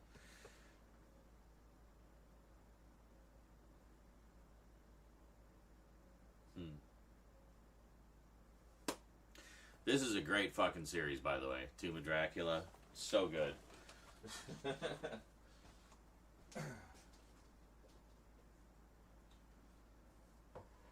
honestly, I mean, all the Marvel Monsters stuff is great. Tomb of Dracula. Werewolf by Night is awesome. Hello. They got the full Hulk rights back. Oh, it's about time. Dare we hope we get a Hulk movie. A proper Hulk movie. Or series, or both, or something. Anything.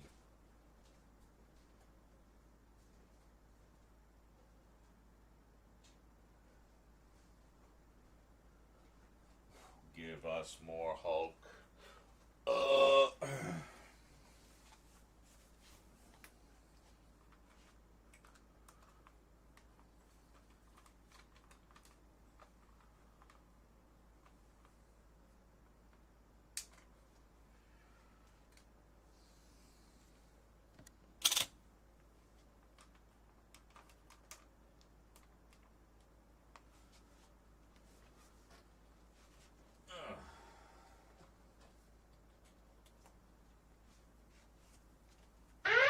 Oh, Jesus. Oh, hello, Iceman and friends. Hold on, can I, Does it need to see my face when I do that? Here.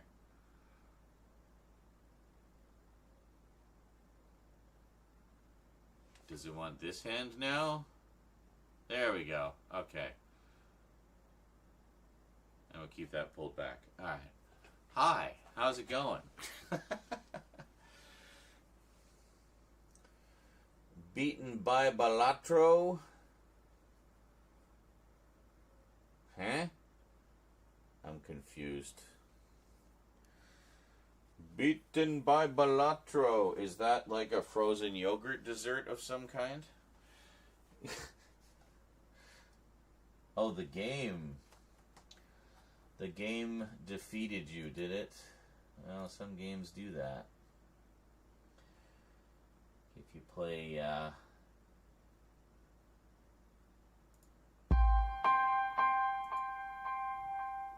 Hey, thank you for the follow.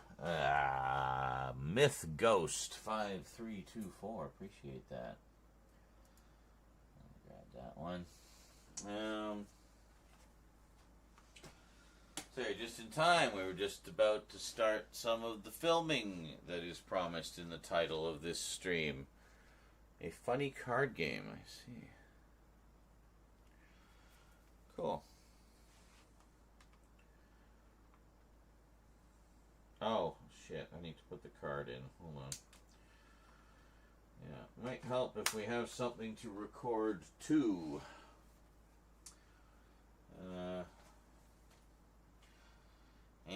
I think we got everything off of there. Let me just check.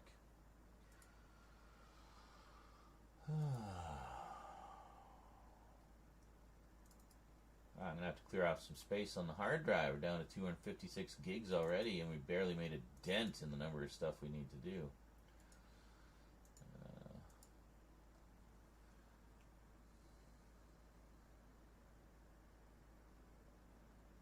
Yep. Okay.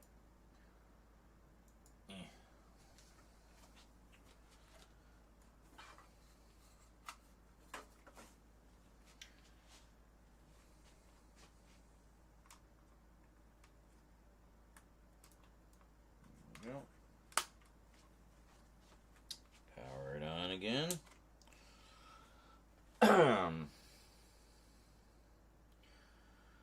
Now, where's the menu button? There. We want to go here and format card. And there we go. Done. Out of the menu. Thank y'all. Thank y'all.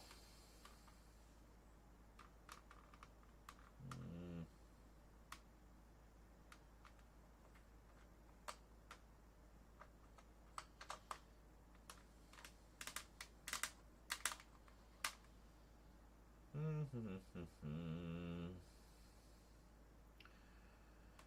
we go.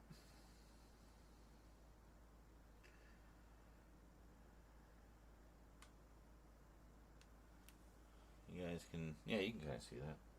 I always ask that, and you can always see it.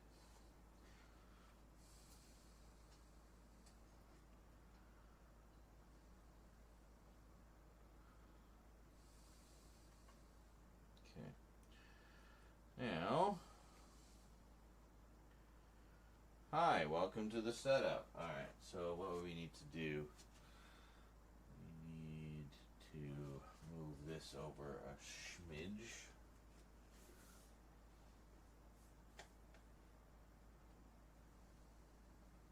Oh, actually, no. Yeah, I was going to do this.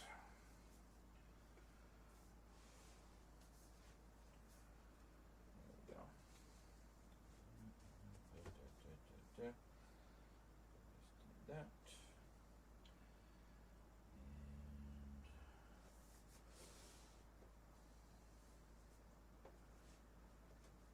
put those like that, I guess. That like that. Let's see how, yeah. See how all of that looks.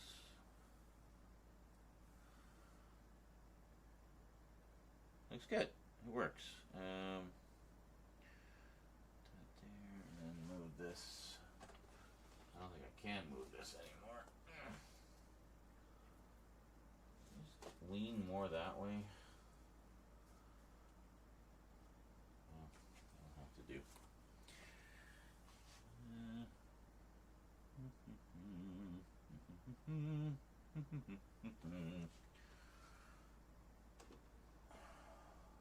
That a bit better.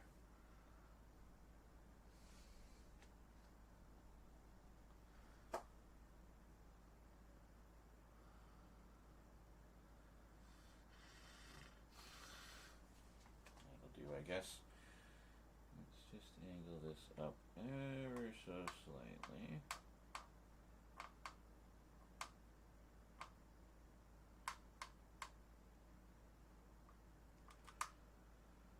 There. Just try to get.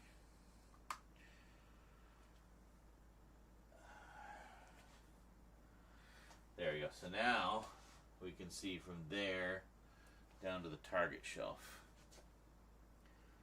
1, 2, 3, so 5 shelves visible, and a lot of glare.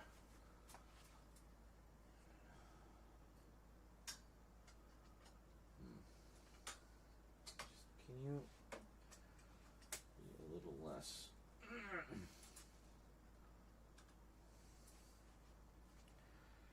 Let's see here.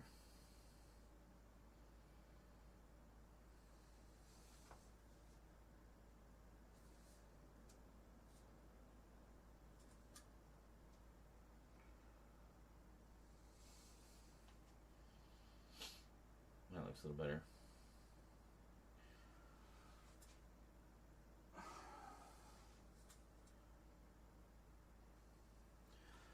Problem with keep cases is they're shiny. You can't see. Let's angle you guys over just a little bit more. Can you see the camera there? Yeah. There we go. So is that, do you or anyone happen to know what the 15th Doctor's TARDIS shade of blue is? I really want to paint it in my room. His TARDIS is white. The lights just change different colors. No, I think he's talking about outside.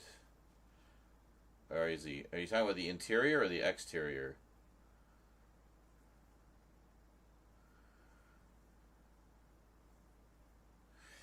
Yeah, the interior is white. It's like it's very reminiscent of like the classic console rooms. But if you're talking about like the TARDIS blue of the exterior, that I'm not sure, because I mean they're all. I could have sworn like the BBC made like an official shade of blue as like official TARDIS blue, but I don't know how rigidly they've stuck to that in the show. It seems to me like every TARDIS is a slightly different shade of blue. Like I remember, I think it was the 7th Doctor era had a more kind of slightly lighter blue. I mean, still all navy blue, but it's like slightly lighter, looked a little newer. Then you look at the older TARDISes, like the 3rd and 4th Doctor, for example, they're quite dark. And I don't know. But as for the newer ones, I don't know.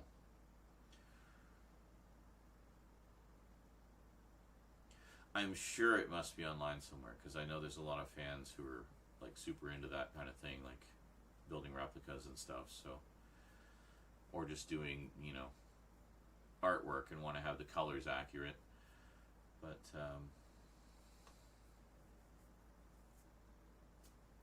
like you can find the official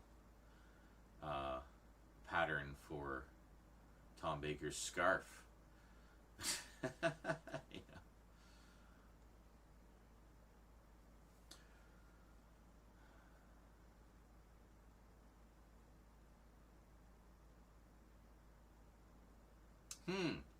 Actually, speaking of which,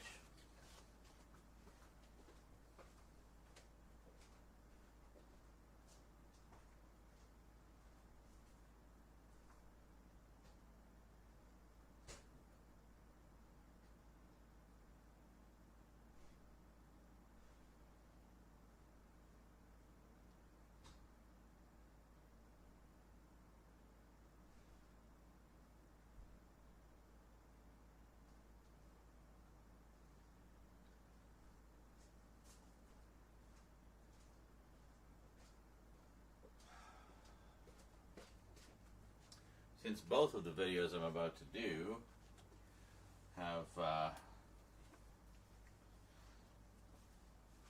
are Tom Baker related,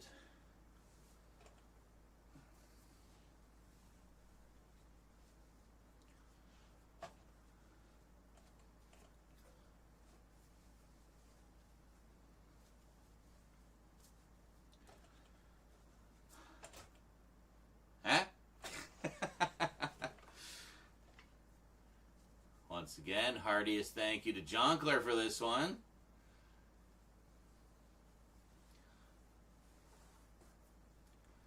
Definitely appreciated.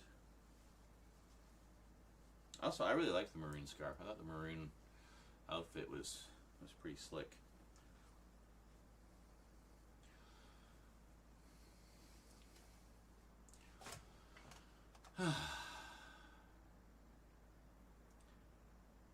So is that the exterior? Yeah, okay, that's what I thought. You know, the exterior.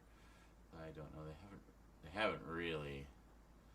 Haven't seen anything from the BBC. All right, I could have sworn, unless it was just some fan who was bullshitting,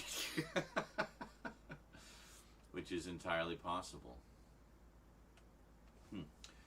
Greetings, everyone.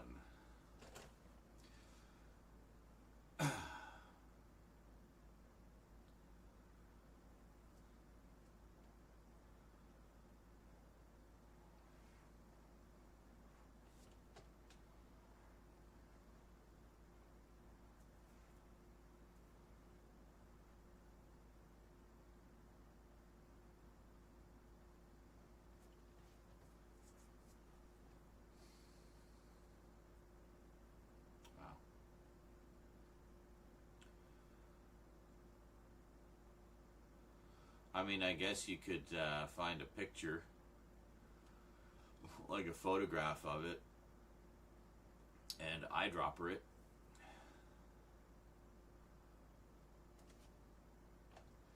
To get the color. Yeah, you get at least get a close approximation.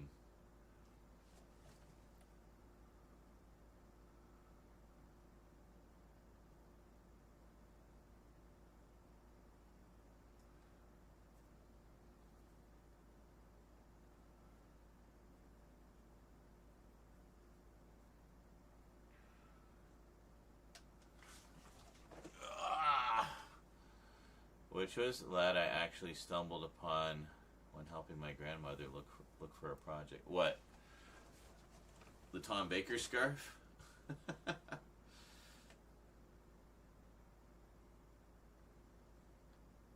I just realized I've been recording this whole time. What a random nothing video. And good morning, Television World guy.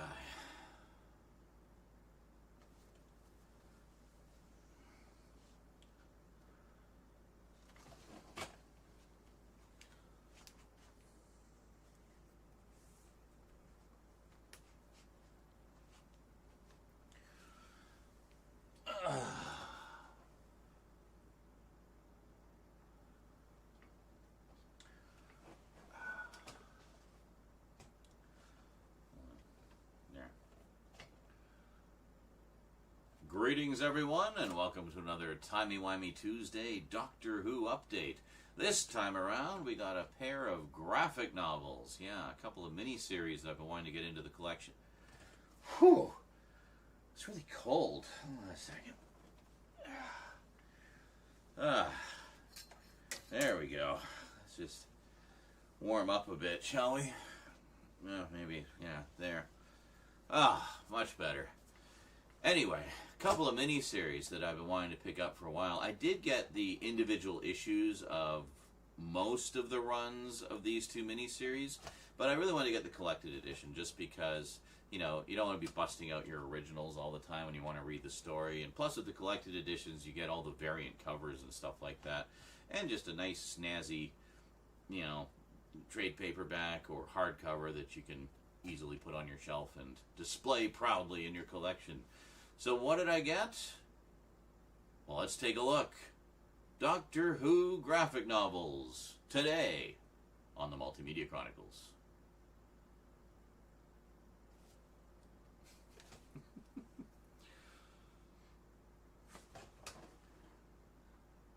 What I say? WWW what?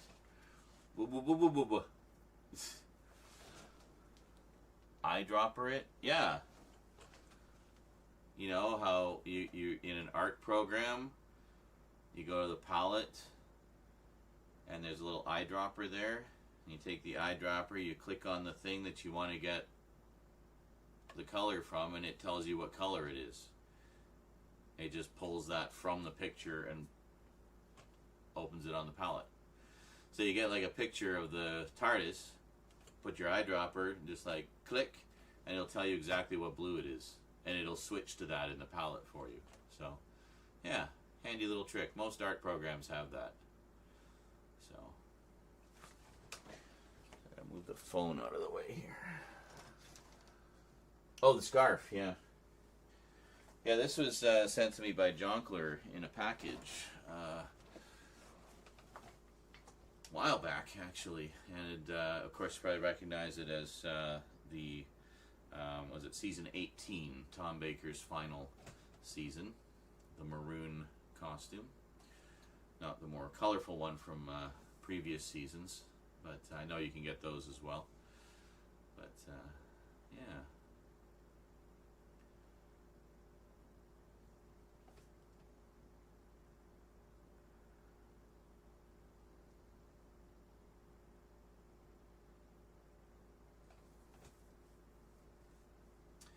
So we're going to break this up into a few sections. So I'll do my little talking segments here, and then so that'll be like half the video. The other half will be over at the closer look table as we, you know, take a closer look at everything. Meanwhile, yeah,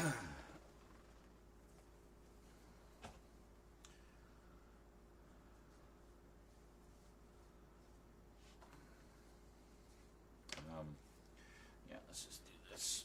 It's easier.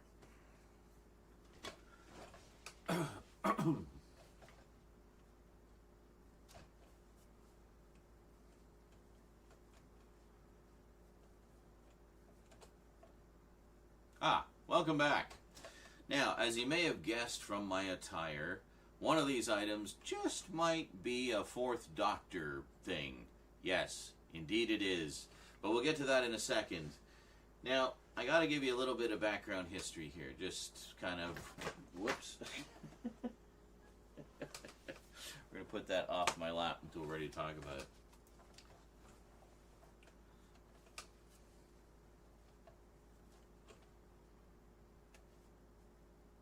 Oh, welcome back. Now, a few years back, Titan Comics took over the monthly Doctor Who range from IDW, and ever since has been doing a whole series of ongoing series of comics featuring each of primarily the current series of Doctor Who, meaning you've got an ongoing series of 9th Doctor, 10th Doctor, 11th, 12th, 13th. I don't think there's an ongoing series of the 14th. They might have done a mini-series or something. And then, presumably, they'll be doing the 15th Doctor as well. So, all of these have been quite successful, and a lot of them have been collected together in big omnibuses where you can get an entire year's worth of that Doctor's adventures in one big volume. But back in 2016, 2017, I guess they decided to kind of test the waters, because they were having a lot of success with all these comics featuring the current era's Doctors, but was there any interest in comics featuring classic era Doctors? Well, for fans like me, absolutely there is. Please, bring it on. I'd love to get a whole new series of Fourth Doctor adventures and whatnot. Well, all of them, really, all 7 of them. Bring it on. But,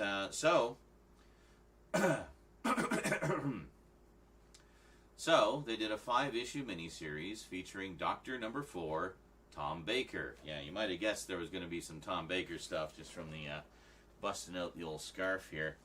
So, I did actually pick up all 5 issues of this miniseries when it originally came out. But as I mentioned, all of them have variant covers as well. I'm not like big into collecting variant covers of things. Just give me the issues. I'll pick one that, you know, has a cover that I like or is the most available one. I don't really care about the variant covers, but they are nice to have. So that's one reason to pick up the collected editions. So even though I have the original 5 individual issues, I wanted to get the collected edition, as I say, just to have one to read easily and display on the shelf and to have all the variant covers.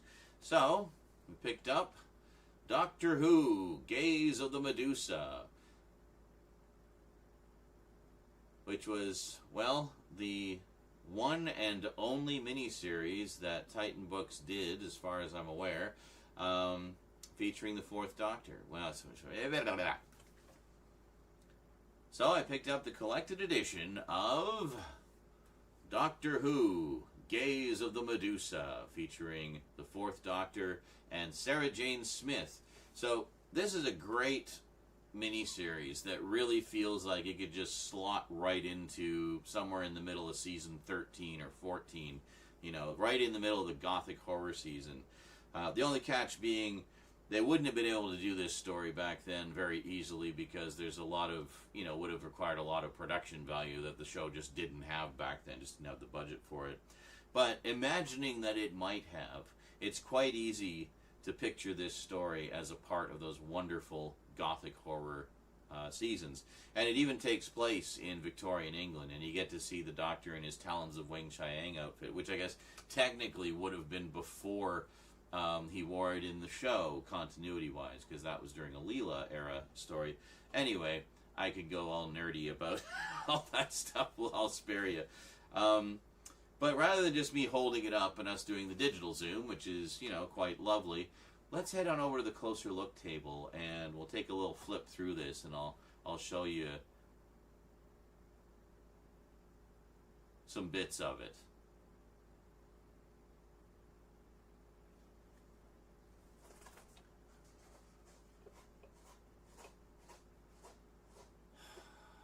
Now the cat starts licking his cone of shame. Church, knock it off. Church, stop. Psst. Stop it. Thank you. He's getting better at listening. Like, he knows that he's just kind of getting stuck in a loop.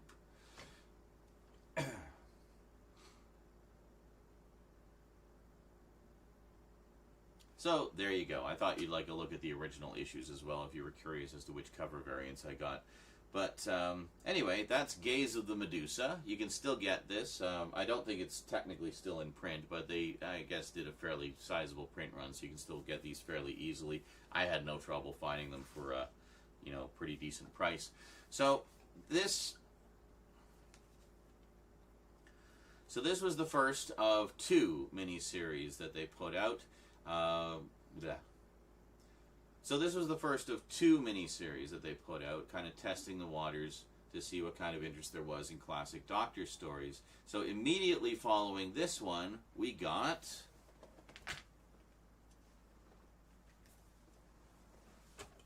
Heralds of Destruction, which is a brand new Third Doctor adventure. And this is like just an absolute love letter to the entire Third Doctor era. It's got everybody in it. It's got the Doctor, Joe, the Master, the Brigadier, Mike Yates, and just Unit in general.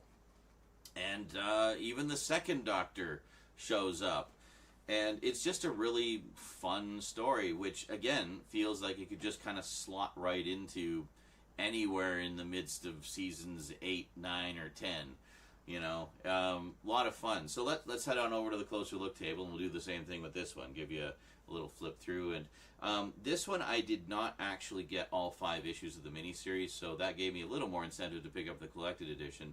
I don't know why. I just never got the last 2 parts. I just got the first 3. So for the longest time, I had no idea how this ended. So really glad to have the collected edition. Anyway, let's head over to the table, and we'll take a little peek at this one.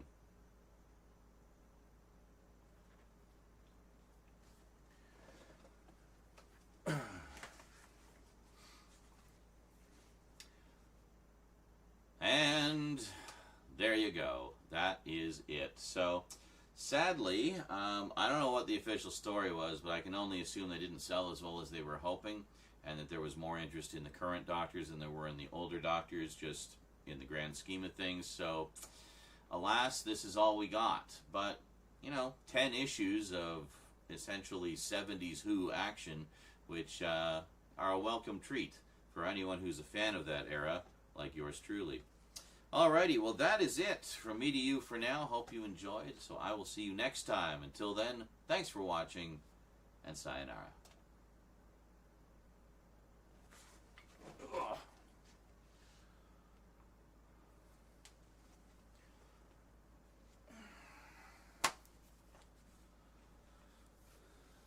Quick, easy, short, simple, to the point, done. Well, other than the close-ups.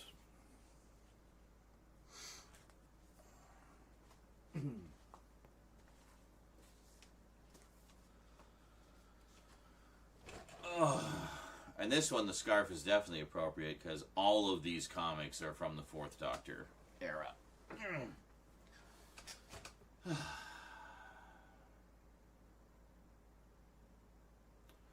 Still can't believe my classic collection is almost complete. 9 to go. Nice. Are you talking about the Blu-rays? Because I'm pretty impressed by how far along the Blu-rays have come. It's crazy. In behind the Blu-rays here, I don't know how well you can see, but I actually do have the entire DVD collection. That took a while to get. So I got the whole DVD range, North American releases. I've got most of the North American releases of the collection sets, but I've started importing the limited edition sets because, quite frankly, they're nicer and slightly better quality and just way better packaging, and you get the insert booklets, and they also use the proper season numbers, not this, Doctor seasons bullshit that the North American releases do. Also, are there any vids covering your growth of the Doctor Who, like mine? Oh yeah, I do updates and closer looks all the time. In fact, I just did one. Hasn't been posted yet. It's just been filmed, but filmed and edited. But I just did one showing the latest 3 acquisitions, which was these 2 and the latest Tom Baker season. But I'm probably going to actually replace that with the big set because I want to get the big sets. But yeah, I'm talking about the Blu-rays. Yeah, no, it's a very nice collection. It certainly saves a lot of shelf space compared to the DVD set. The DVD set is the back of this shelf, and this shelf, and spills out to this the front a little bit too. It's massive, just a massive collection. But because it was all individual stories, right? It's not like this where they're doing it by seasons. So just doing it by seasons alone, A, makes it easier to collect, obviously, and B, just saves so much shelf space. And C, most of the extras from the DVDs have been ported over. I don't think all of them have been, though. Well, see, I was going to see, let's see what's on the discs, and I forgot. This is the North American release, which doesn't tell you what's on the discs. Yeah.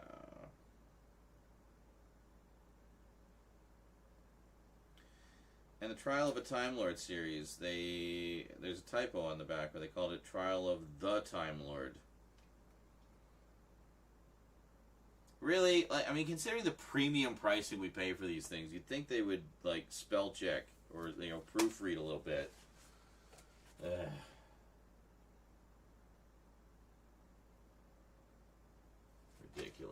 Ridiculous. But minor quibbles. Otherwise, a fantastic collection.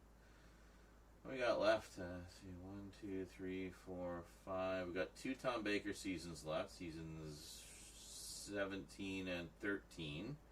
I feel like 13 will be the last 70s series they put out. We got 1 more Peter Davison set, season 21. Colin Baker, Sylvester McCoy are complete. 1 more Pertwee season, his last, which is season 11. And then the rest of the 60s shows. So I think the 60s ones are going to be last, dead last, because they want to finish the animations first. So I think we'll start to get season sets of those as the animations fill in the gaps. And then in the meantime, I think they're going to finish off the 70s and 80s. So my guess is... So I say we got left 1 Pertwee, 2 Baker, 1 Davison. I think the next one we get will be the last Peter Davison series. Or a lot of people are saying Key to Time, but we just got a Tom Baker series. And they don't usually do double up on the same Doctor 2 releases in a row. They might make an exception for that one, but assuming they don't, I think they're gonna go Davison, and then they're gonna do the last Pertwee, or no, Davison. Then they're gonna do the last. Then they're gonna do Key to Time.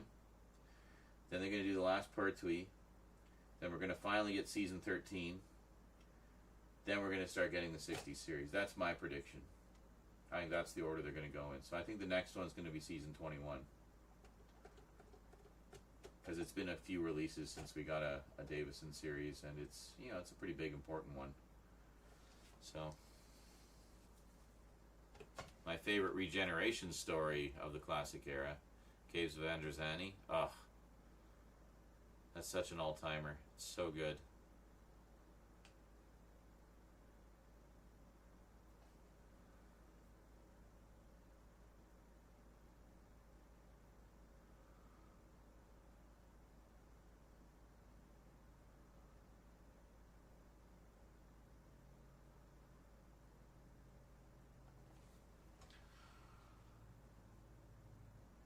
Oh, me? Yeah, I do have a playlist of all my Doctor Who videos. Yeah.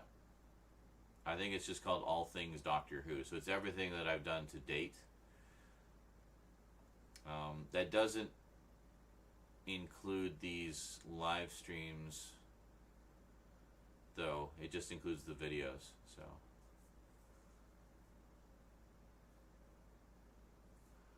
Yeah, Doctors 5 through 15. Yeah, that'd be nice. Big solid run.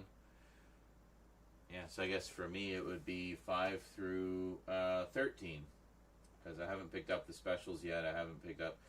I usually wait for the complete Doctor set for the current series. So I just picked up the Jodie Whittaker collection. And, yeah, so I'll probably pick up, some edition of the specials. And then just wait for Shooty to finish his run, and then I'll pick up the 15 collection, and carry on from there. But I absolutely watch them as they come out. Like, I never miss an episode. Haven't missed one since I started watching back in the 80s. Yeah, it's great stuff. Also, great news about the animations. They basically said, after years of speculation, they said that they finally officially committed to animating all of the missing episodes. With the idea being they're looking towards completing collection sets with the animated reconstructions of the missing episodes. So more incentive that way. Which is, honestly, I've been saying for years that's what they're going to do. They'll release the reconstructions individually first, and then when they've got enough to fill in the gaps in a season, they'll do a collection set. So I was surprised when they just tossed out season 2 for the 60th anniversary, but I guess it was because it was the 60th anniversary, and there was all that stupid bullshit with Anthony Coburn's son preventing any kind of release of an unearthly child during the 60th anniversary. What an absolute nut job that guy is. But anyway, yeah. So, my only caveat there was, like, now they've committed to animating all the episodes, but now we have season 2 with 2 episodes that are not animated that should be. I.e. the Crusade episodes, 2 and 3? 2 and 4? 2 and 4. But, yeah.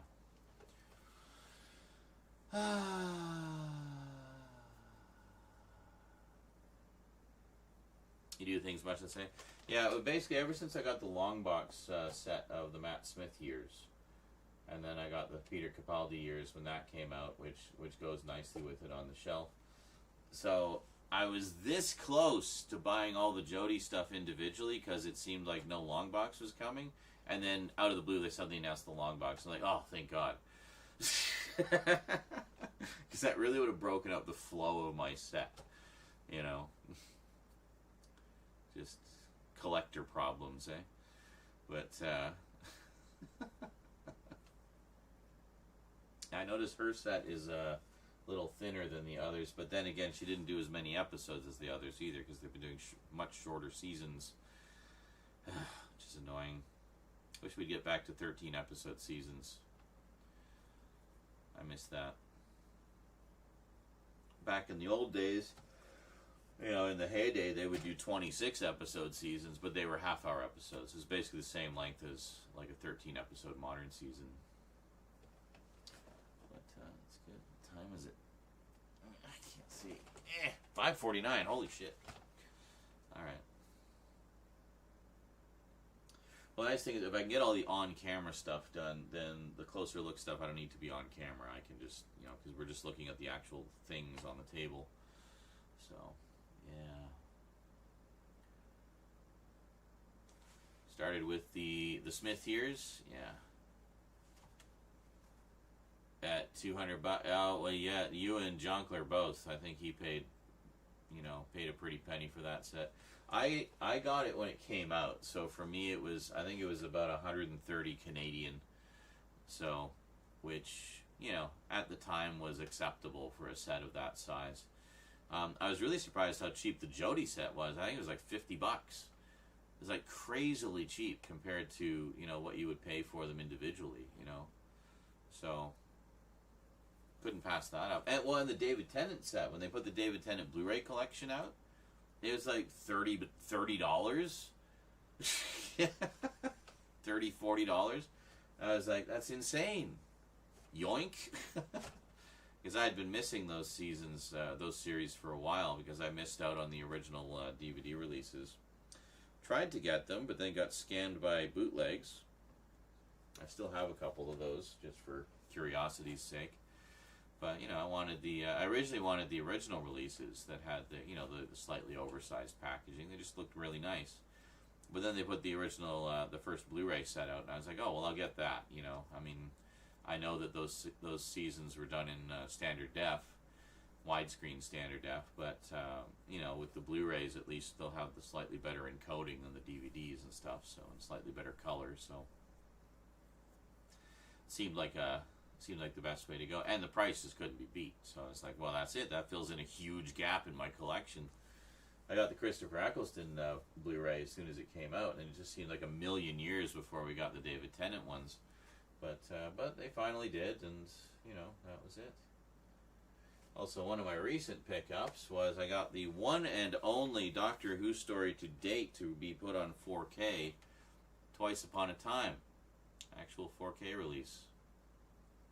See that? I don't know why you can see the logo there. I'm trying to catch the glint of the 4K logo. I think it's on the top there. Anyway, just a nice upgrade, even though I already have the set, obviously. But yeah, I've got a few individual releases as well, but for the most part, like some of the special ones. But for the most part, I just get the Doctor sets.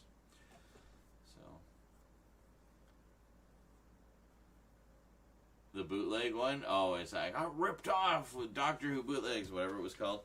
Yeah, I did a few. If you go to my old Z Response channel, there's 4 more videos about that. I did individual videos for each set, naming and shaming the eBay sellers that sold them to me. So, indeed, part 3. Yeah, basically, yeah, that's true. Part 3 of Cappy's send-off stories. Well, and kind of a special one because we got David Bradley, you know, actually appearing as the first Doctor, you know, which I thought was awesome that they did that. Complaints about the sexism be damned. It was just great to see him, you know, actually step into the shoes of the character and not just be playing the actor who played him, you know. It was great. I wish it had been all 3 stories. That would have been nice, like the sort of, you know, the 12th Doctor's Regeneration Saga Deluxe Edition, you know. Yeah. That would have been cool. I definitely would have bought that. That would have been awesome. Yeah, it is kind of meta in a way, isn't it? It's like how many layers? Like if you were to break it down, how many layers of meta would that be? I think it would even make Deadpool's head spin.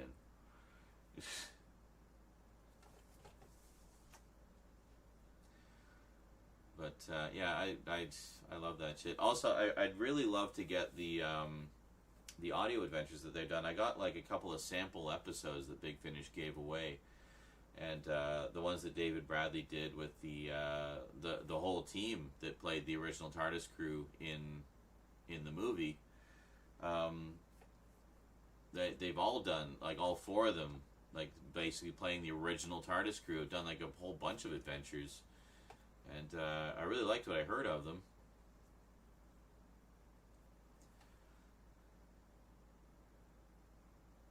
It's actually pretty cool to me when they do that. Like it's just there's something magical about that original TARDIS crew, and it's fun when you get new stories with them. Like the book that I really need to finish. I think it was The Witch Hunters, not to be confused with The Witch Finders, the 13th Doctor story. It's a novel. It's one of the historical adventures they put out around the time of the 50th anniversary. But it features the original TARDIS crew around the time of like the start of season 2. So it makes reference to the stories from season 1 as like their adventures that they've had so far. And it's just really interesting to see a story kind of set that early in the canon, you know. And it fits in very nicely. Like it really feels like it could have been like a 6-parter from, the middle of season 2 somewhere. It's great. Ooh, the steelbooks. Yeah, I've been collecting the steelbooks of the animated ones. It's just too damn expensive for me to collect the steelbooks of everything. But I figured the animated ones are kind of special, and it's a way for me to support the releases, as a fan, and in slightly more than just buying the regular releases, I guess. Also, I started importing them on Blu-ray because for a long time here in North America, we weren't even getting the Blu-rays. We were only getting them on DVD. I only bought the first one on DVD, Power of the Daleks, and then the rest I've been importing as Blu-rays. Especially once I found out the Blu-rays are region-free. So, they're also just generally so much nicer than the North American sets because they've got like loads of extras and like extra artwork and stuff on the packaging and just really nice. Oh, I love the animated reconstructions, and I'm overjoyed that they're going to be doing the rest of them. I will doubly support those releases by getting the steelbook editions of the animations individually, and then getting the collections when they come out. I think that's great.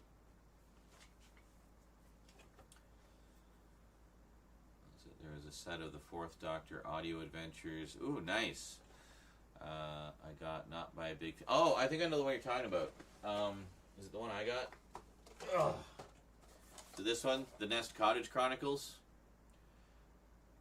It's Hornet's Nest, Demon Quest, and Serpent Crest. And this was actually put out by the BBC. What are you doing? Sounded like a hiss. Yeah, this is great. This is really good. It has Mike Yates in it, and a few other notable actors. But yeah, no, this is a great set, and there's been a couple of follow-ups as well, also by Paul Mars. Yeah, the Nest Cottage Chronicles. That was the first audio adventures that Tom Baker did, and that actually kind of led to him meeting up with Big Finish and got invited to do the Big Finish audios, and he's been doing them ever since. I need more of the Big Finish audios. I just have the ones that that Jonkler sent me, and the the audiobook of Scratchman. I definitely got to listen to that, read by the man himself. What is it? Yeah, one here. I'm really looking forward to listening to this one. To speak, since we're doing comic book updates, we got Doctor Who: The Comic Book Adventures, the comic book adaptations. This adapts, does full cast audio adaptations of the Iron Legion and the Star Beast. I don't know why there's so much love for the Star Beast. I never thought that was one of the better comic strip stories. But they just keep coming back to it. Like they even did a TV adaptation of it in the specials, and it's like, why is everyone like just so rock hard for the Star Beast? Like, there's so many better stories in that era of the comic strips that you could adapt, you know? Like, I don't know. I think you have a Steelbook that is going for Baku crazy money. I know it has the 12th Doctor and Clara on it. I believe it's the final season. I don't have any Steelbooks with the 12th Doctor. I only have Steelbooks of the animations, actually. Everything else is either standard Blu-rays or box sets.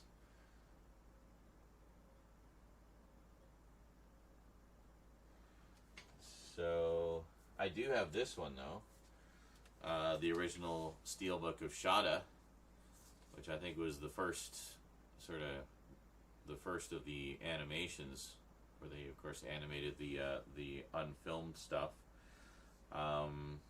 This recently got a re-release on, I think it was, what was it, the season 4 set? No, season 6. Yeah, so season 17. Yeah, so this one contains, I think, everything that's on there.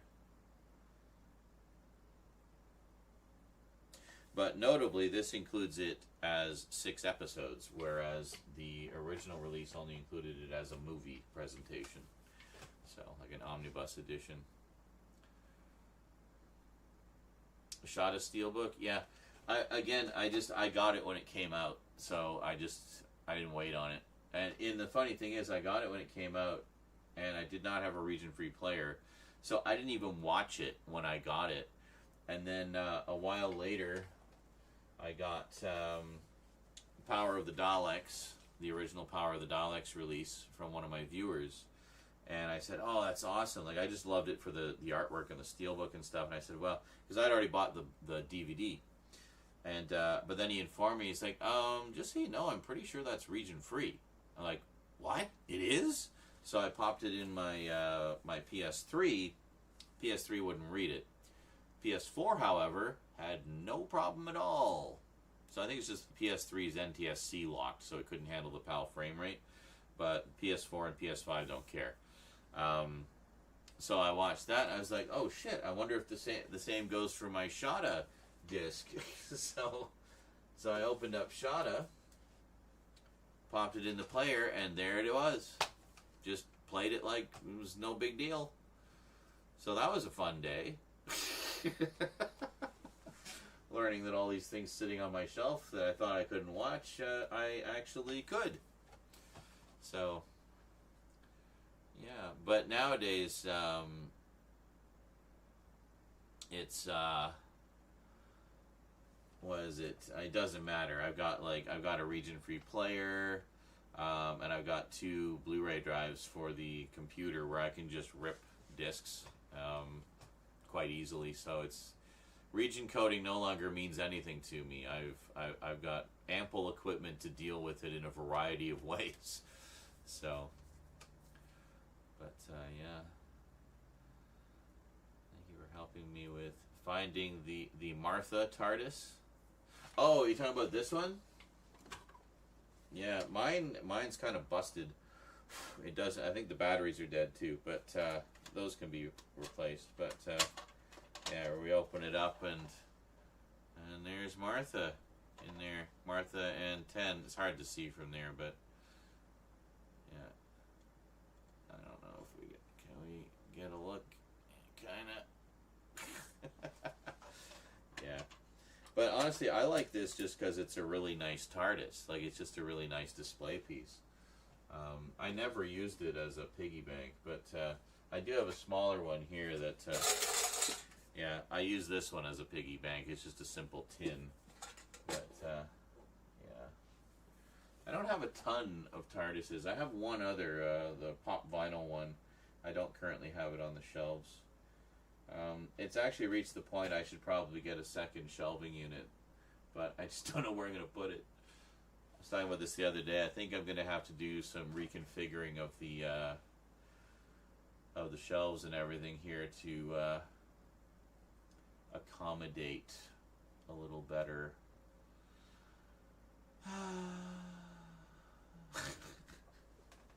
The joys of being a collector, eh? Fun.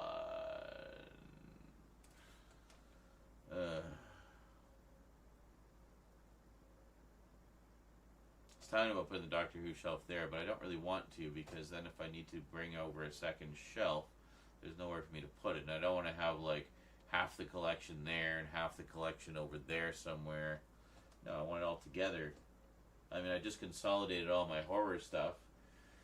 As we get through the updates, this will get cleared out and you'll be able to see everything better. But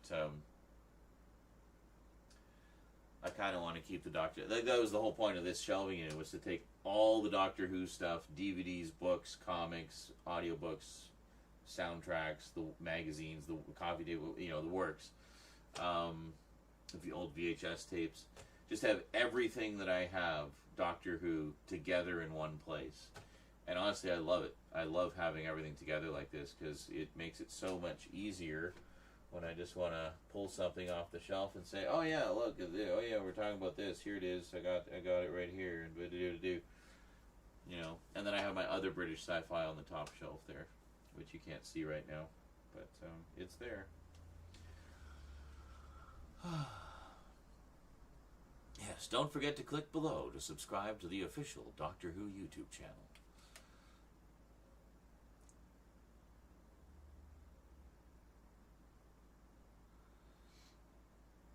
The TARDIS cookie jar. Oh, really?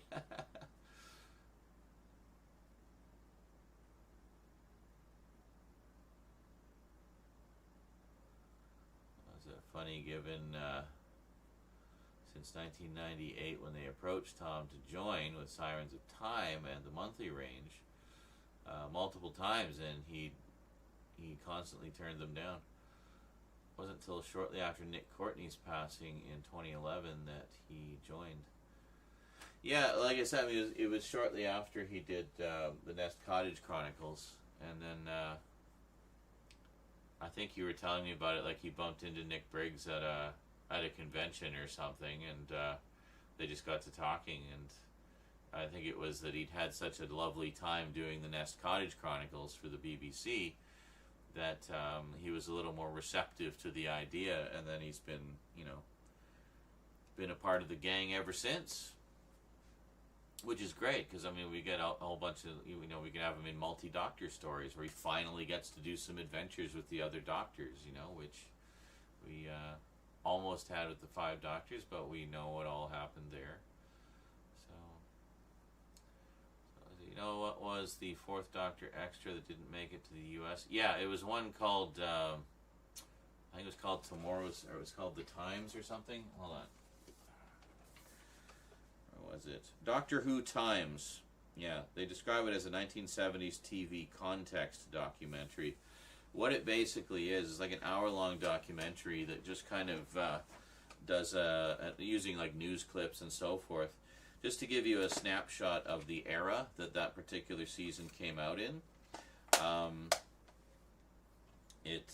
So it features like stories and everything about and news clips from that era, from that year, or I guess from that year.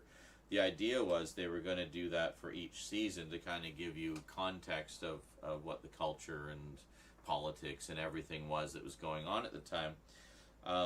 But it just proved to be prohibitively complex, clearing all of the rights for all of the clips and stuff. So they were able to do it the one time on the Tom Baker set. But, you know, fans weren't thrilled that they had to exclude that from the North American set, you know. Let's see where it is here. Yeah, Doctor Who Times, a documentary examining season 12. Oh, there it is. Season 12 in the context, I was slightly mistaken. A documentary examining season 12 in the context of other 1970s television.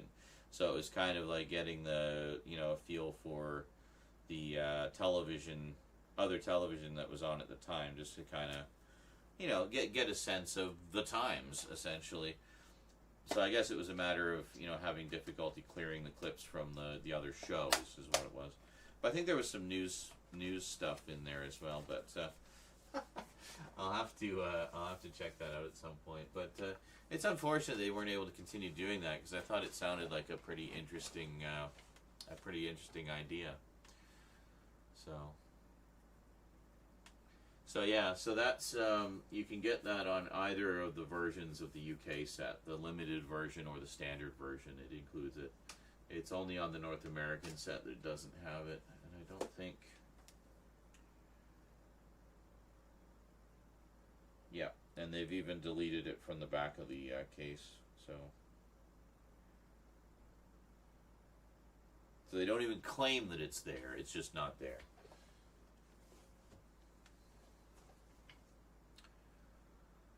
I think they'll release Doctors Revisited for Doctors 9 through 15.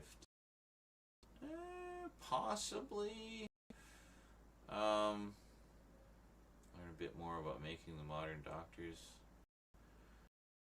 Might. I feel like those were really meant just to kind of give fans who came in just series more context about the old series. Like I feel like the purpose of that was to kind of give a history lesson for new fans who maybe hadn't seen the class. Kind of like what they did with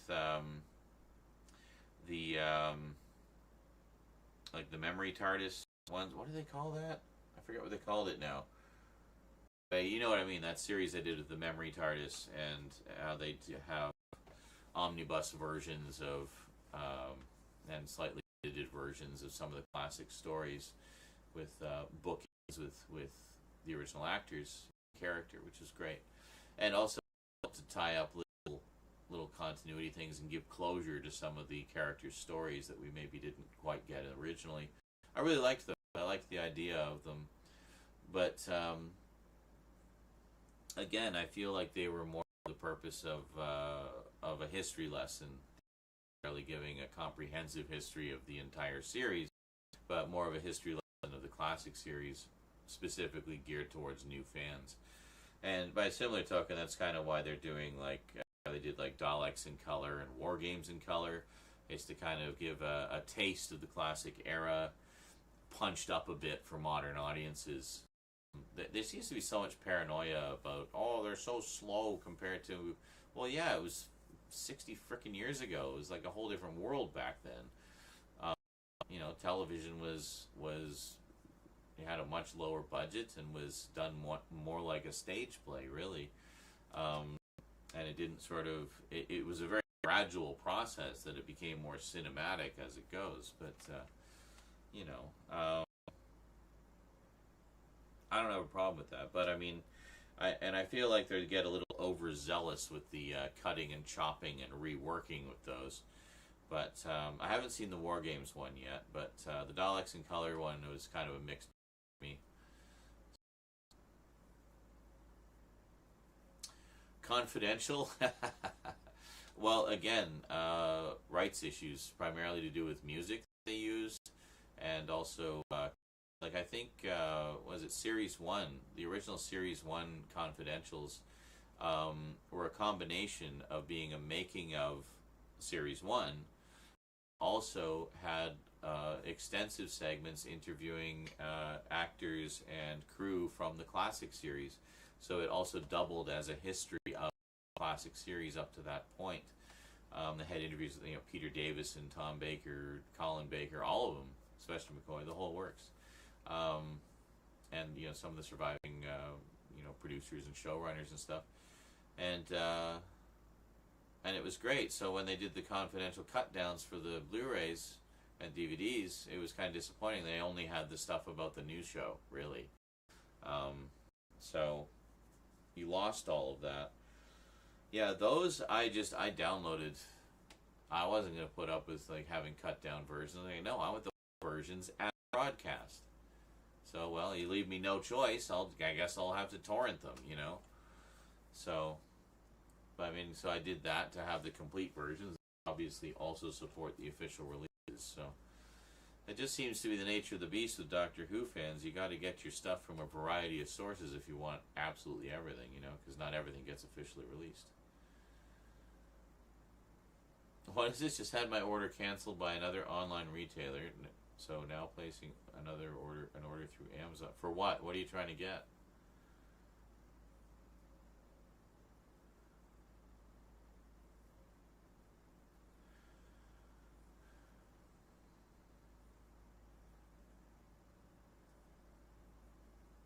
What was this? In an interview, he saw a pic of Shooty. Oh, Tom?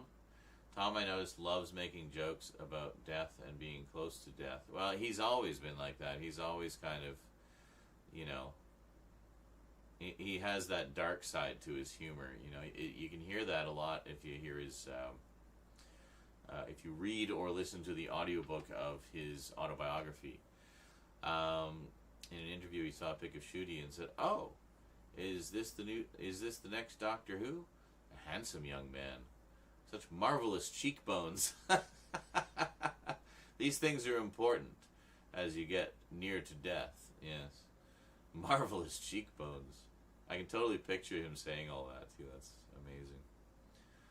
This has been Doctor Who Extra and now Doctor Who Unleashed. Much more in line with how detailed Confidential was behind the scenes. Yeah, exactly. Yeah, Doctor Who Unleashed is very reminiscent of Confidential. I liked those. And now you can see them all on YouTube, actually. I think, Jonker, you posted a playlist. They made them available on YouTube. Confidential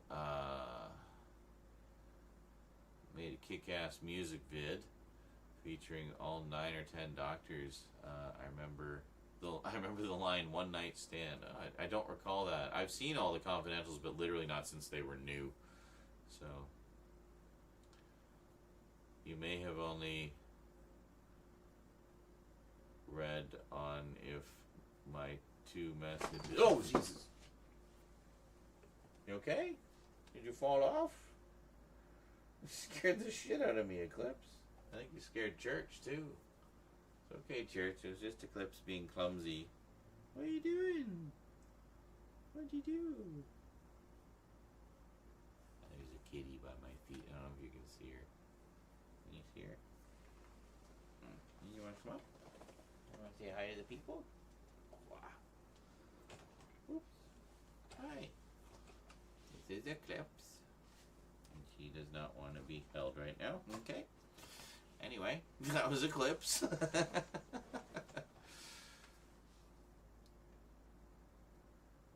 Doctor Who Extra was such weak behind the scenes content. That's what we got with Capaldi. No, these lights don't generate any heat. They're like, I can touch them. They're just LEDs. They generate 0 heat. Just light. It's wonderful. But I have the heat off and the window open just to kind of keep from overheating. The camera generates heat. Some of the effects lights do. But also just generally when I'm like active and, you know, getting into the groove, I overheat sometimes, so. Only read on if my 2 messages. What? Are you talking about the Love Live Alive? The DVD or what? I don't know what order you're talking about.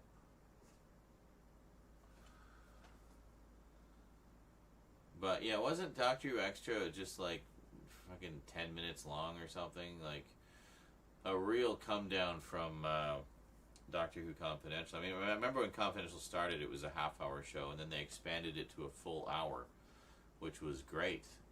And it wasn't just about the making of the show. It would also show you a lot of the side stuff, like the promotional stuff, and you know, press junkets and public appearances and whatnot that they would do in and around the making of the show. So it was really a really interesting, in-depth, like rolling making of series.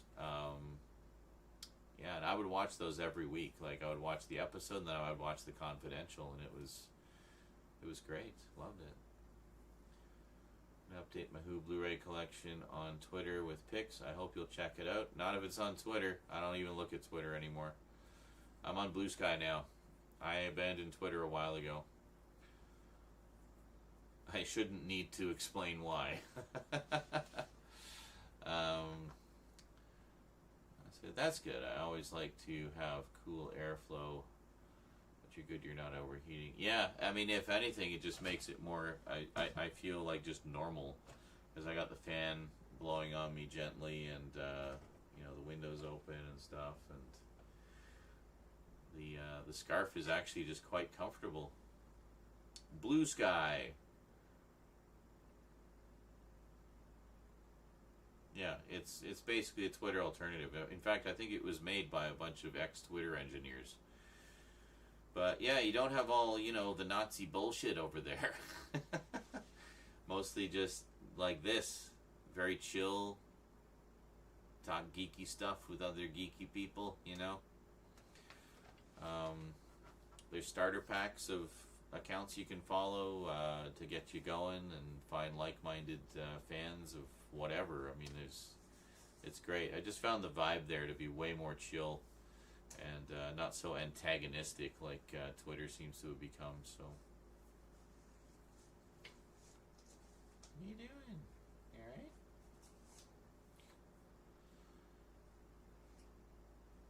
But yeah, I'm Zarin Izrak over there too. I think I have the, well, if you're on my Twitch, you should find the link on my main channel page, if you take a look. So,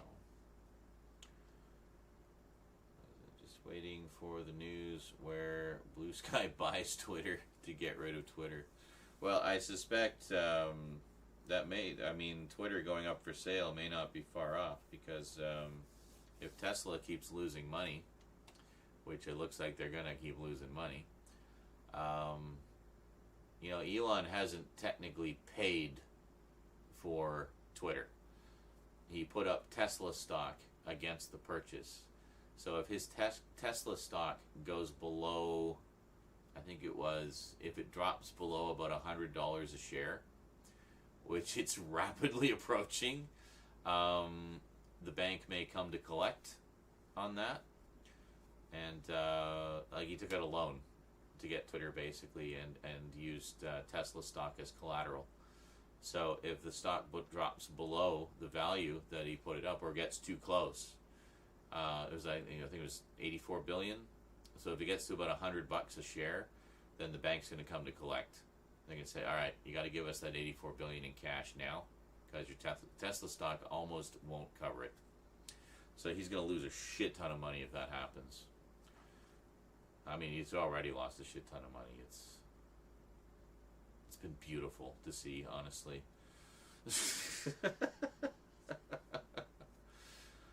So, keep tanking Tesla, people. I know, right?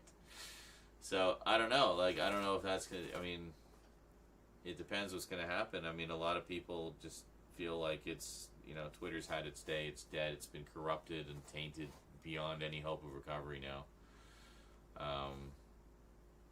So if he ends up having to sell it, he might just shut it down. It'll just be gone, dead, finished, a thing of the past. And quite frankly, the state it's been in the past few years, good riddance. Honestly, the world will be better off. So, will not miss it. God damn it, now I'm hungry again. Ugh. Well, we got one down so far.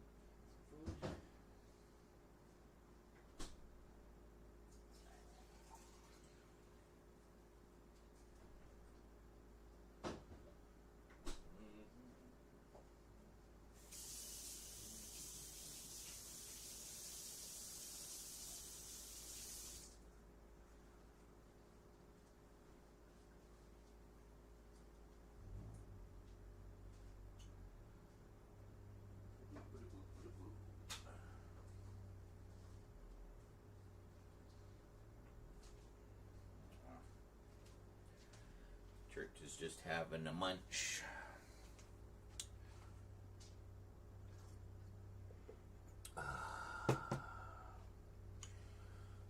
Twitter feels like it's crumbled and set on fire. I know, right?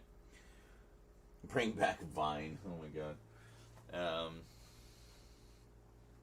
I heard, Unit might come back as a spin-off. It is coming back as a spin-off. That is not a rumor. That is happening. And I'm all for it. I really like the new Unit team.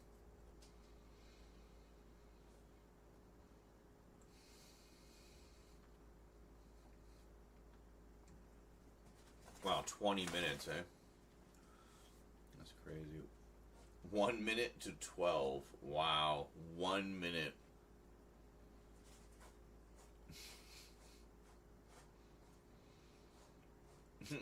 Zero Nice Rock by Twitter. I'll give you $5 for it.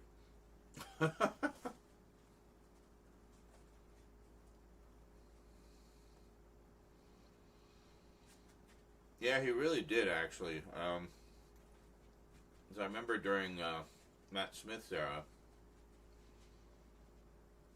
I don't remember if they were still doing Confidential, but they had quite a lot of material on the YouTube page. They had like little shorts with Dan Starkey as what's his face, the Sontaran guy, and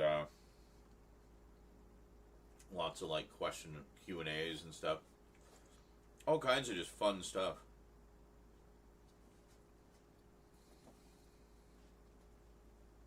Hi. What you doing, church?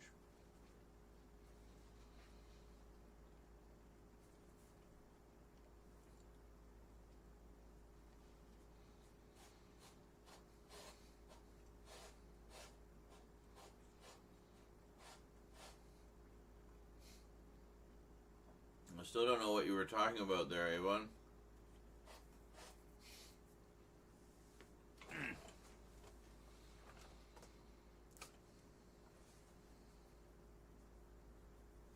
What you doing, church? Can you see him over there with his cone of shame? Hi. How you doing, buddy? You're really trying to lick something, anything, aren't you?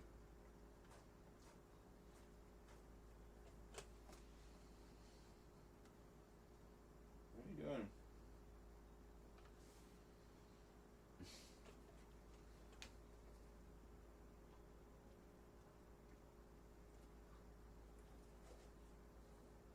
I think he ran away.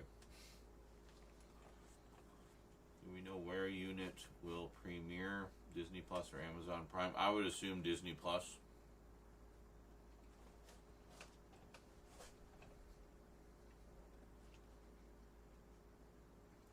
So what was this? And sad fact about Series 8.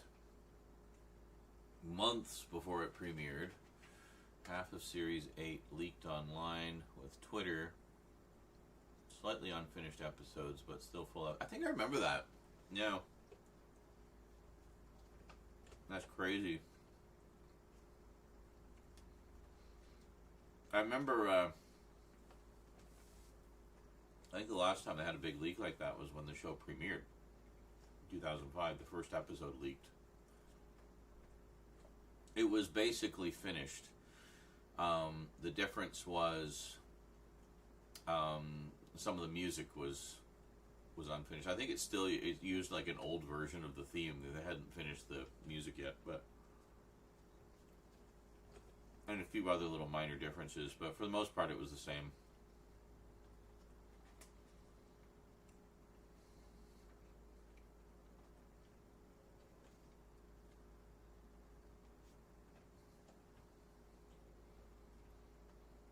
Well, and you know, typical trash fire Twitter just ripping into them too. It's like, fuck off.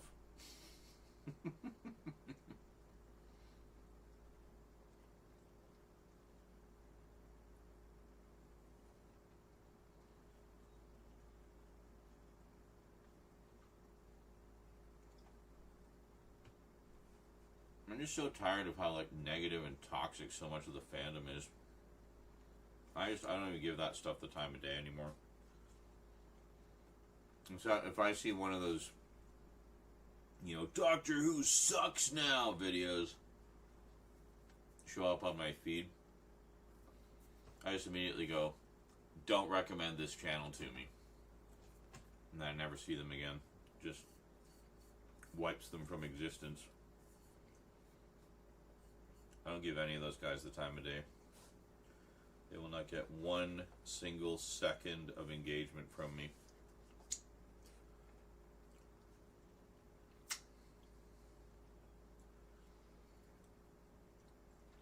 Top 10 worst Doctor Who episodes of all time. Block. Don't care. I'm here to talk about things I enjoy. I'm not here to talk about things I hate.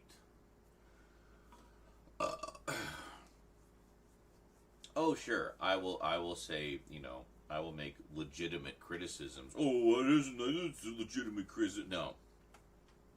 Rage bait and toxic fanboy whining and moaning about everything under the sun is not legitimate criticism. And there's no need for it. And I really wish people would stop giving those grifters the time of day. As they're just feeding into that hate machine, you know? So as this, I heard if Doctor Who doesn't do well for views in Disney Plus, it might move to Amazon Prime. I have heard nothing of the sort, so that doesn't mean it's not true. But as we were talking about earlier, be careful of where you get your information. Make sure that's a reputable source that's reporting that. Because a lot of the grifters out there will say just about anything. There's a lot of just general anti-Disney like bullshit out there. I'm not saying Disney is any kind of saint. Far from it. They certainly have legitimate issues. But a lot of these grifters will just kind of make shit up to make it seem like they're worse than they actually are. You know what I mean? So,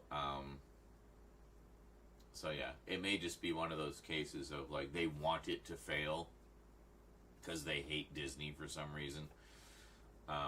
So they're saying, oh, if it fails, it's going to go to Amazon, blah, blah, blah, blah. So, you know, those of you heard it from BBC and The Guardian. Well, okay, that's about as official as you can get.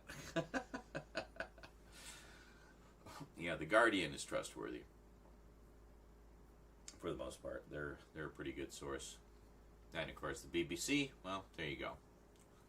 So I haven't heard anything. I mean, as far as I know, it's doing fairly well on Disney Plus. So I don't know. Series 2 looks fun.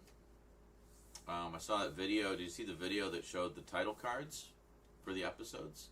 They're doing like special custom, like very elaborate titles for each individual episode, which is pretty cool. It's kind of like what they did back with the latter half of Series 7. Where they had all those like special posters and everything for the episodes, but these are actual intros, like that are, you know, I guess after the opening titles. So that's kind of neat.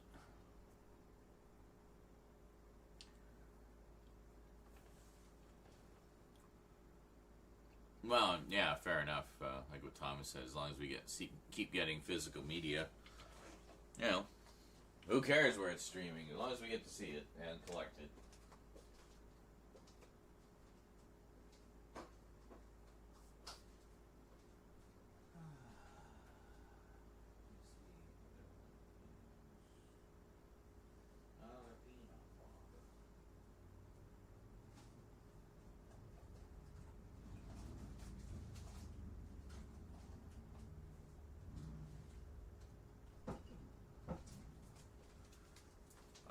So I'm wondering, is this going to be just a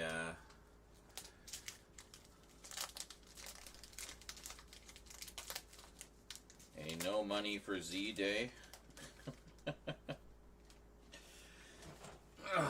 Hasn't been a damn thing all day. We've been going for 5 hours. Crazy. I hope things pick up before the end of the month, because You get 40% this late in is not a good sign.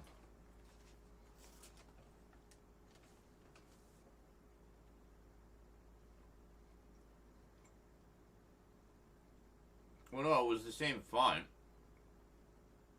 They just had different backgrounds and different, like, textures projected through it. But it's still the same font.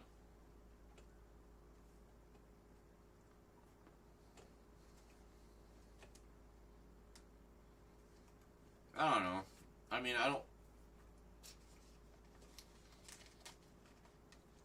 I don't fault them for trying something different. You know, I like the idea of it. How well it was implemented, well, that's open for debate. But this is different. They're actually, you can see them. I mean, there's a compilation on the it's just on the BBC YouTube.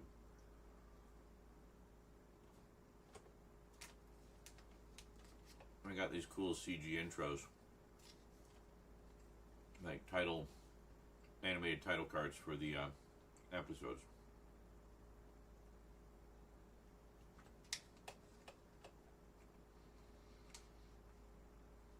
I'll be curious to see how it kind of flows with the titles, but just as individual pieces, they're pretty interesting. And actually, I don't even know if they're going to be in the episodes or if it's just like a promotional thing, but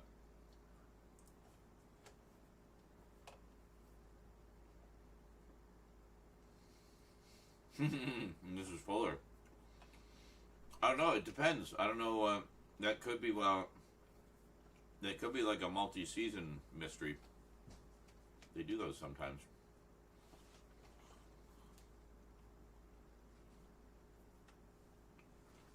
Any thoughts on it? Well, I mean, she definitely seems to know a lot about what's going on. She knows who the Doctor is. She knows a lot about, you know, TARDIS, time travel, stuff like that. I know the popular theory is she might be the Rani. And I would absolutely be down with the Rani coming back.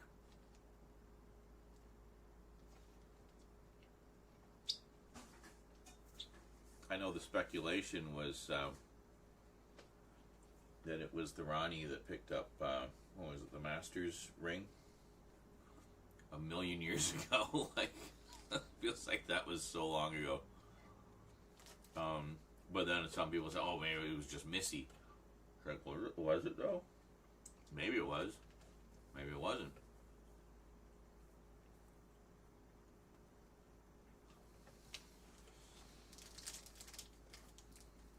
But, what is this? I'd really love it if they just kept Sasha. Well, and I don't see any reason not to, you know. What was it you're saying? I don't feel you always have to change the actor for the Master because you changed the Doctor. Well, no, absolutely.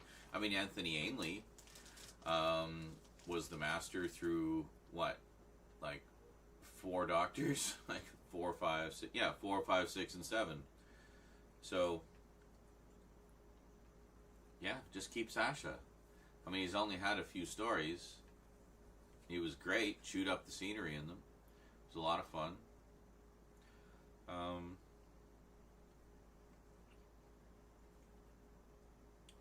But yeah, so why not explore that version of the Master a little more, you know?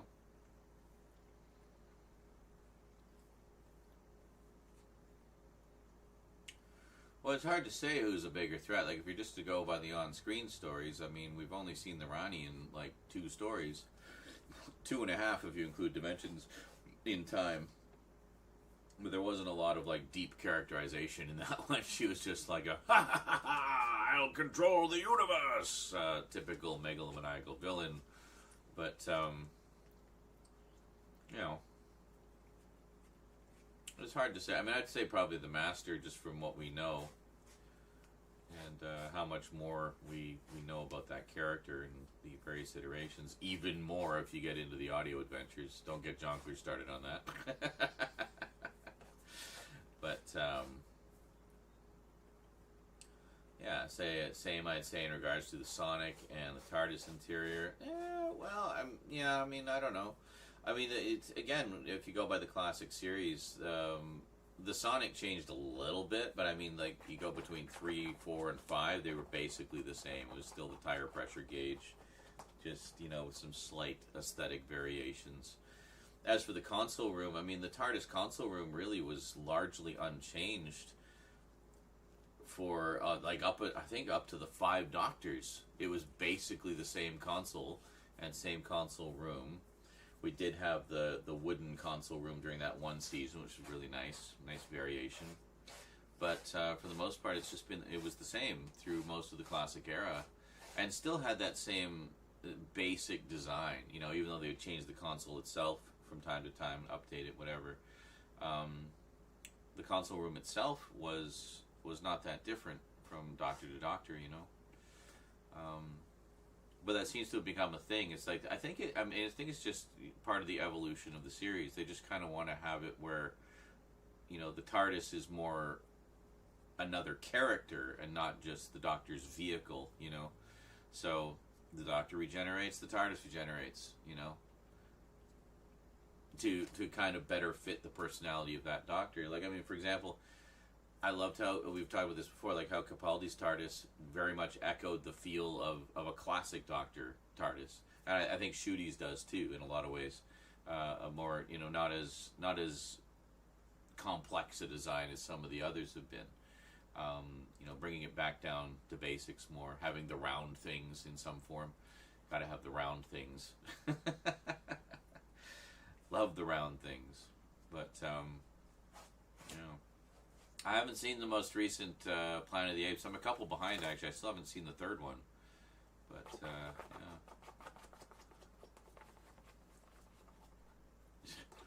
Church is fidgeting. We gotta wait for him to stop before we can film anything.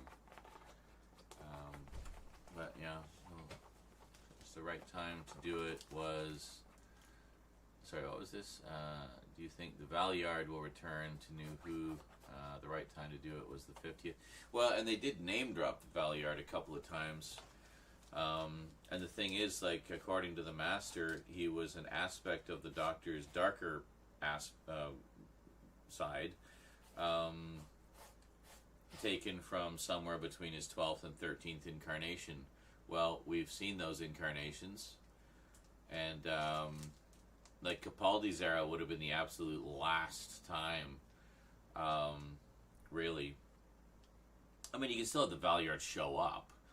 It's just, I was really hoping they would address that. And I'm kind of disappointed that they didn't. Because I've waited literally 40 years for them to resolve that. You know, to, like, have a definitive answer as to how the Valeyard came to be. Because it was very vague originally, and I think intentionally so. But back then, I mean, we didn't even know if the Doctor if we were going to see his 12th and 13th incarnations, so we didn't know what form that was going to take. So, if you were to go by the new series numbering, and 11 is actually the 13th incarnation, then that means the Valeyard would have been created somewhere between Tennant version 2 and Matt Smith. So somewhere in there. That's where that story should have been. And, you know, having a Master story. You know, that would have been the right time to do it for sure.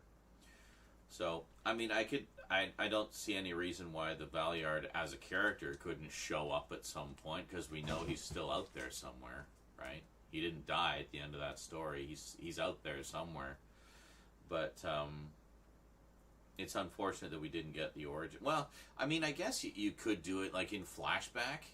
You know, if the Valeyard shows up, you could still tell the story, but it would have to be, you know, you'd have to have it be during that era of the Doctor's lives, because that's when it's supposed to be.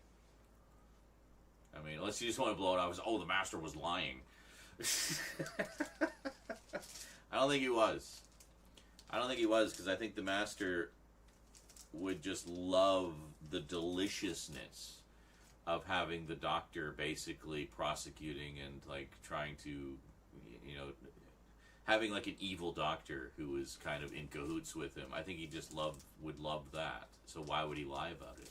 if anything, he stands more to gain from it being true, to rub it in the Doctor's face, you know. So, yeah. So yeah, I mean, that's what I was thinking. Is like when they name dropped him, I think twice in around the 50th anniversary. I was like, oh, I thought it was a hint that we were going to finally get that story, and then it just went nowhere. It's like, why do you name drop him if you're not going to actually do anything? You're just cock teasing us, you know. Those of us who have been following the lore forever, you know, just do the damn story. So, I feel like we got kind of skunked on the Valeyard story, but anyway. At least we did have some wonderful behind the sofa segments with the Valeyard himself, Michael Jaston, and Colin Baker, the Doctor, watching Trial of a Time Lord together, you know, which was great. And then, sadly, Michael Jaston passed away a few years later, but it was great that that they got him for that, you know.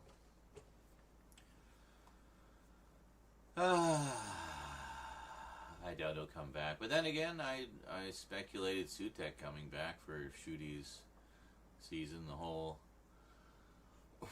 one who waits thing.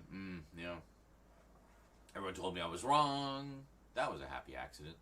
Yeah, well, I mean, you're pretty well versed in Who lore, so I mean, I'd say by this point, when you make a guess like that, it's a pretty educated guess. You know. So, will we ever see a ginger Doctor? Well, I mean, that remains to be seen, doesn't it? It all depends kind of how long they want to keep that joke going, I guess. But now that Russell T. Davies is in charge again, and the Doctor can finally regenerate and change gender, it's likely. Well, I mean, you don't have to be able to change gender to be ginger. You can be ginger with either gender. Ginger. Ginger. But yeah, I mean, the fact that they can gender swap at regeneration also means that there's a wider number of potential actors who can take the role.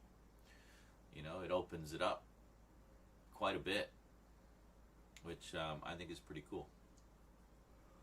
Oh, fuck. Well, so much for getting a lot of filming done today. Holy shit. In regards to the Valeyard, as far as I'm concerned, Big Finish told enough with him that I'm satisfied. They did Trial of the Valeyard, which followed up on the cliffhanger. Oh, okay. There you go. The Time War audios, The Last Adventure with the Sixth Doctor. He got an Unbound story. Yeah, I've heard the Unbound story. That one is fucking dark. Holy shit. I'm good on the Valeyard personally. Yeah. Well, yeah. I mean, it's great. I mean, it's great that Big Finish kind of stepped in and filled in those gaps, but it still would have been nice to see some kind of resolution on screen. You know, I mean, they could have just done a big epic Valeyard story, have like his, you know, what presumably they did in the Trial of the Valeyard, coupled with, you know, the story of how he came to be. Like, just bam, the big epic two-parter or something, you know.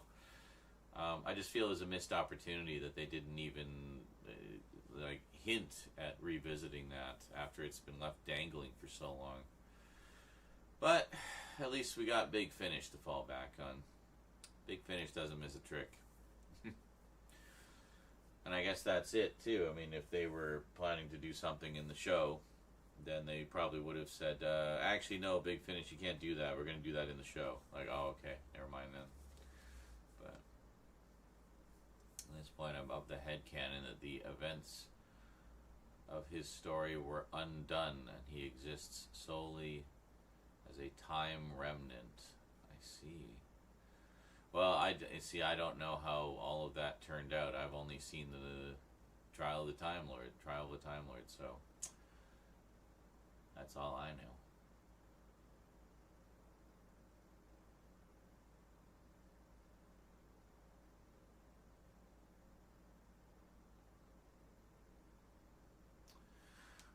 Whoa, you're still going? That's awesome, dude. I started watching a long time ago during the Multimedia Chronicles, but haven't watched in a while. Well, the Multimedia Chronicles isn't over. It's only been resting.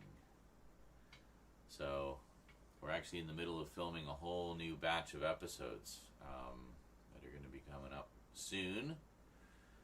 That goes out to the dude 44464 on YouTube. Sorry I did not respond more promptly. Got sucked into a lot of Doctor Who conversation on the Twitch side. You can probably see on the screen over there.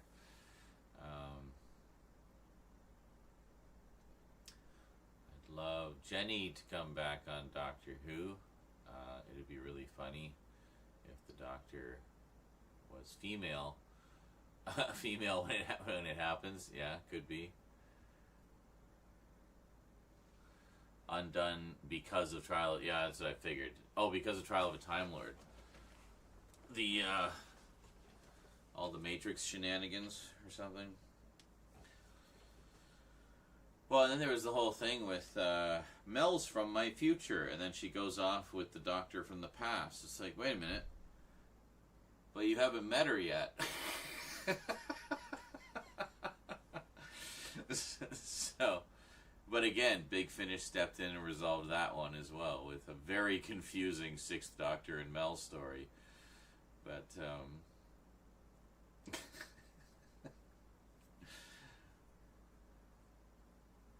yeah, that one is such a mixed bag, Trial of a Time Lord. There's some great ideas in it and some great, like, sort of just, you know, standalone stories and stuff. But,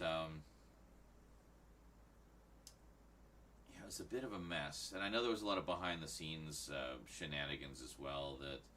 And the show was like on thin ice with fucking BBC and Michael Grade and everything, and they had the season chopped basically in half, 14 episodes instead of 26, which had been the standard for so long. So yeah, but you know.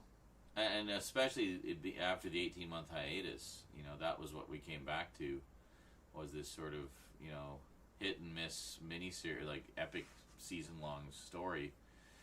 But yeah, I mean, really, did it even need to be the big trial thing? Why didn't they just do 4 stories? You know.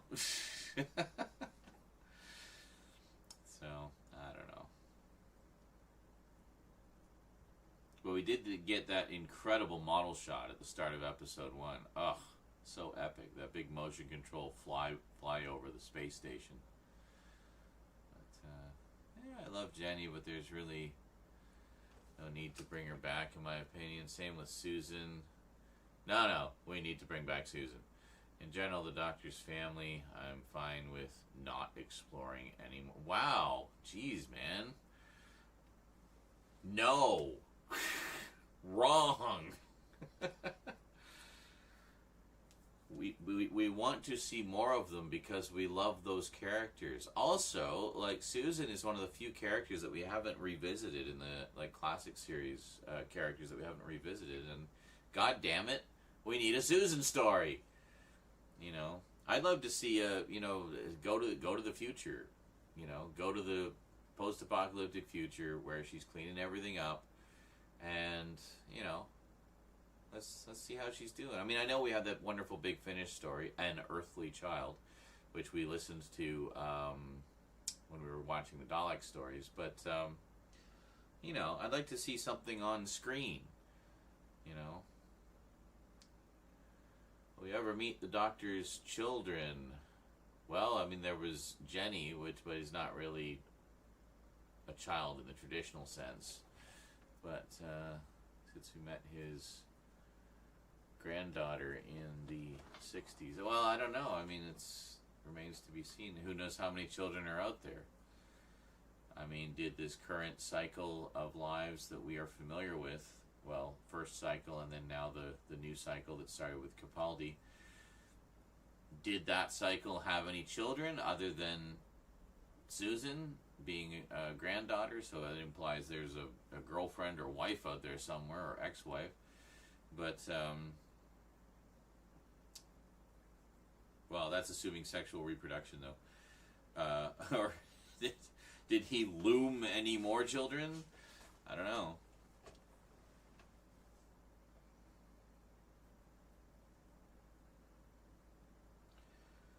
Are there any 80s cartoons I'm still missing? There's a few, not too many.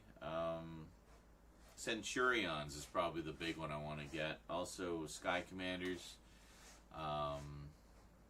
What else? There's really not much else, honestly. I've got most of the stuff that I wanted, so... I wouldn't mind getting a slightly nicer set of Mask, but I'm pretty happy with the set I've got.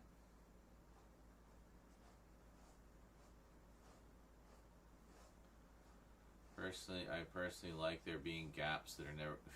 Oh, come on.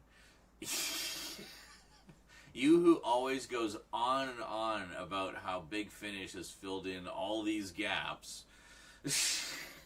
are saying you like gaps. You do not like gaps. You like gaps to be filled, stuffed full of lore, packed to the gills with gap filling, overflowing with side stories and alternate stories and in-between stories.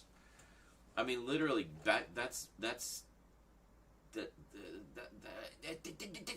Big Finish's entire brand, is filling in gaps.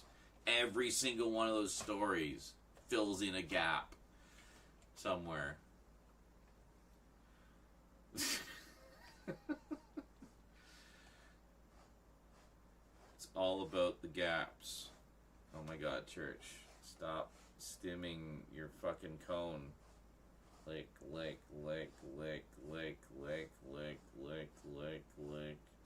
Church, stop it. Church, stop. Stop. Thanks, buddy. See, he does listen. He does listen.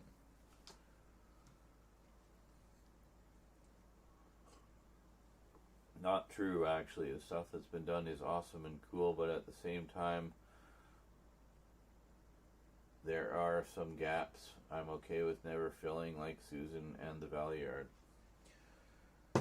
Two of the characters I'm most interested in seeing more of. Whatever. I'm gonna go smoke. And it's not just because I'm madly in love with Susan. Though that might have a small part to do with it. Shut up.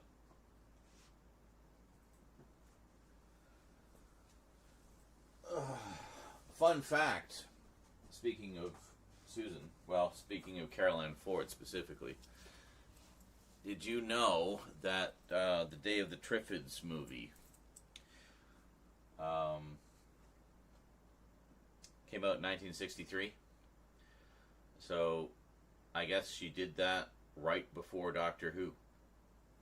So if you want to see 1963 era Carol Ann Ford in glorious Technicolor, check out the Day of the Triffids.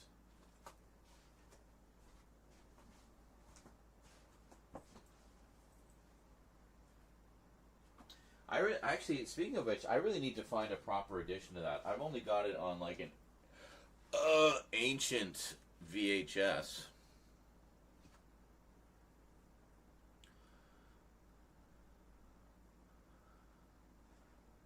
The Morbius doctors, seeing or hearing them regenerate. Well, I mean, I don't know that even, yeah, like that I can agree with. We don't really need to have, like, the entire saga of the Morbius doctors. Let's just get some adventures with them to get a sense of what they were like. You know, that's fine. Church, stop! Psst. Stop it! It's enough. Jesus.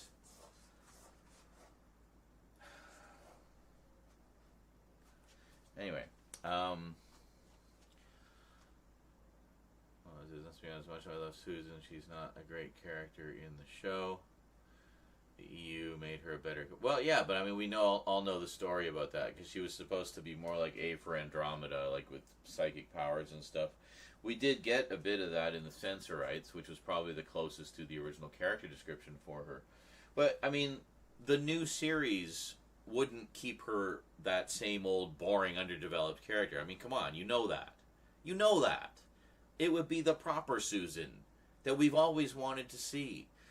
Like, I mean, if anything, I mean, we've seen ample evidence of that with other classic characters that have returned, is we're getting to see them shine in ways that they were never allowed to shine in the original series. Like, look at Mel.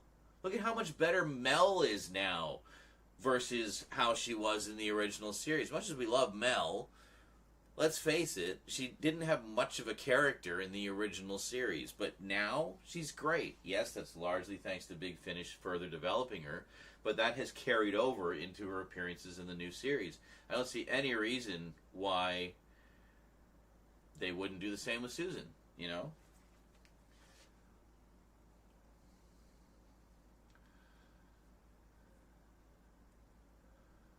Who would I cast if Susan regenerated? That's an interesting question. Yeah, I don't know.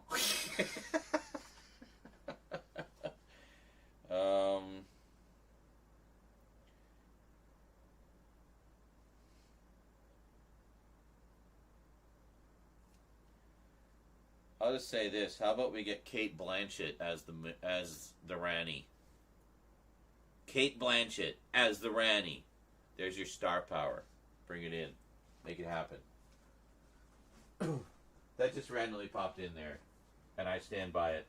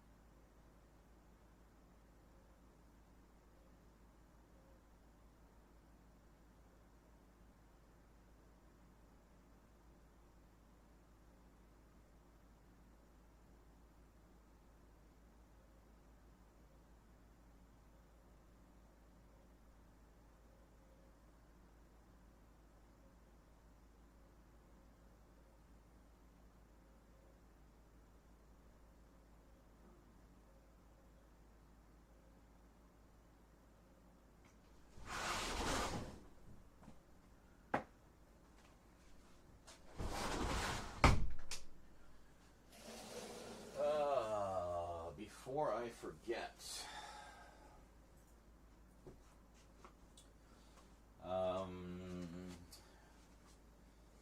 We need to do a couple of dumb nails.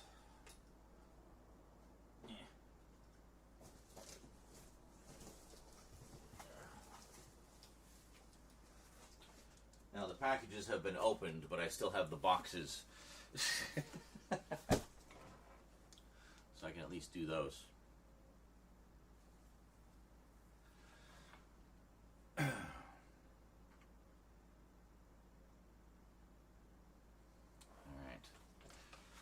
So, how do we want to do this? Well, gotta take the scarf off for the moment.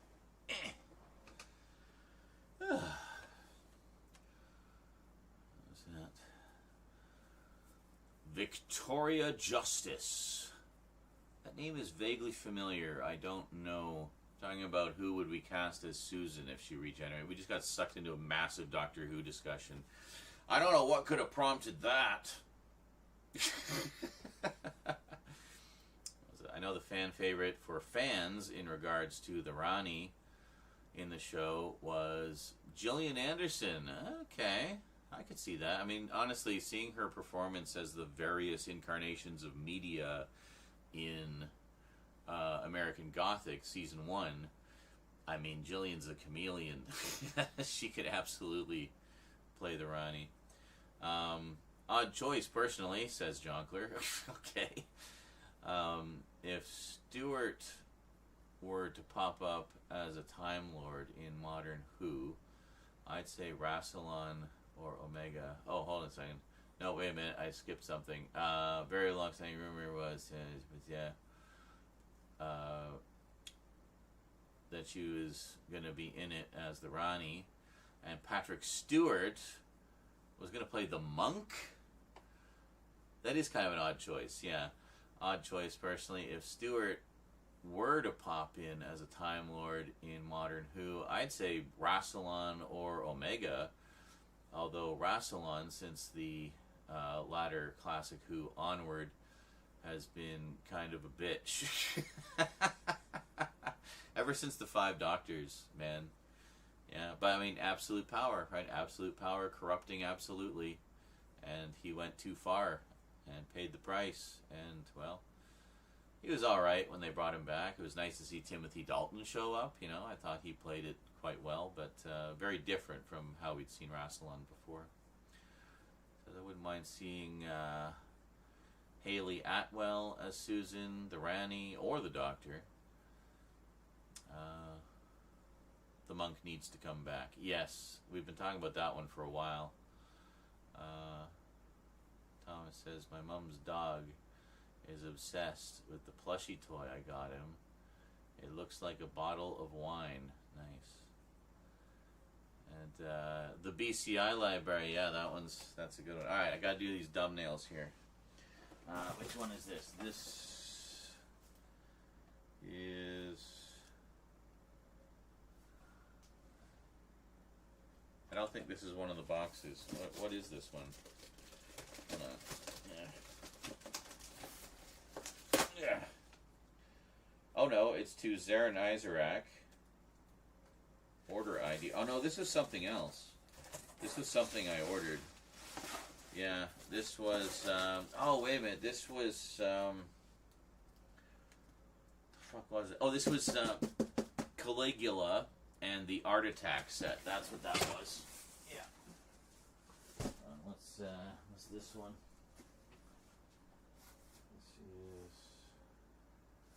oh, fuck me, did I put it in, is this the box? Did I use this box like an idiot? Hold on. Nope. The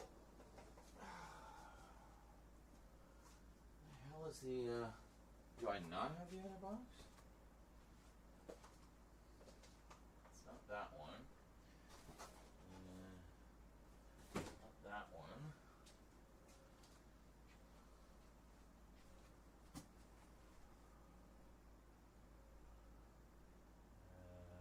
It's not that one.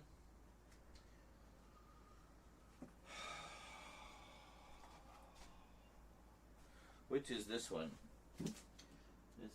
This is the Jonkler box. Okay, so I can do that one. Where was the?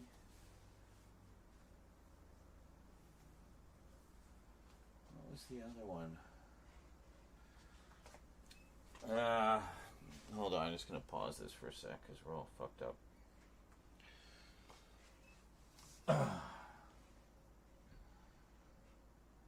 Here, let's go here.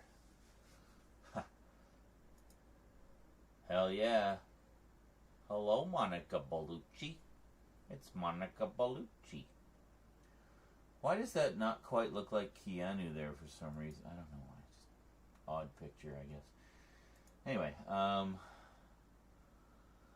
let me see. No, I don't think it was this one. Oh yeah, no, so there's the Michael one, right? Where's the Jet Blast one? Is that February? Yes, here it is. So what is this one? Pause and unpause. Okay. That one. Don't glasses off. Dear sir. I mean, I think he's.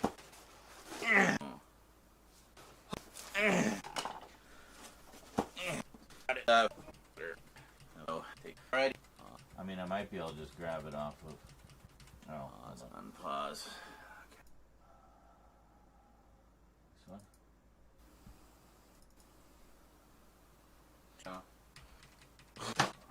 Put it. See the stars move here. Bring up paint and skim through the VOD and see if you. It's a Prime box. The Prime box. Is it that one? Shit. It is.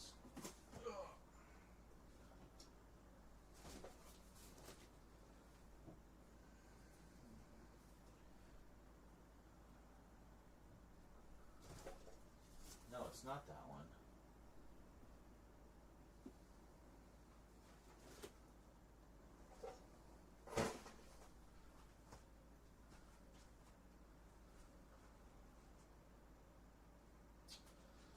Could have sworn I still had the box. Oh, wait a minute. Is it this one?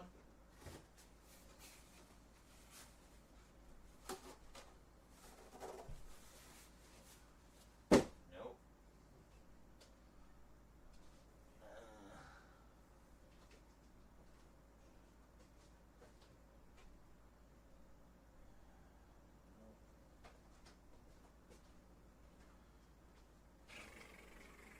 Well, I mean, I guess I can just grab a still from the video.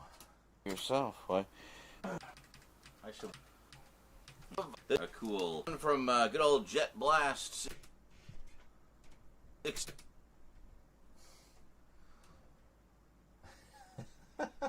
I mean, that'll work. Yeah, I have yours waiting over in the horror section, actually. We will get to it. I really hope it's something I don't already have. I went absolutely horror mad this past Halloween. And as I say, region coding means nothing, so I was ordering stuff from everywhere. I got like stuff from Australia, from the UK, just, you know, all over the place. Boutique labels out the ass. But, holy shit, Captain Planet? Really? I didn't even particularly like that show, but that's one I might actually pick up, just for historical purposes. Okay, so I guess that one we'll just grab out of the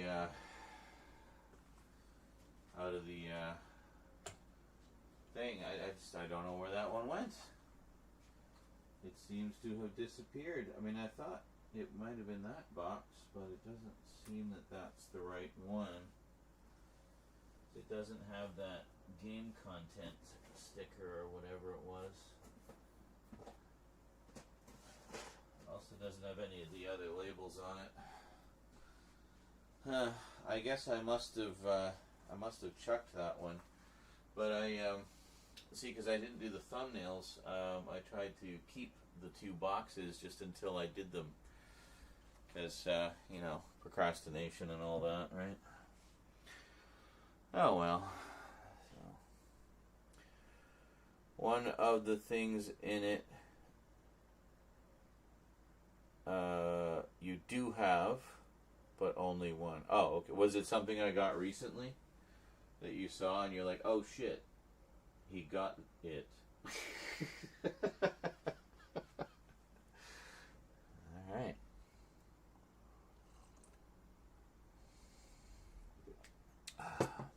Or maybe it's a PAL upgrade to something I only have in NTSC. I did get some of those too. Not too many though. The only horror thing I can think, like British horror thing I can think of that I upgraded, was Jekyll. I got the PAL version of Jekyll because A, I wanted to see it again, and B, I wanted to have it in the better quality. So there's no Blu-ray release of it, so I thought, well, the PAL version is the best you can get, so I'll get that. I think that was the only one. I think that was the only one that I upgraded. And then what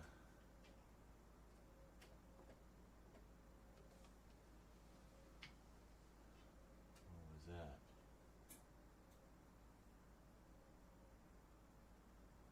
Okay, I'm hearing weird sounds coming from the other end of the hallway, but the cats are right there. It's not them. Just gonna go check. I'll be right back. So says you technically had it in my set first, but you obviously didn't open it. So you bought one of the things. Oh, so mysterious. Okay. Well, I guess we'll find out. Anyway, I'll be back. I'm just gonna investigate those noises.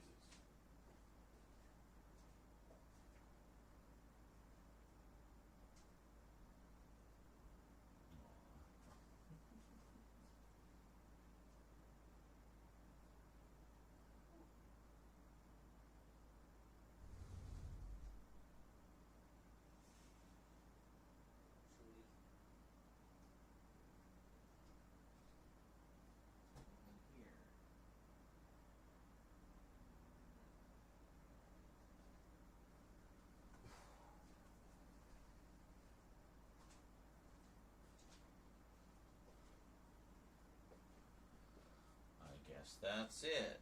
See, usually I'll do the thumbnail when I actually film the video. Let's just take a quick peek. We'll see if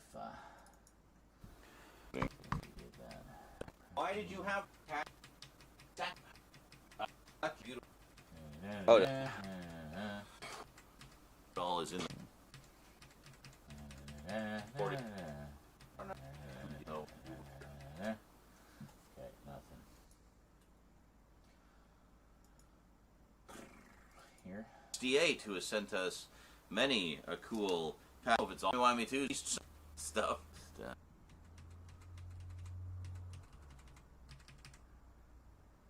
Package opening for you. Yes, this is one from good old Jet Blast 68, who has sent us many a cool package of.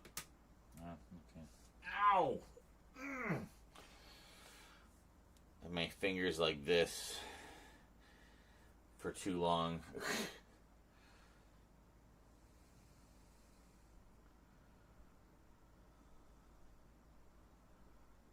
One of the things. Alright. It's a mystery. I'm sure it will all become incredibly clear whenever we get around to opening it there. I haven't edited this one yet. No, I haven't actually edited this yet. Oh yeah, actually, speaking of which, this was a stack of stuff that I got. Hold on, here. This was a stack of stuff I got from Umbrella, which was the Australian company. So Master of the Universe Time Crimes, the Hell House Collection, Super Mario Bros, the Terrifier, and Art. Oh, and Caligula. Those bottom two, I think, were in that other box that we found. So, anyway. Cool. Who cares? Oh my god, that looks so good. God damn, I want all of those things right now. Look at that big thing of sushi, rotisserie chicken, just random soy sauce. Oh, for the sushi, banana chips, mixed nuts, and weed. We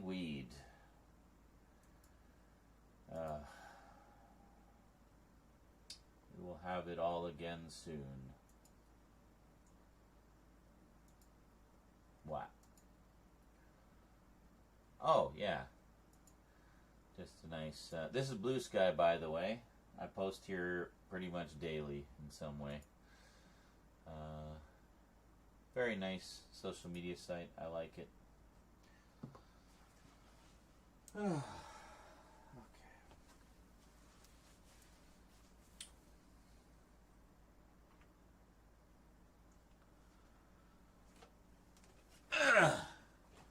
Hey, Bradshaw, how's it going? Wow, where'd our focus go? Hey, camera, I'm over here. Come on. Focus. There we go. All right. Are we recording? Yeah. Okay. Let's see.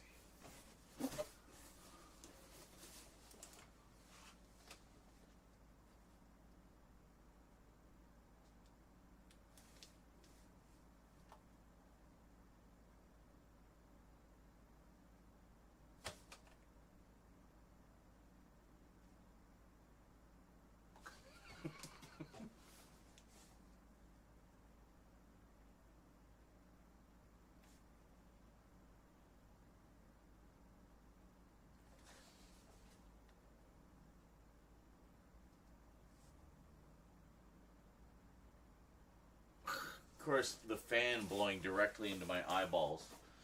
Alright, we got our thumbnail.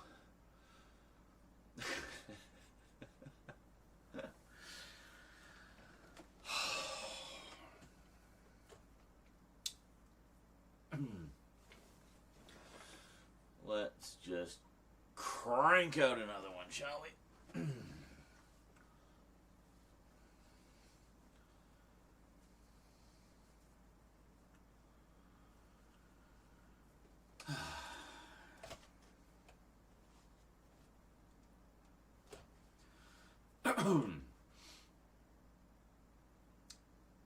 Greetings, everyone, and welcome to another Timey-Wimey Tuesday Doctor Who update.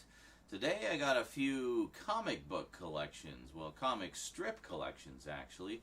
A few compilations of stories from the pages of Doctor Who Weekly. Yeah, the original Doctor Who magazine. And, of course, later Doctor Who Monthly, and then finally just Doctor Who Magazine. All the same magazine under many different titles as it evolved over time.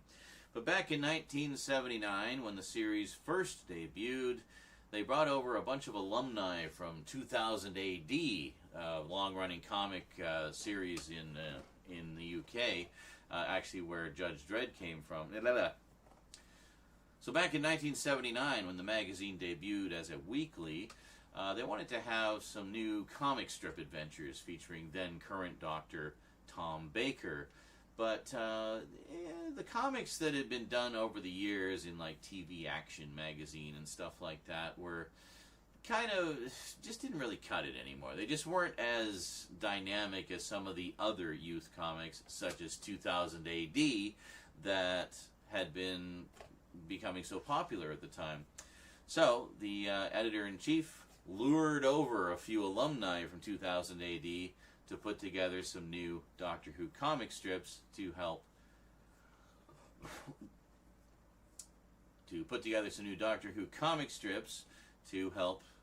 boost interest in the magazine and to give them a nice dynamic series of adventures that they could really showcase.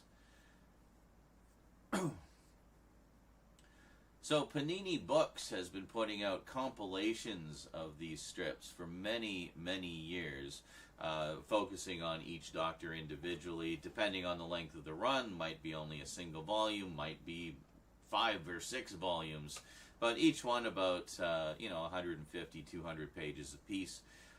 Presented in the original magazine size pages and featuring just a whole bunch of shit.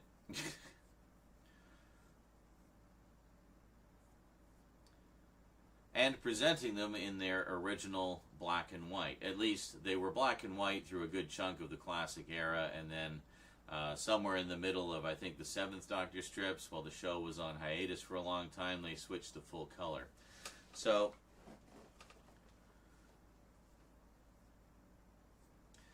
my first exposure to those wonderful comic strips from Doctor Who magazine were when Marvel in North America started doing reprints of them and colorizing them as a monthly series, and that series ran for 23 issues total. I used to have a complete set of them. It actually debuted in another comic called Marvel Premiere, where they had two story arcs presented over the course of 4 issues, and had brand new cover art made. And they had brand new cover art made just for the American comic book versions, often bringing over the original artists to do those covers, which was pretty cool. Now, unfortunately, and I know I've told this story a lot, that collection of Doctor Who comics was in that infamous box of comics, books, and audiobooks that went missing back in the 90s during one of many moves. And ever since then, I've been trying to reacquire that set. But in the meantime, the stories themselves have actually been reprinted many, many times. The aforementioned Panini collections, also when IDW had the Doctor Who license and they were publishing new stories featuring the current Doctors, at the time the 10th and 11th Doctors. They also did reprints under the Doctor Who Classics label of those old stories, this time done with whole new computer color and such, which is kind of a mixed bag, honestly. Maybe I'll talk about that another time, but I felt like some of the new color techniques that they used for those wasn't great. I mean, it was good, but in some ways, like with the detail and the shading and everything, but in other ways not so good, because it sometimes would obscure the finer line work of the original black and white artwork. So I've picked up a few different collections of those over the years, and well, I just picked up another one. But this one's kind of special because not only does it have the complete adventures of one particular Doctor, you might guess which one, but they also published a couple of other collections of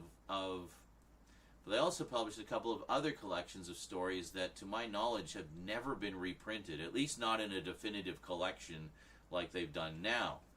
And that's what we're going to talk about today.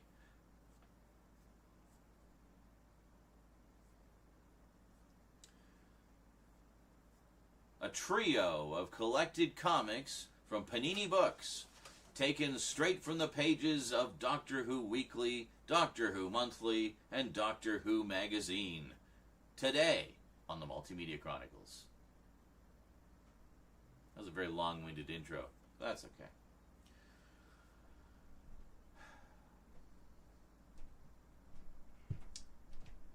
Welcome back. So, the original Marvel comics that I read covered the entire 4th Doctor era and just started to dip into the 5th Doctor's comics when, sadly, the series got canceled. But, so I was quite delighted when Panini Books recently put out a definitive collection of the 4th Doctor adventures. Yeah, this has absolutely every story that featured the 4th Doctor presented in original publication order and in glorious black and white as they originally appeared in the magazine. We're going to take a little trip over to the closer look table so I can give you, well, a closer look at some of the wonderful artwork in here. The main artist for most of these stories was actually Dave Gibbons, who is an artist you may be familiar with if you're a fan of 2000 AD, and also if you've ever read The Watchmen. Yes, Dave Gibbons was the artist on The Watchmen.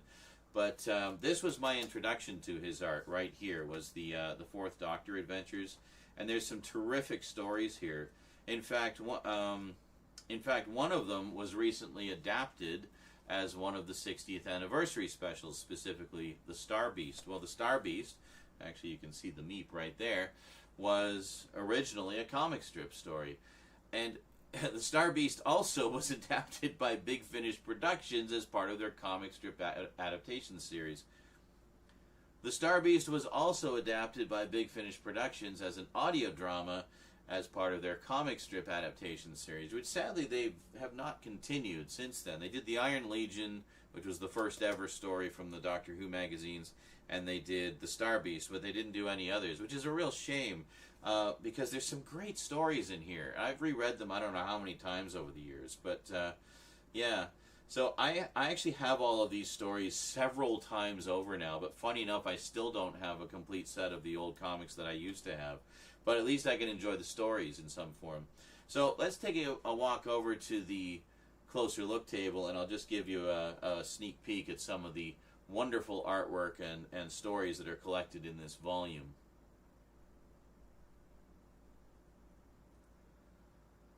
So there you go. Very nice collection. I'm hoping that this is successful and that they do more collections for the other Doctors, because I remember a lot of the Fifth Doctor stories were great. The Sixth Doctor had some incredible stories, while his on-screen adventures at the time were being met with kind of mixed reviews from fans and critics alike. The comic book adventures, the comic strip adventures that they did of the Sixth Doctor were phenomenally good, and some of the, creme de la creme of the entire history of the Doctor Who comic strip. Great stuff. So I'm hoping that we get more collections like this, because while the slightly larger sized volumes are quite nice, the page count isn't very high. You got to buy a pile of volumes just to get the complete runs of each individual Doctors. So it's really nice to have just an all-in-one nice thick meaty volume like this that just has everything there and all in chronological order and everything. So it's great stuff. So in addition to the main strip, those old Marvel comics also reprinted a lot of the backup stories. In fact, I think they reprinted all of them over the course of its 23-issue run. Now, what are the backup stories? Well, they're kind of side stories. I shouldn't say backup. They're really side stories that don't feature the Doctor, but they feature, notable monsters and other characters that you may have heard of. A lot of original characters, like, for example, we had Absalom Doc, Dalek Killer, debuted in those side stories. A lot of Daleks and Cybermen and Ice Warriors and stuff like that. But some of these stories are fantastic and actually rank among my all-time favorite stories in, all the Doctor Who strips that I've read. But there's never really been like a proper collection of them until now. So in the Marvel comic, it was nice because they would intersperse these side stories in between the main stories, much as they appeared in the original Doctor Who magazine. And it's important because a lot of characters from those stories did eventually cross over into the main strip. So, if you've only got the collections or whatever that only have the main stories featuring the Doctor, you're missing all the backstory of who these characters are and why it's a big deal that they showed up in a Doctor Who story. Well, now you can actually get these collections that have all of those wonderful side stories, and there was a ton of them. And they actually did the whole collection of them in 2 volumes. So you got Return of the Daleks and Black Sun Rising. As you can see, Cyberman character here. I think this is a recurring Cyberman character too. But some fantastic side stories that I cannot recommend highly enough. And the thing I really liked about these was they really kind of expand on the Doctor Who universe in ways that the show just couldn't. But it really made the universe feel a lot bigger and more expansive than just the core strip did. I mean, even the core strip did as well, doing stories that were far larger than anything they could have done on the TV show at the time because of the limited budget and whatnot. But these stories are fantastic. And, well, let's go over to that closer look table again, and I'll give you a look at some of my favorite bits and pieces from them, just to kind of give you a taste. And then if you like them, well, pick them up, because you won't regret it.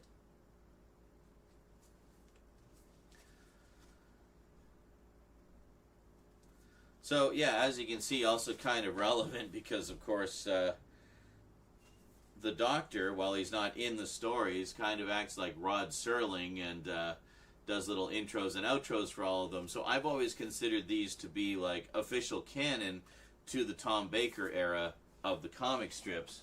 So it seemed appropriate to me to get all three of these volumes at once, because this basically covers absolutely everything from the Tom Baker era of the strip. Well, that's a lot of comics, and I couldn't be happier. So it's great. I mean, even if I never get the rest of the Marvel collections, I'm just glad that, or the Marvel comics, I'm just glad that, you know, they put out these definitive collections, especially the side stories, because those have been, like, next to impossible to get other than tracking down the original magazines or those old Marvel reprints for a very long time. So it's great to finally have them collected together like that. They've been, you know, missing chapters of the story that have been missing for far too long. And honestly, I feel just don't get enough love, because they really are terrific little short stories that that add a lot to the comic book universe of Doctor Who. Alrighty. Well, that is it from me to you for now, folks. Hope you enjoyed. So until next time, thanks for watching, and sayonara.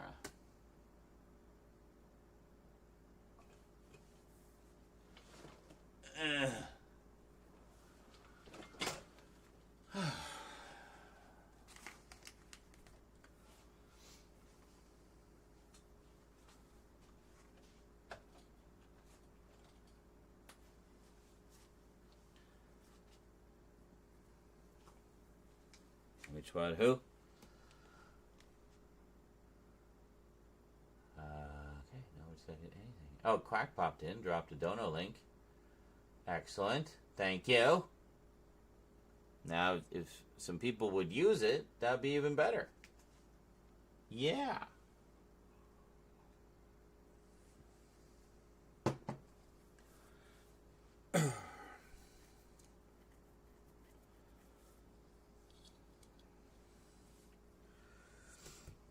Okay, so that's that.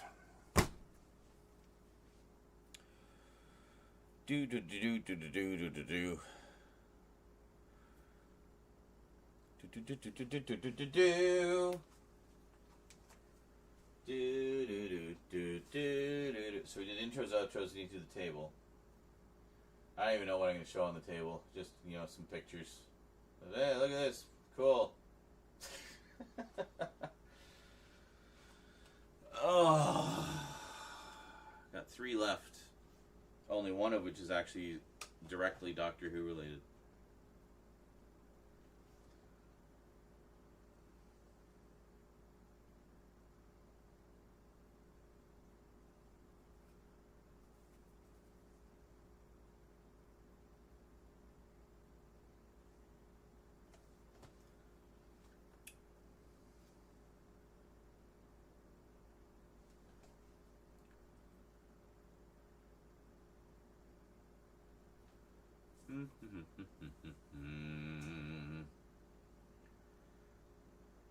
I didn't even check the angle on those. It didn't even occur to me. Shit. Well, too late now. I'm not redoing the damn videos. Alright, looks okay. Looks alright. We're good. We're good. It's alright. We're good.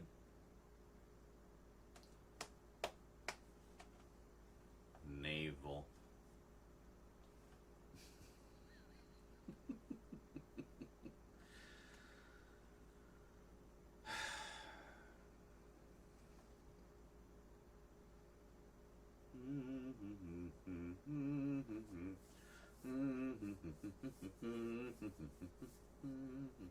I don't know why I have Tetris music running through my head.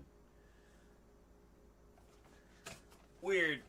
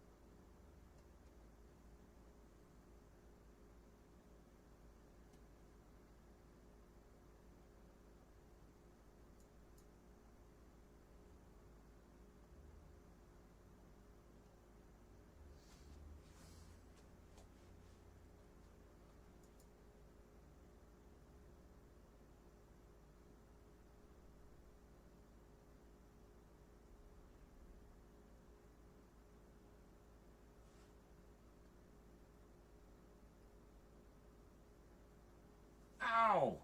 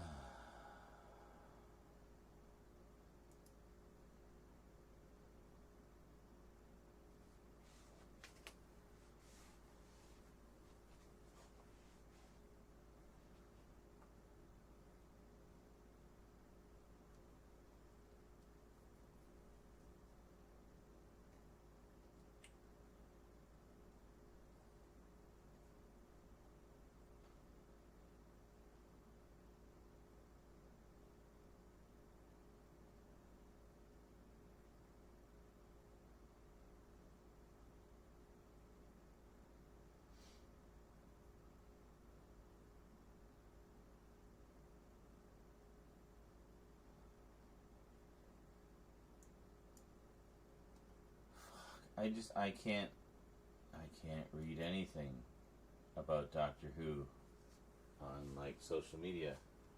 Every other post is woke, woke, woke, woke, woke, woke, woke, woke, woke, woke, woke, woke, woke. Because the latest cover of Doctor Who magazine shows Ncuti wearing a kilt. Ridiculous.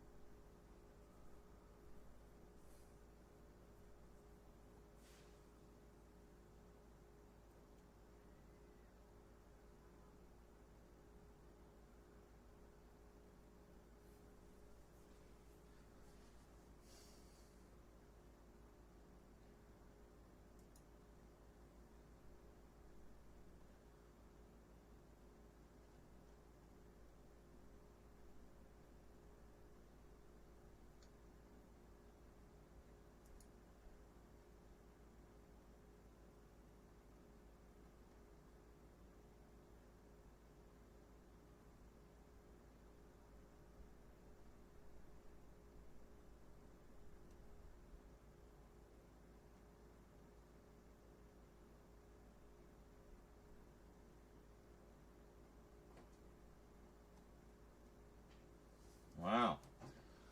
So, apparently there are more hydrogen atoms in a single molecule of water than there are stars in the entire solar system. Cheers.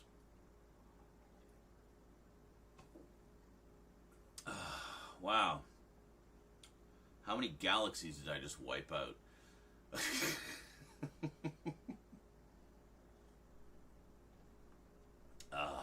There's another one. Man, the universe is delicious. Oh, someone left. They got offended by me wiping out several million civilizations with my thirst. Or maybe science scared them. I don't know. Or maybe they just had to go take a shit. Who knows? I'm sure it was nothing personal, whatever it was. Alright, so we got another... We basically have 2 half videos done, so collectively that equals 1. We're getting there. We're getting there.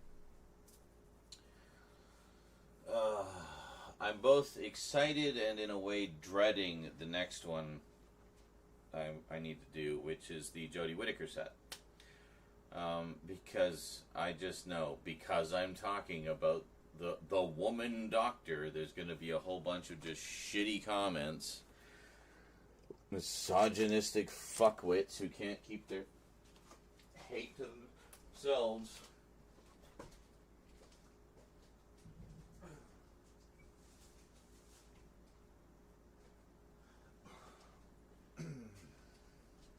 Or, you know what, I could just... what's funny is people have been waiting and waiting and waiting for me to, you know, give my opinion on Jodie Whittaker. Yeah, well, I mean, the short version is I thought she was terrific. And it basically, you know, pretty much instantly sold me on the idea of a female doctor. Because I think she pulled it off quite well, you know.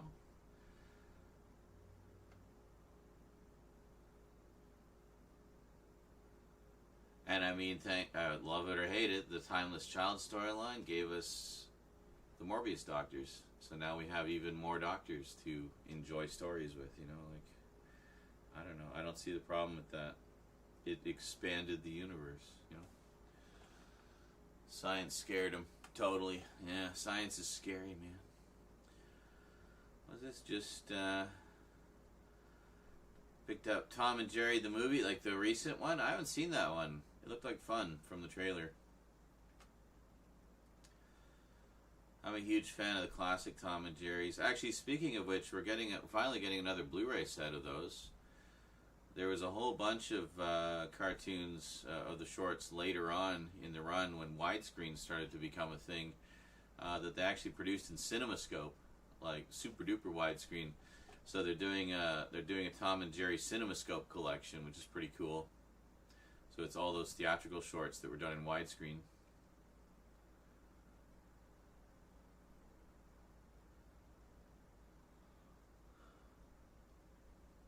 So you get just epic widescreen Tom and Jerry. It should be pretty cool. And a lot of those I think are coming to Blu-ray for the first time.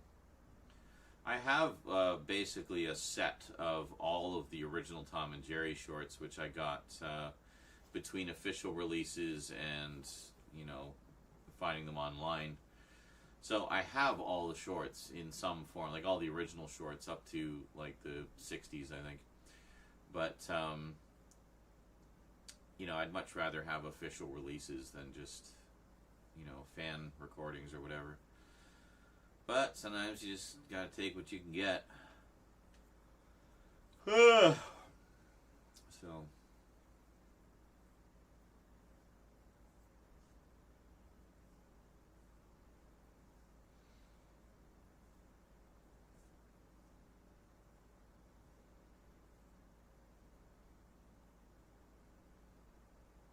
Jiggle, jiggle, jiggle, jiggle, jiggle, jiggle, jiggle, jiggle, jiggle, jiggle, jiggle, jiggle, jiggle, jiggle, jiggle.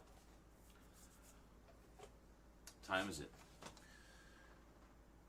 Almost 8. It's gonna be like yesterday. I ended up going to bed at like noon.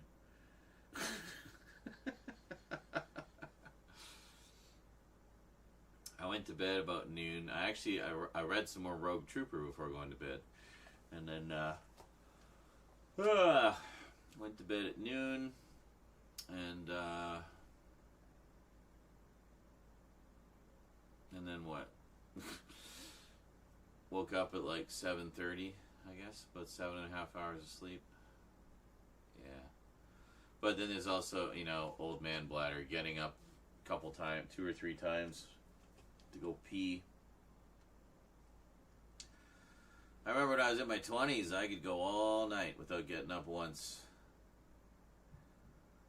And then I get up for that morning pee, and it would last like 2 minutes, I swear. It would just opening the floodgate, you know? Just let it go.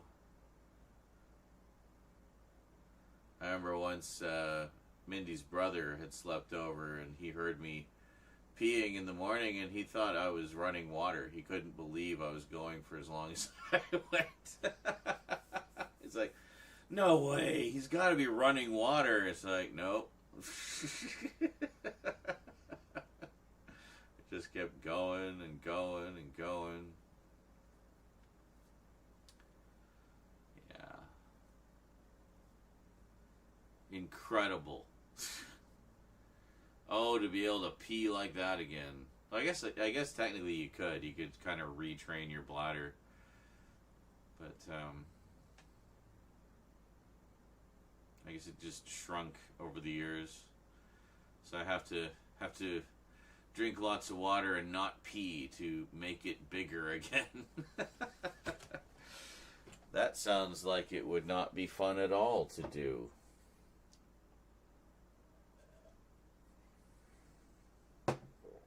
Ah.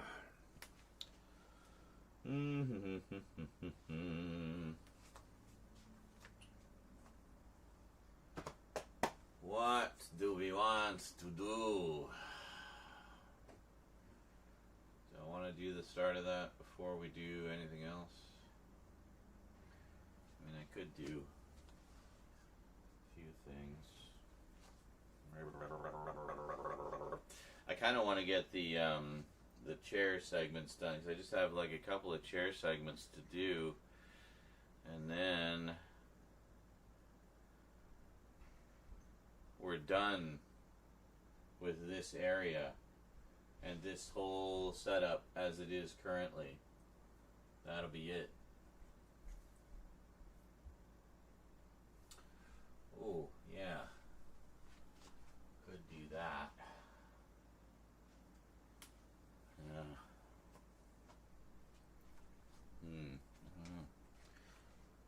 I can still go all night most of the time, yeah.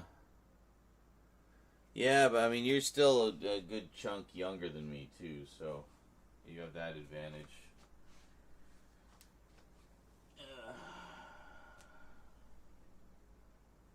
Oh. A claw. Probably from the trimmings earlier.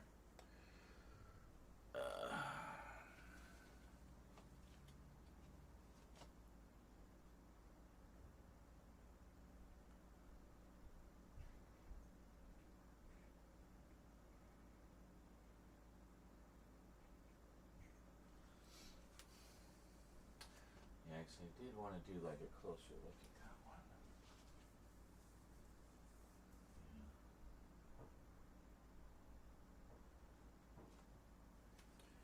Yeah. Anyway, perhaps we will. Boo-ba-doo, 35! Oh, man. To be 35 again. Holy shit.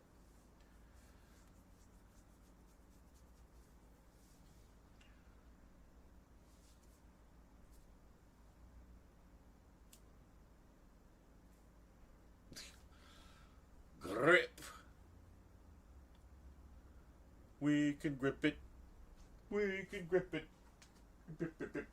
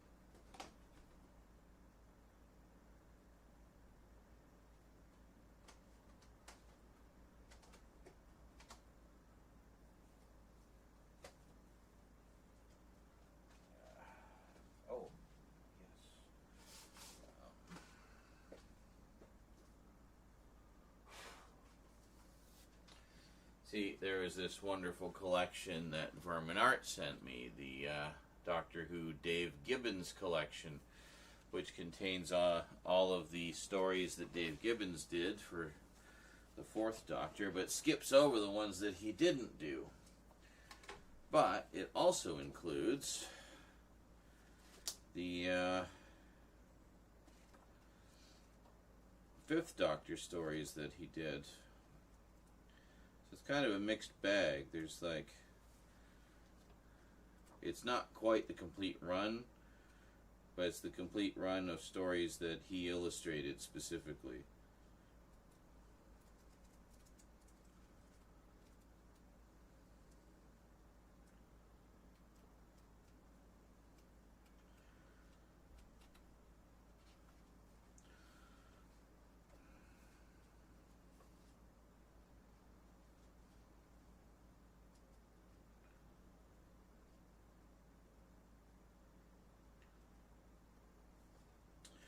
Yeah, but see, this is, I don't know why you can see it, but this is the colorized version. So this is the version that IDW did. So it's kind of a mixed bag with the color. In some ways it looks really good. In other ways it's, as I say, it obscures some of the finer line work, which I don't like. I don't like that it does that. But the original Marvel comics, when they colorized them, they actually did it more in a more traditional way that did not interfere with the line work. So, yeah.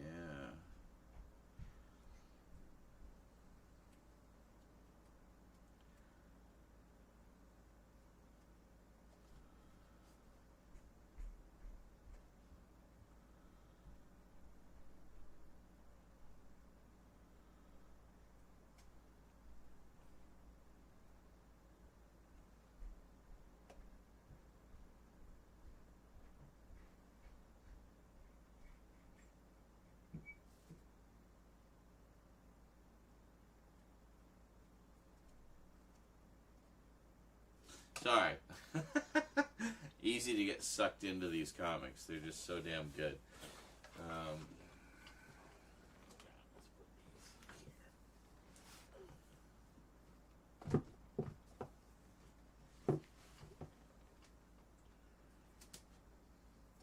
But see, then again, I have the IDW Doctor Who Classics Omnibus, which is smaller pages, but has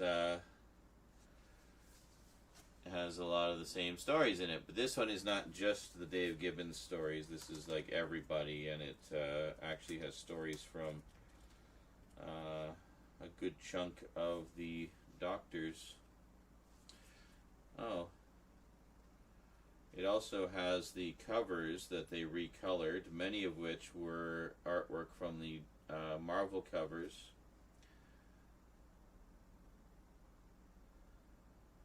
Yeah, I don't like how these are recolored because they obscure a lot of the artwork.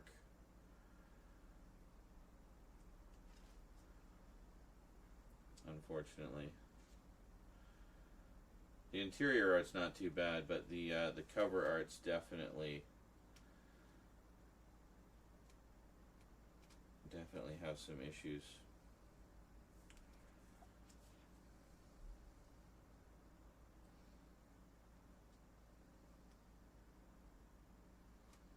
Was it Pat Mills, John Wagner, Dave Gibbons? Yeah, those are all from 2000 AD.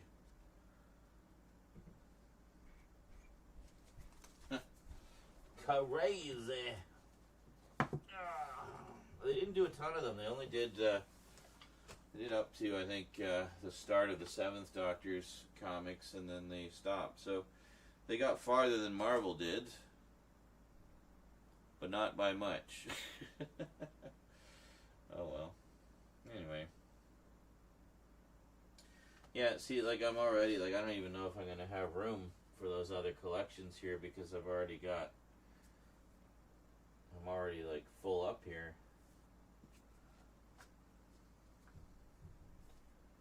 What's that?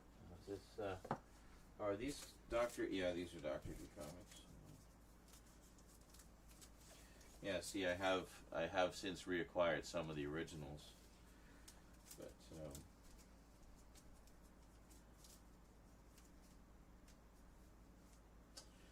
yeah, here we go.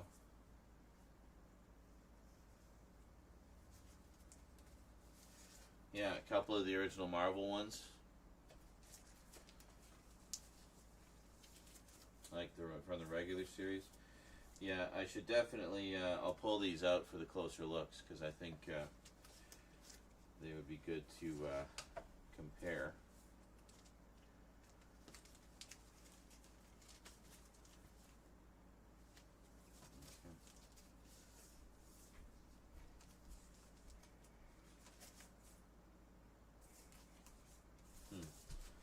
Well,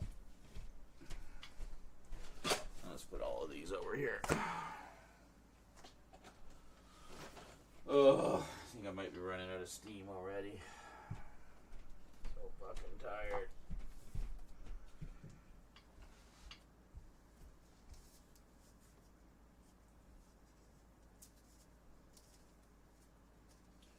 Oh, hey, I forgot. I actually have a couple of the, I have the first two individual issues of Doctor Who Classics as well. So,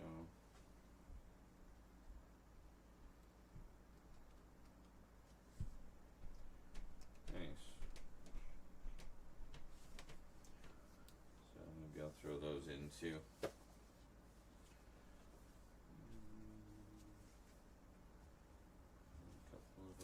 First two IDW issues. Yeah, so I mean, I got some pretty good stuff here. But none of them are complete. They're just like, I'd get the first few issues and then call it a day. Get the collected edition later.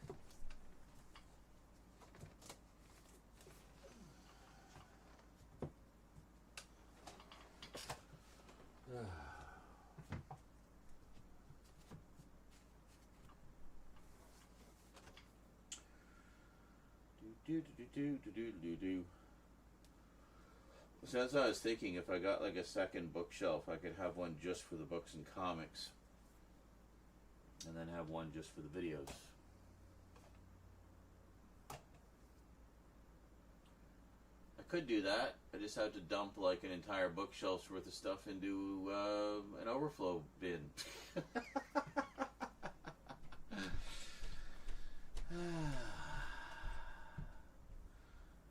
The Watch Z read stream. Yeah, I know, right?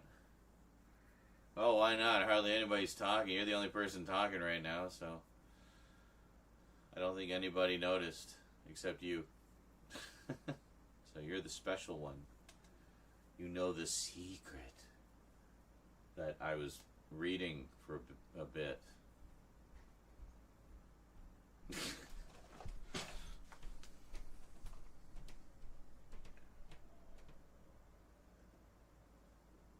Upstairs neighbors are awake, walking around. Excellent. I'm gonna go smoke.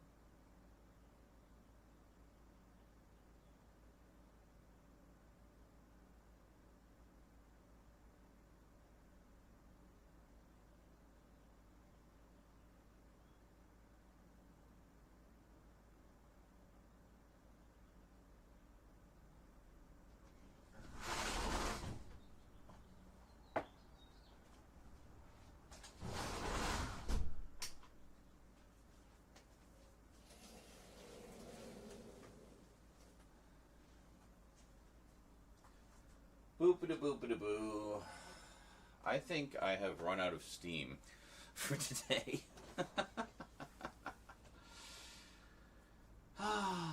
Which I'm sure comes as no surprise to anybody. Also feeling a little unmotivated because we haven't had a single anything all day today. We had a follow. Yay! Well, one more follower, that's good. And some good conversation, certainly. It's some great conversation tonight. Some very deliciously geeky Doctor Who chat. Some deep Doctor Who chat. Especially about classic stuff, which is good. Definitely gets you in the right mindset. I mean, look at how the shelves coming along, eh? I mean, it looks great. I don't think the shelves have ever looked this tidy. I'm actually really happy with how it looks. Now, of course, I have to pull everything off the shelves to move the shelving unit over. But we gotta finish these damn videos first. We're so close. Yeah. This old thing, the old saying about shooting yourself in the foot. It's like, you're running the race, you're running the marathon, you get almost to the finish line, you're gonna win, and then you pull out a gun and shoot yourself in the foot. For no reason. Why? Why did you do that? You were gonna win. It's like, I don't know. Just wasn't feeling it, I guess. But, you know, welcome to my ADHD brain. Some nights we go like gangbusters and bang out 5 videos like nobody's business, like last night. Well, the night before now. And then other nights we get two half videos done. But to be fair, I did figure out a lot of stuff, and, you know, I think kind of pulling the other stuff out of the collection to show, and I can do some comparative things to show what I'm talking about, like with the how I feel like the color kind of compromised the artwork on some of the pages and things like that. I can compare, I can show how beautiful the crisp, clean, black and white line work is, so you can really see all the detail, especially, you know, the Dave Gibbons stuff. And the and also the stories. Actually, I wonder, the 2 issues I have. I got issue 5 and 7 of the Marvel series. Let me see here. I sad they can't donate today. Oh, don't worry about it, dude. You were like a long-time contributor. I mean, don't feel that. You know, I just wish more people would kind of jump in, even if it's just a few bucks, you know, because it all adds up. It all helps, and it keeps me going, so I can, and also gives me motivation. It's like, okay, good, we got contributions going, and yeah, like looking at the color, yeah, you can't really see from a million miles away, but it's like this bright, wonderful color. They used high-quality Baxter paper. Like, these look great. It doesn't have all the subtle shading and such of the computer color, but it does have, you know, a lot more detail to it. Yeah, here we are. So we got like Absalom Doc, Dalek Killer, in color, and this is the only time it's ever been in color. So this will be an interesting comparison. So I'll definitely show some of that with the close-ups. So that's issue 7. What's in issue 5? Let's take a look here. Yeah, maybe when some of the inheritance money comes in and I have budget to buy things again, I'll see about tracking down the rest of these. I'd really love to have this set again. So this is issue 5. Yeah, it's beautiful. Like, just look at like the bright, vibrant colors of this edition. These have never been reprinted in this form. They've only ever been in these Marvel issues, the individual issues. I wanted to see if they had any of the backup stories in here. Yeah, they do actually. They have one called Warlord of the Ogrons, and this is in the collection in its original black and white form. The collection of the backup stories. I mean, look at this. This looks incredible. Like, I forgot how great these look. Just amazing. So yeah, I'll definitely show some examples of these. They look terrific.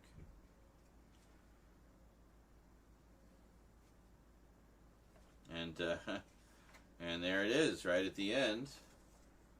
We have the Fourth Doctor right there, giving his little epilogue to the story, and this big Doctor Who logo on the back. The logo for the comic, they actually used a version of the First Doctor logo, but with the diamond behind it, so it kind of suggests the diamond logo, but with the First Doctor style. It's kind of interesting.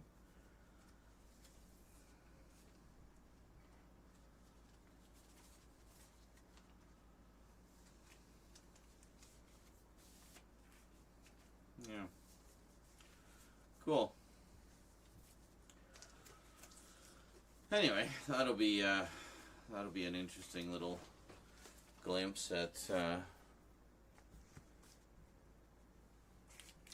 old school Who comics. Oh. Alright, well, I guess it's one of those days. Didn't get a lot filmed, didn't get any donos. Let's try again tomorrow, or later today, I guess. And we'll see how it goes. I'm going to power this down.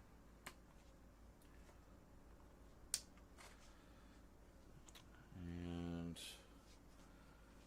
ow, we'll see about getting an earlier start. And I think what I really got to do is just kind of discipline myself to just get right into the filming before I get sucked into delightful conversation all night. As much as I love delightful conversation, and I know you guys do too, but we also want to get the videos done, right? We're trying to bring the Multimedia Chronicles back. We can't do that if we don't film any videos. So, at least we got some filming done tonight, so that's good. And, yeah. Bradshaw says, okay. Okay. Okay. I'm glad it's okay. Also, the scruff is starting to come back in, and since we're filming in 4K, it's that much more important that I be clean shaven and be presentable in the videos, because you'll notice, you'll be able to see in sharper detail. So yeah.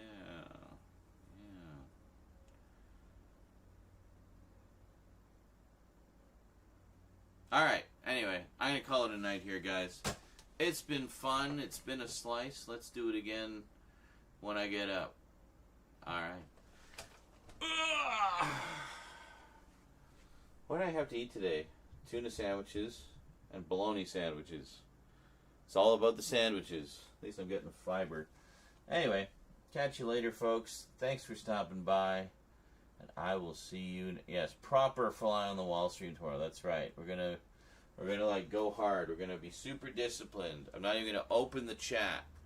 So if I'm ignoring you tomorrow, don't take it personally. We're trying to get work done.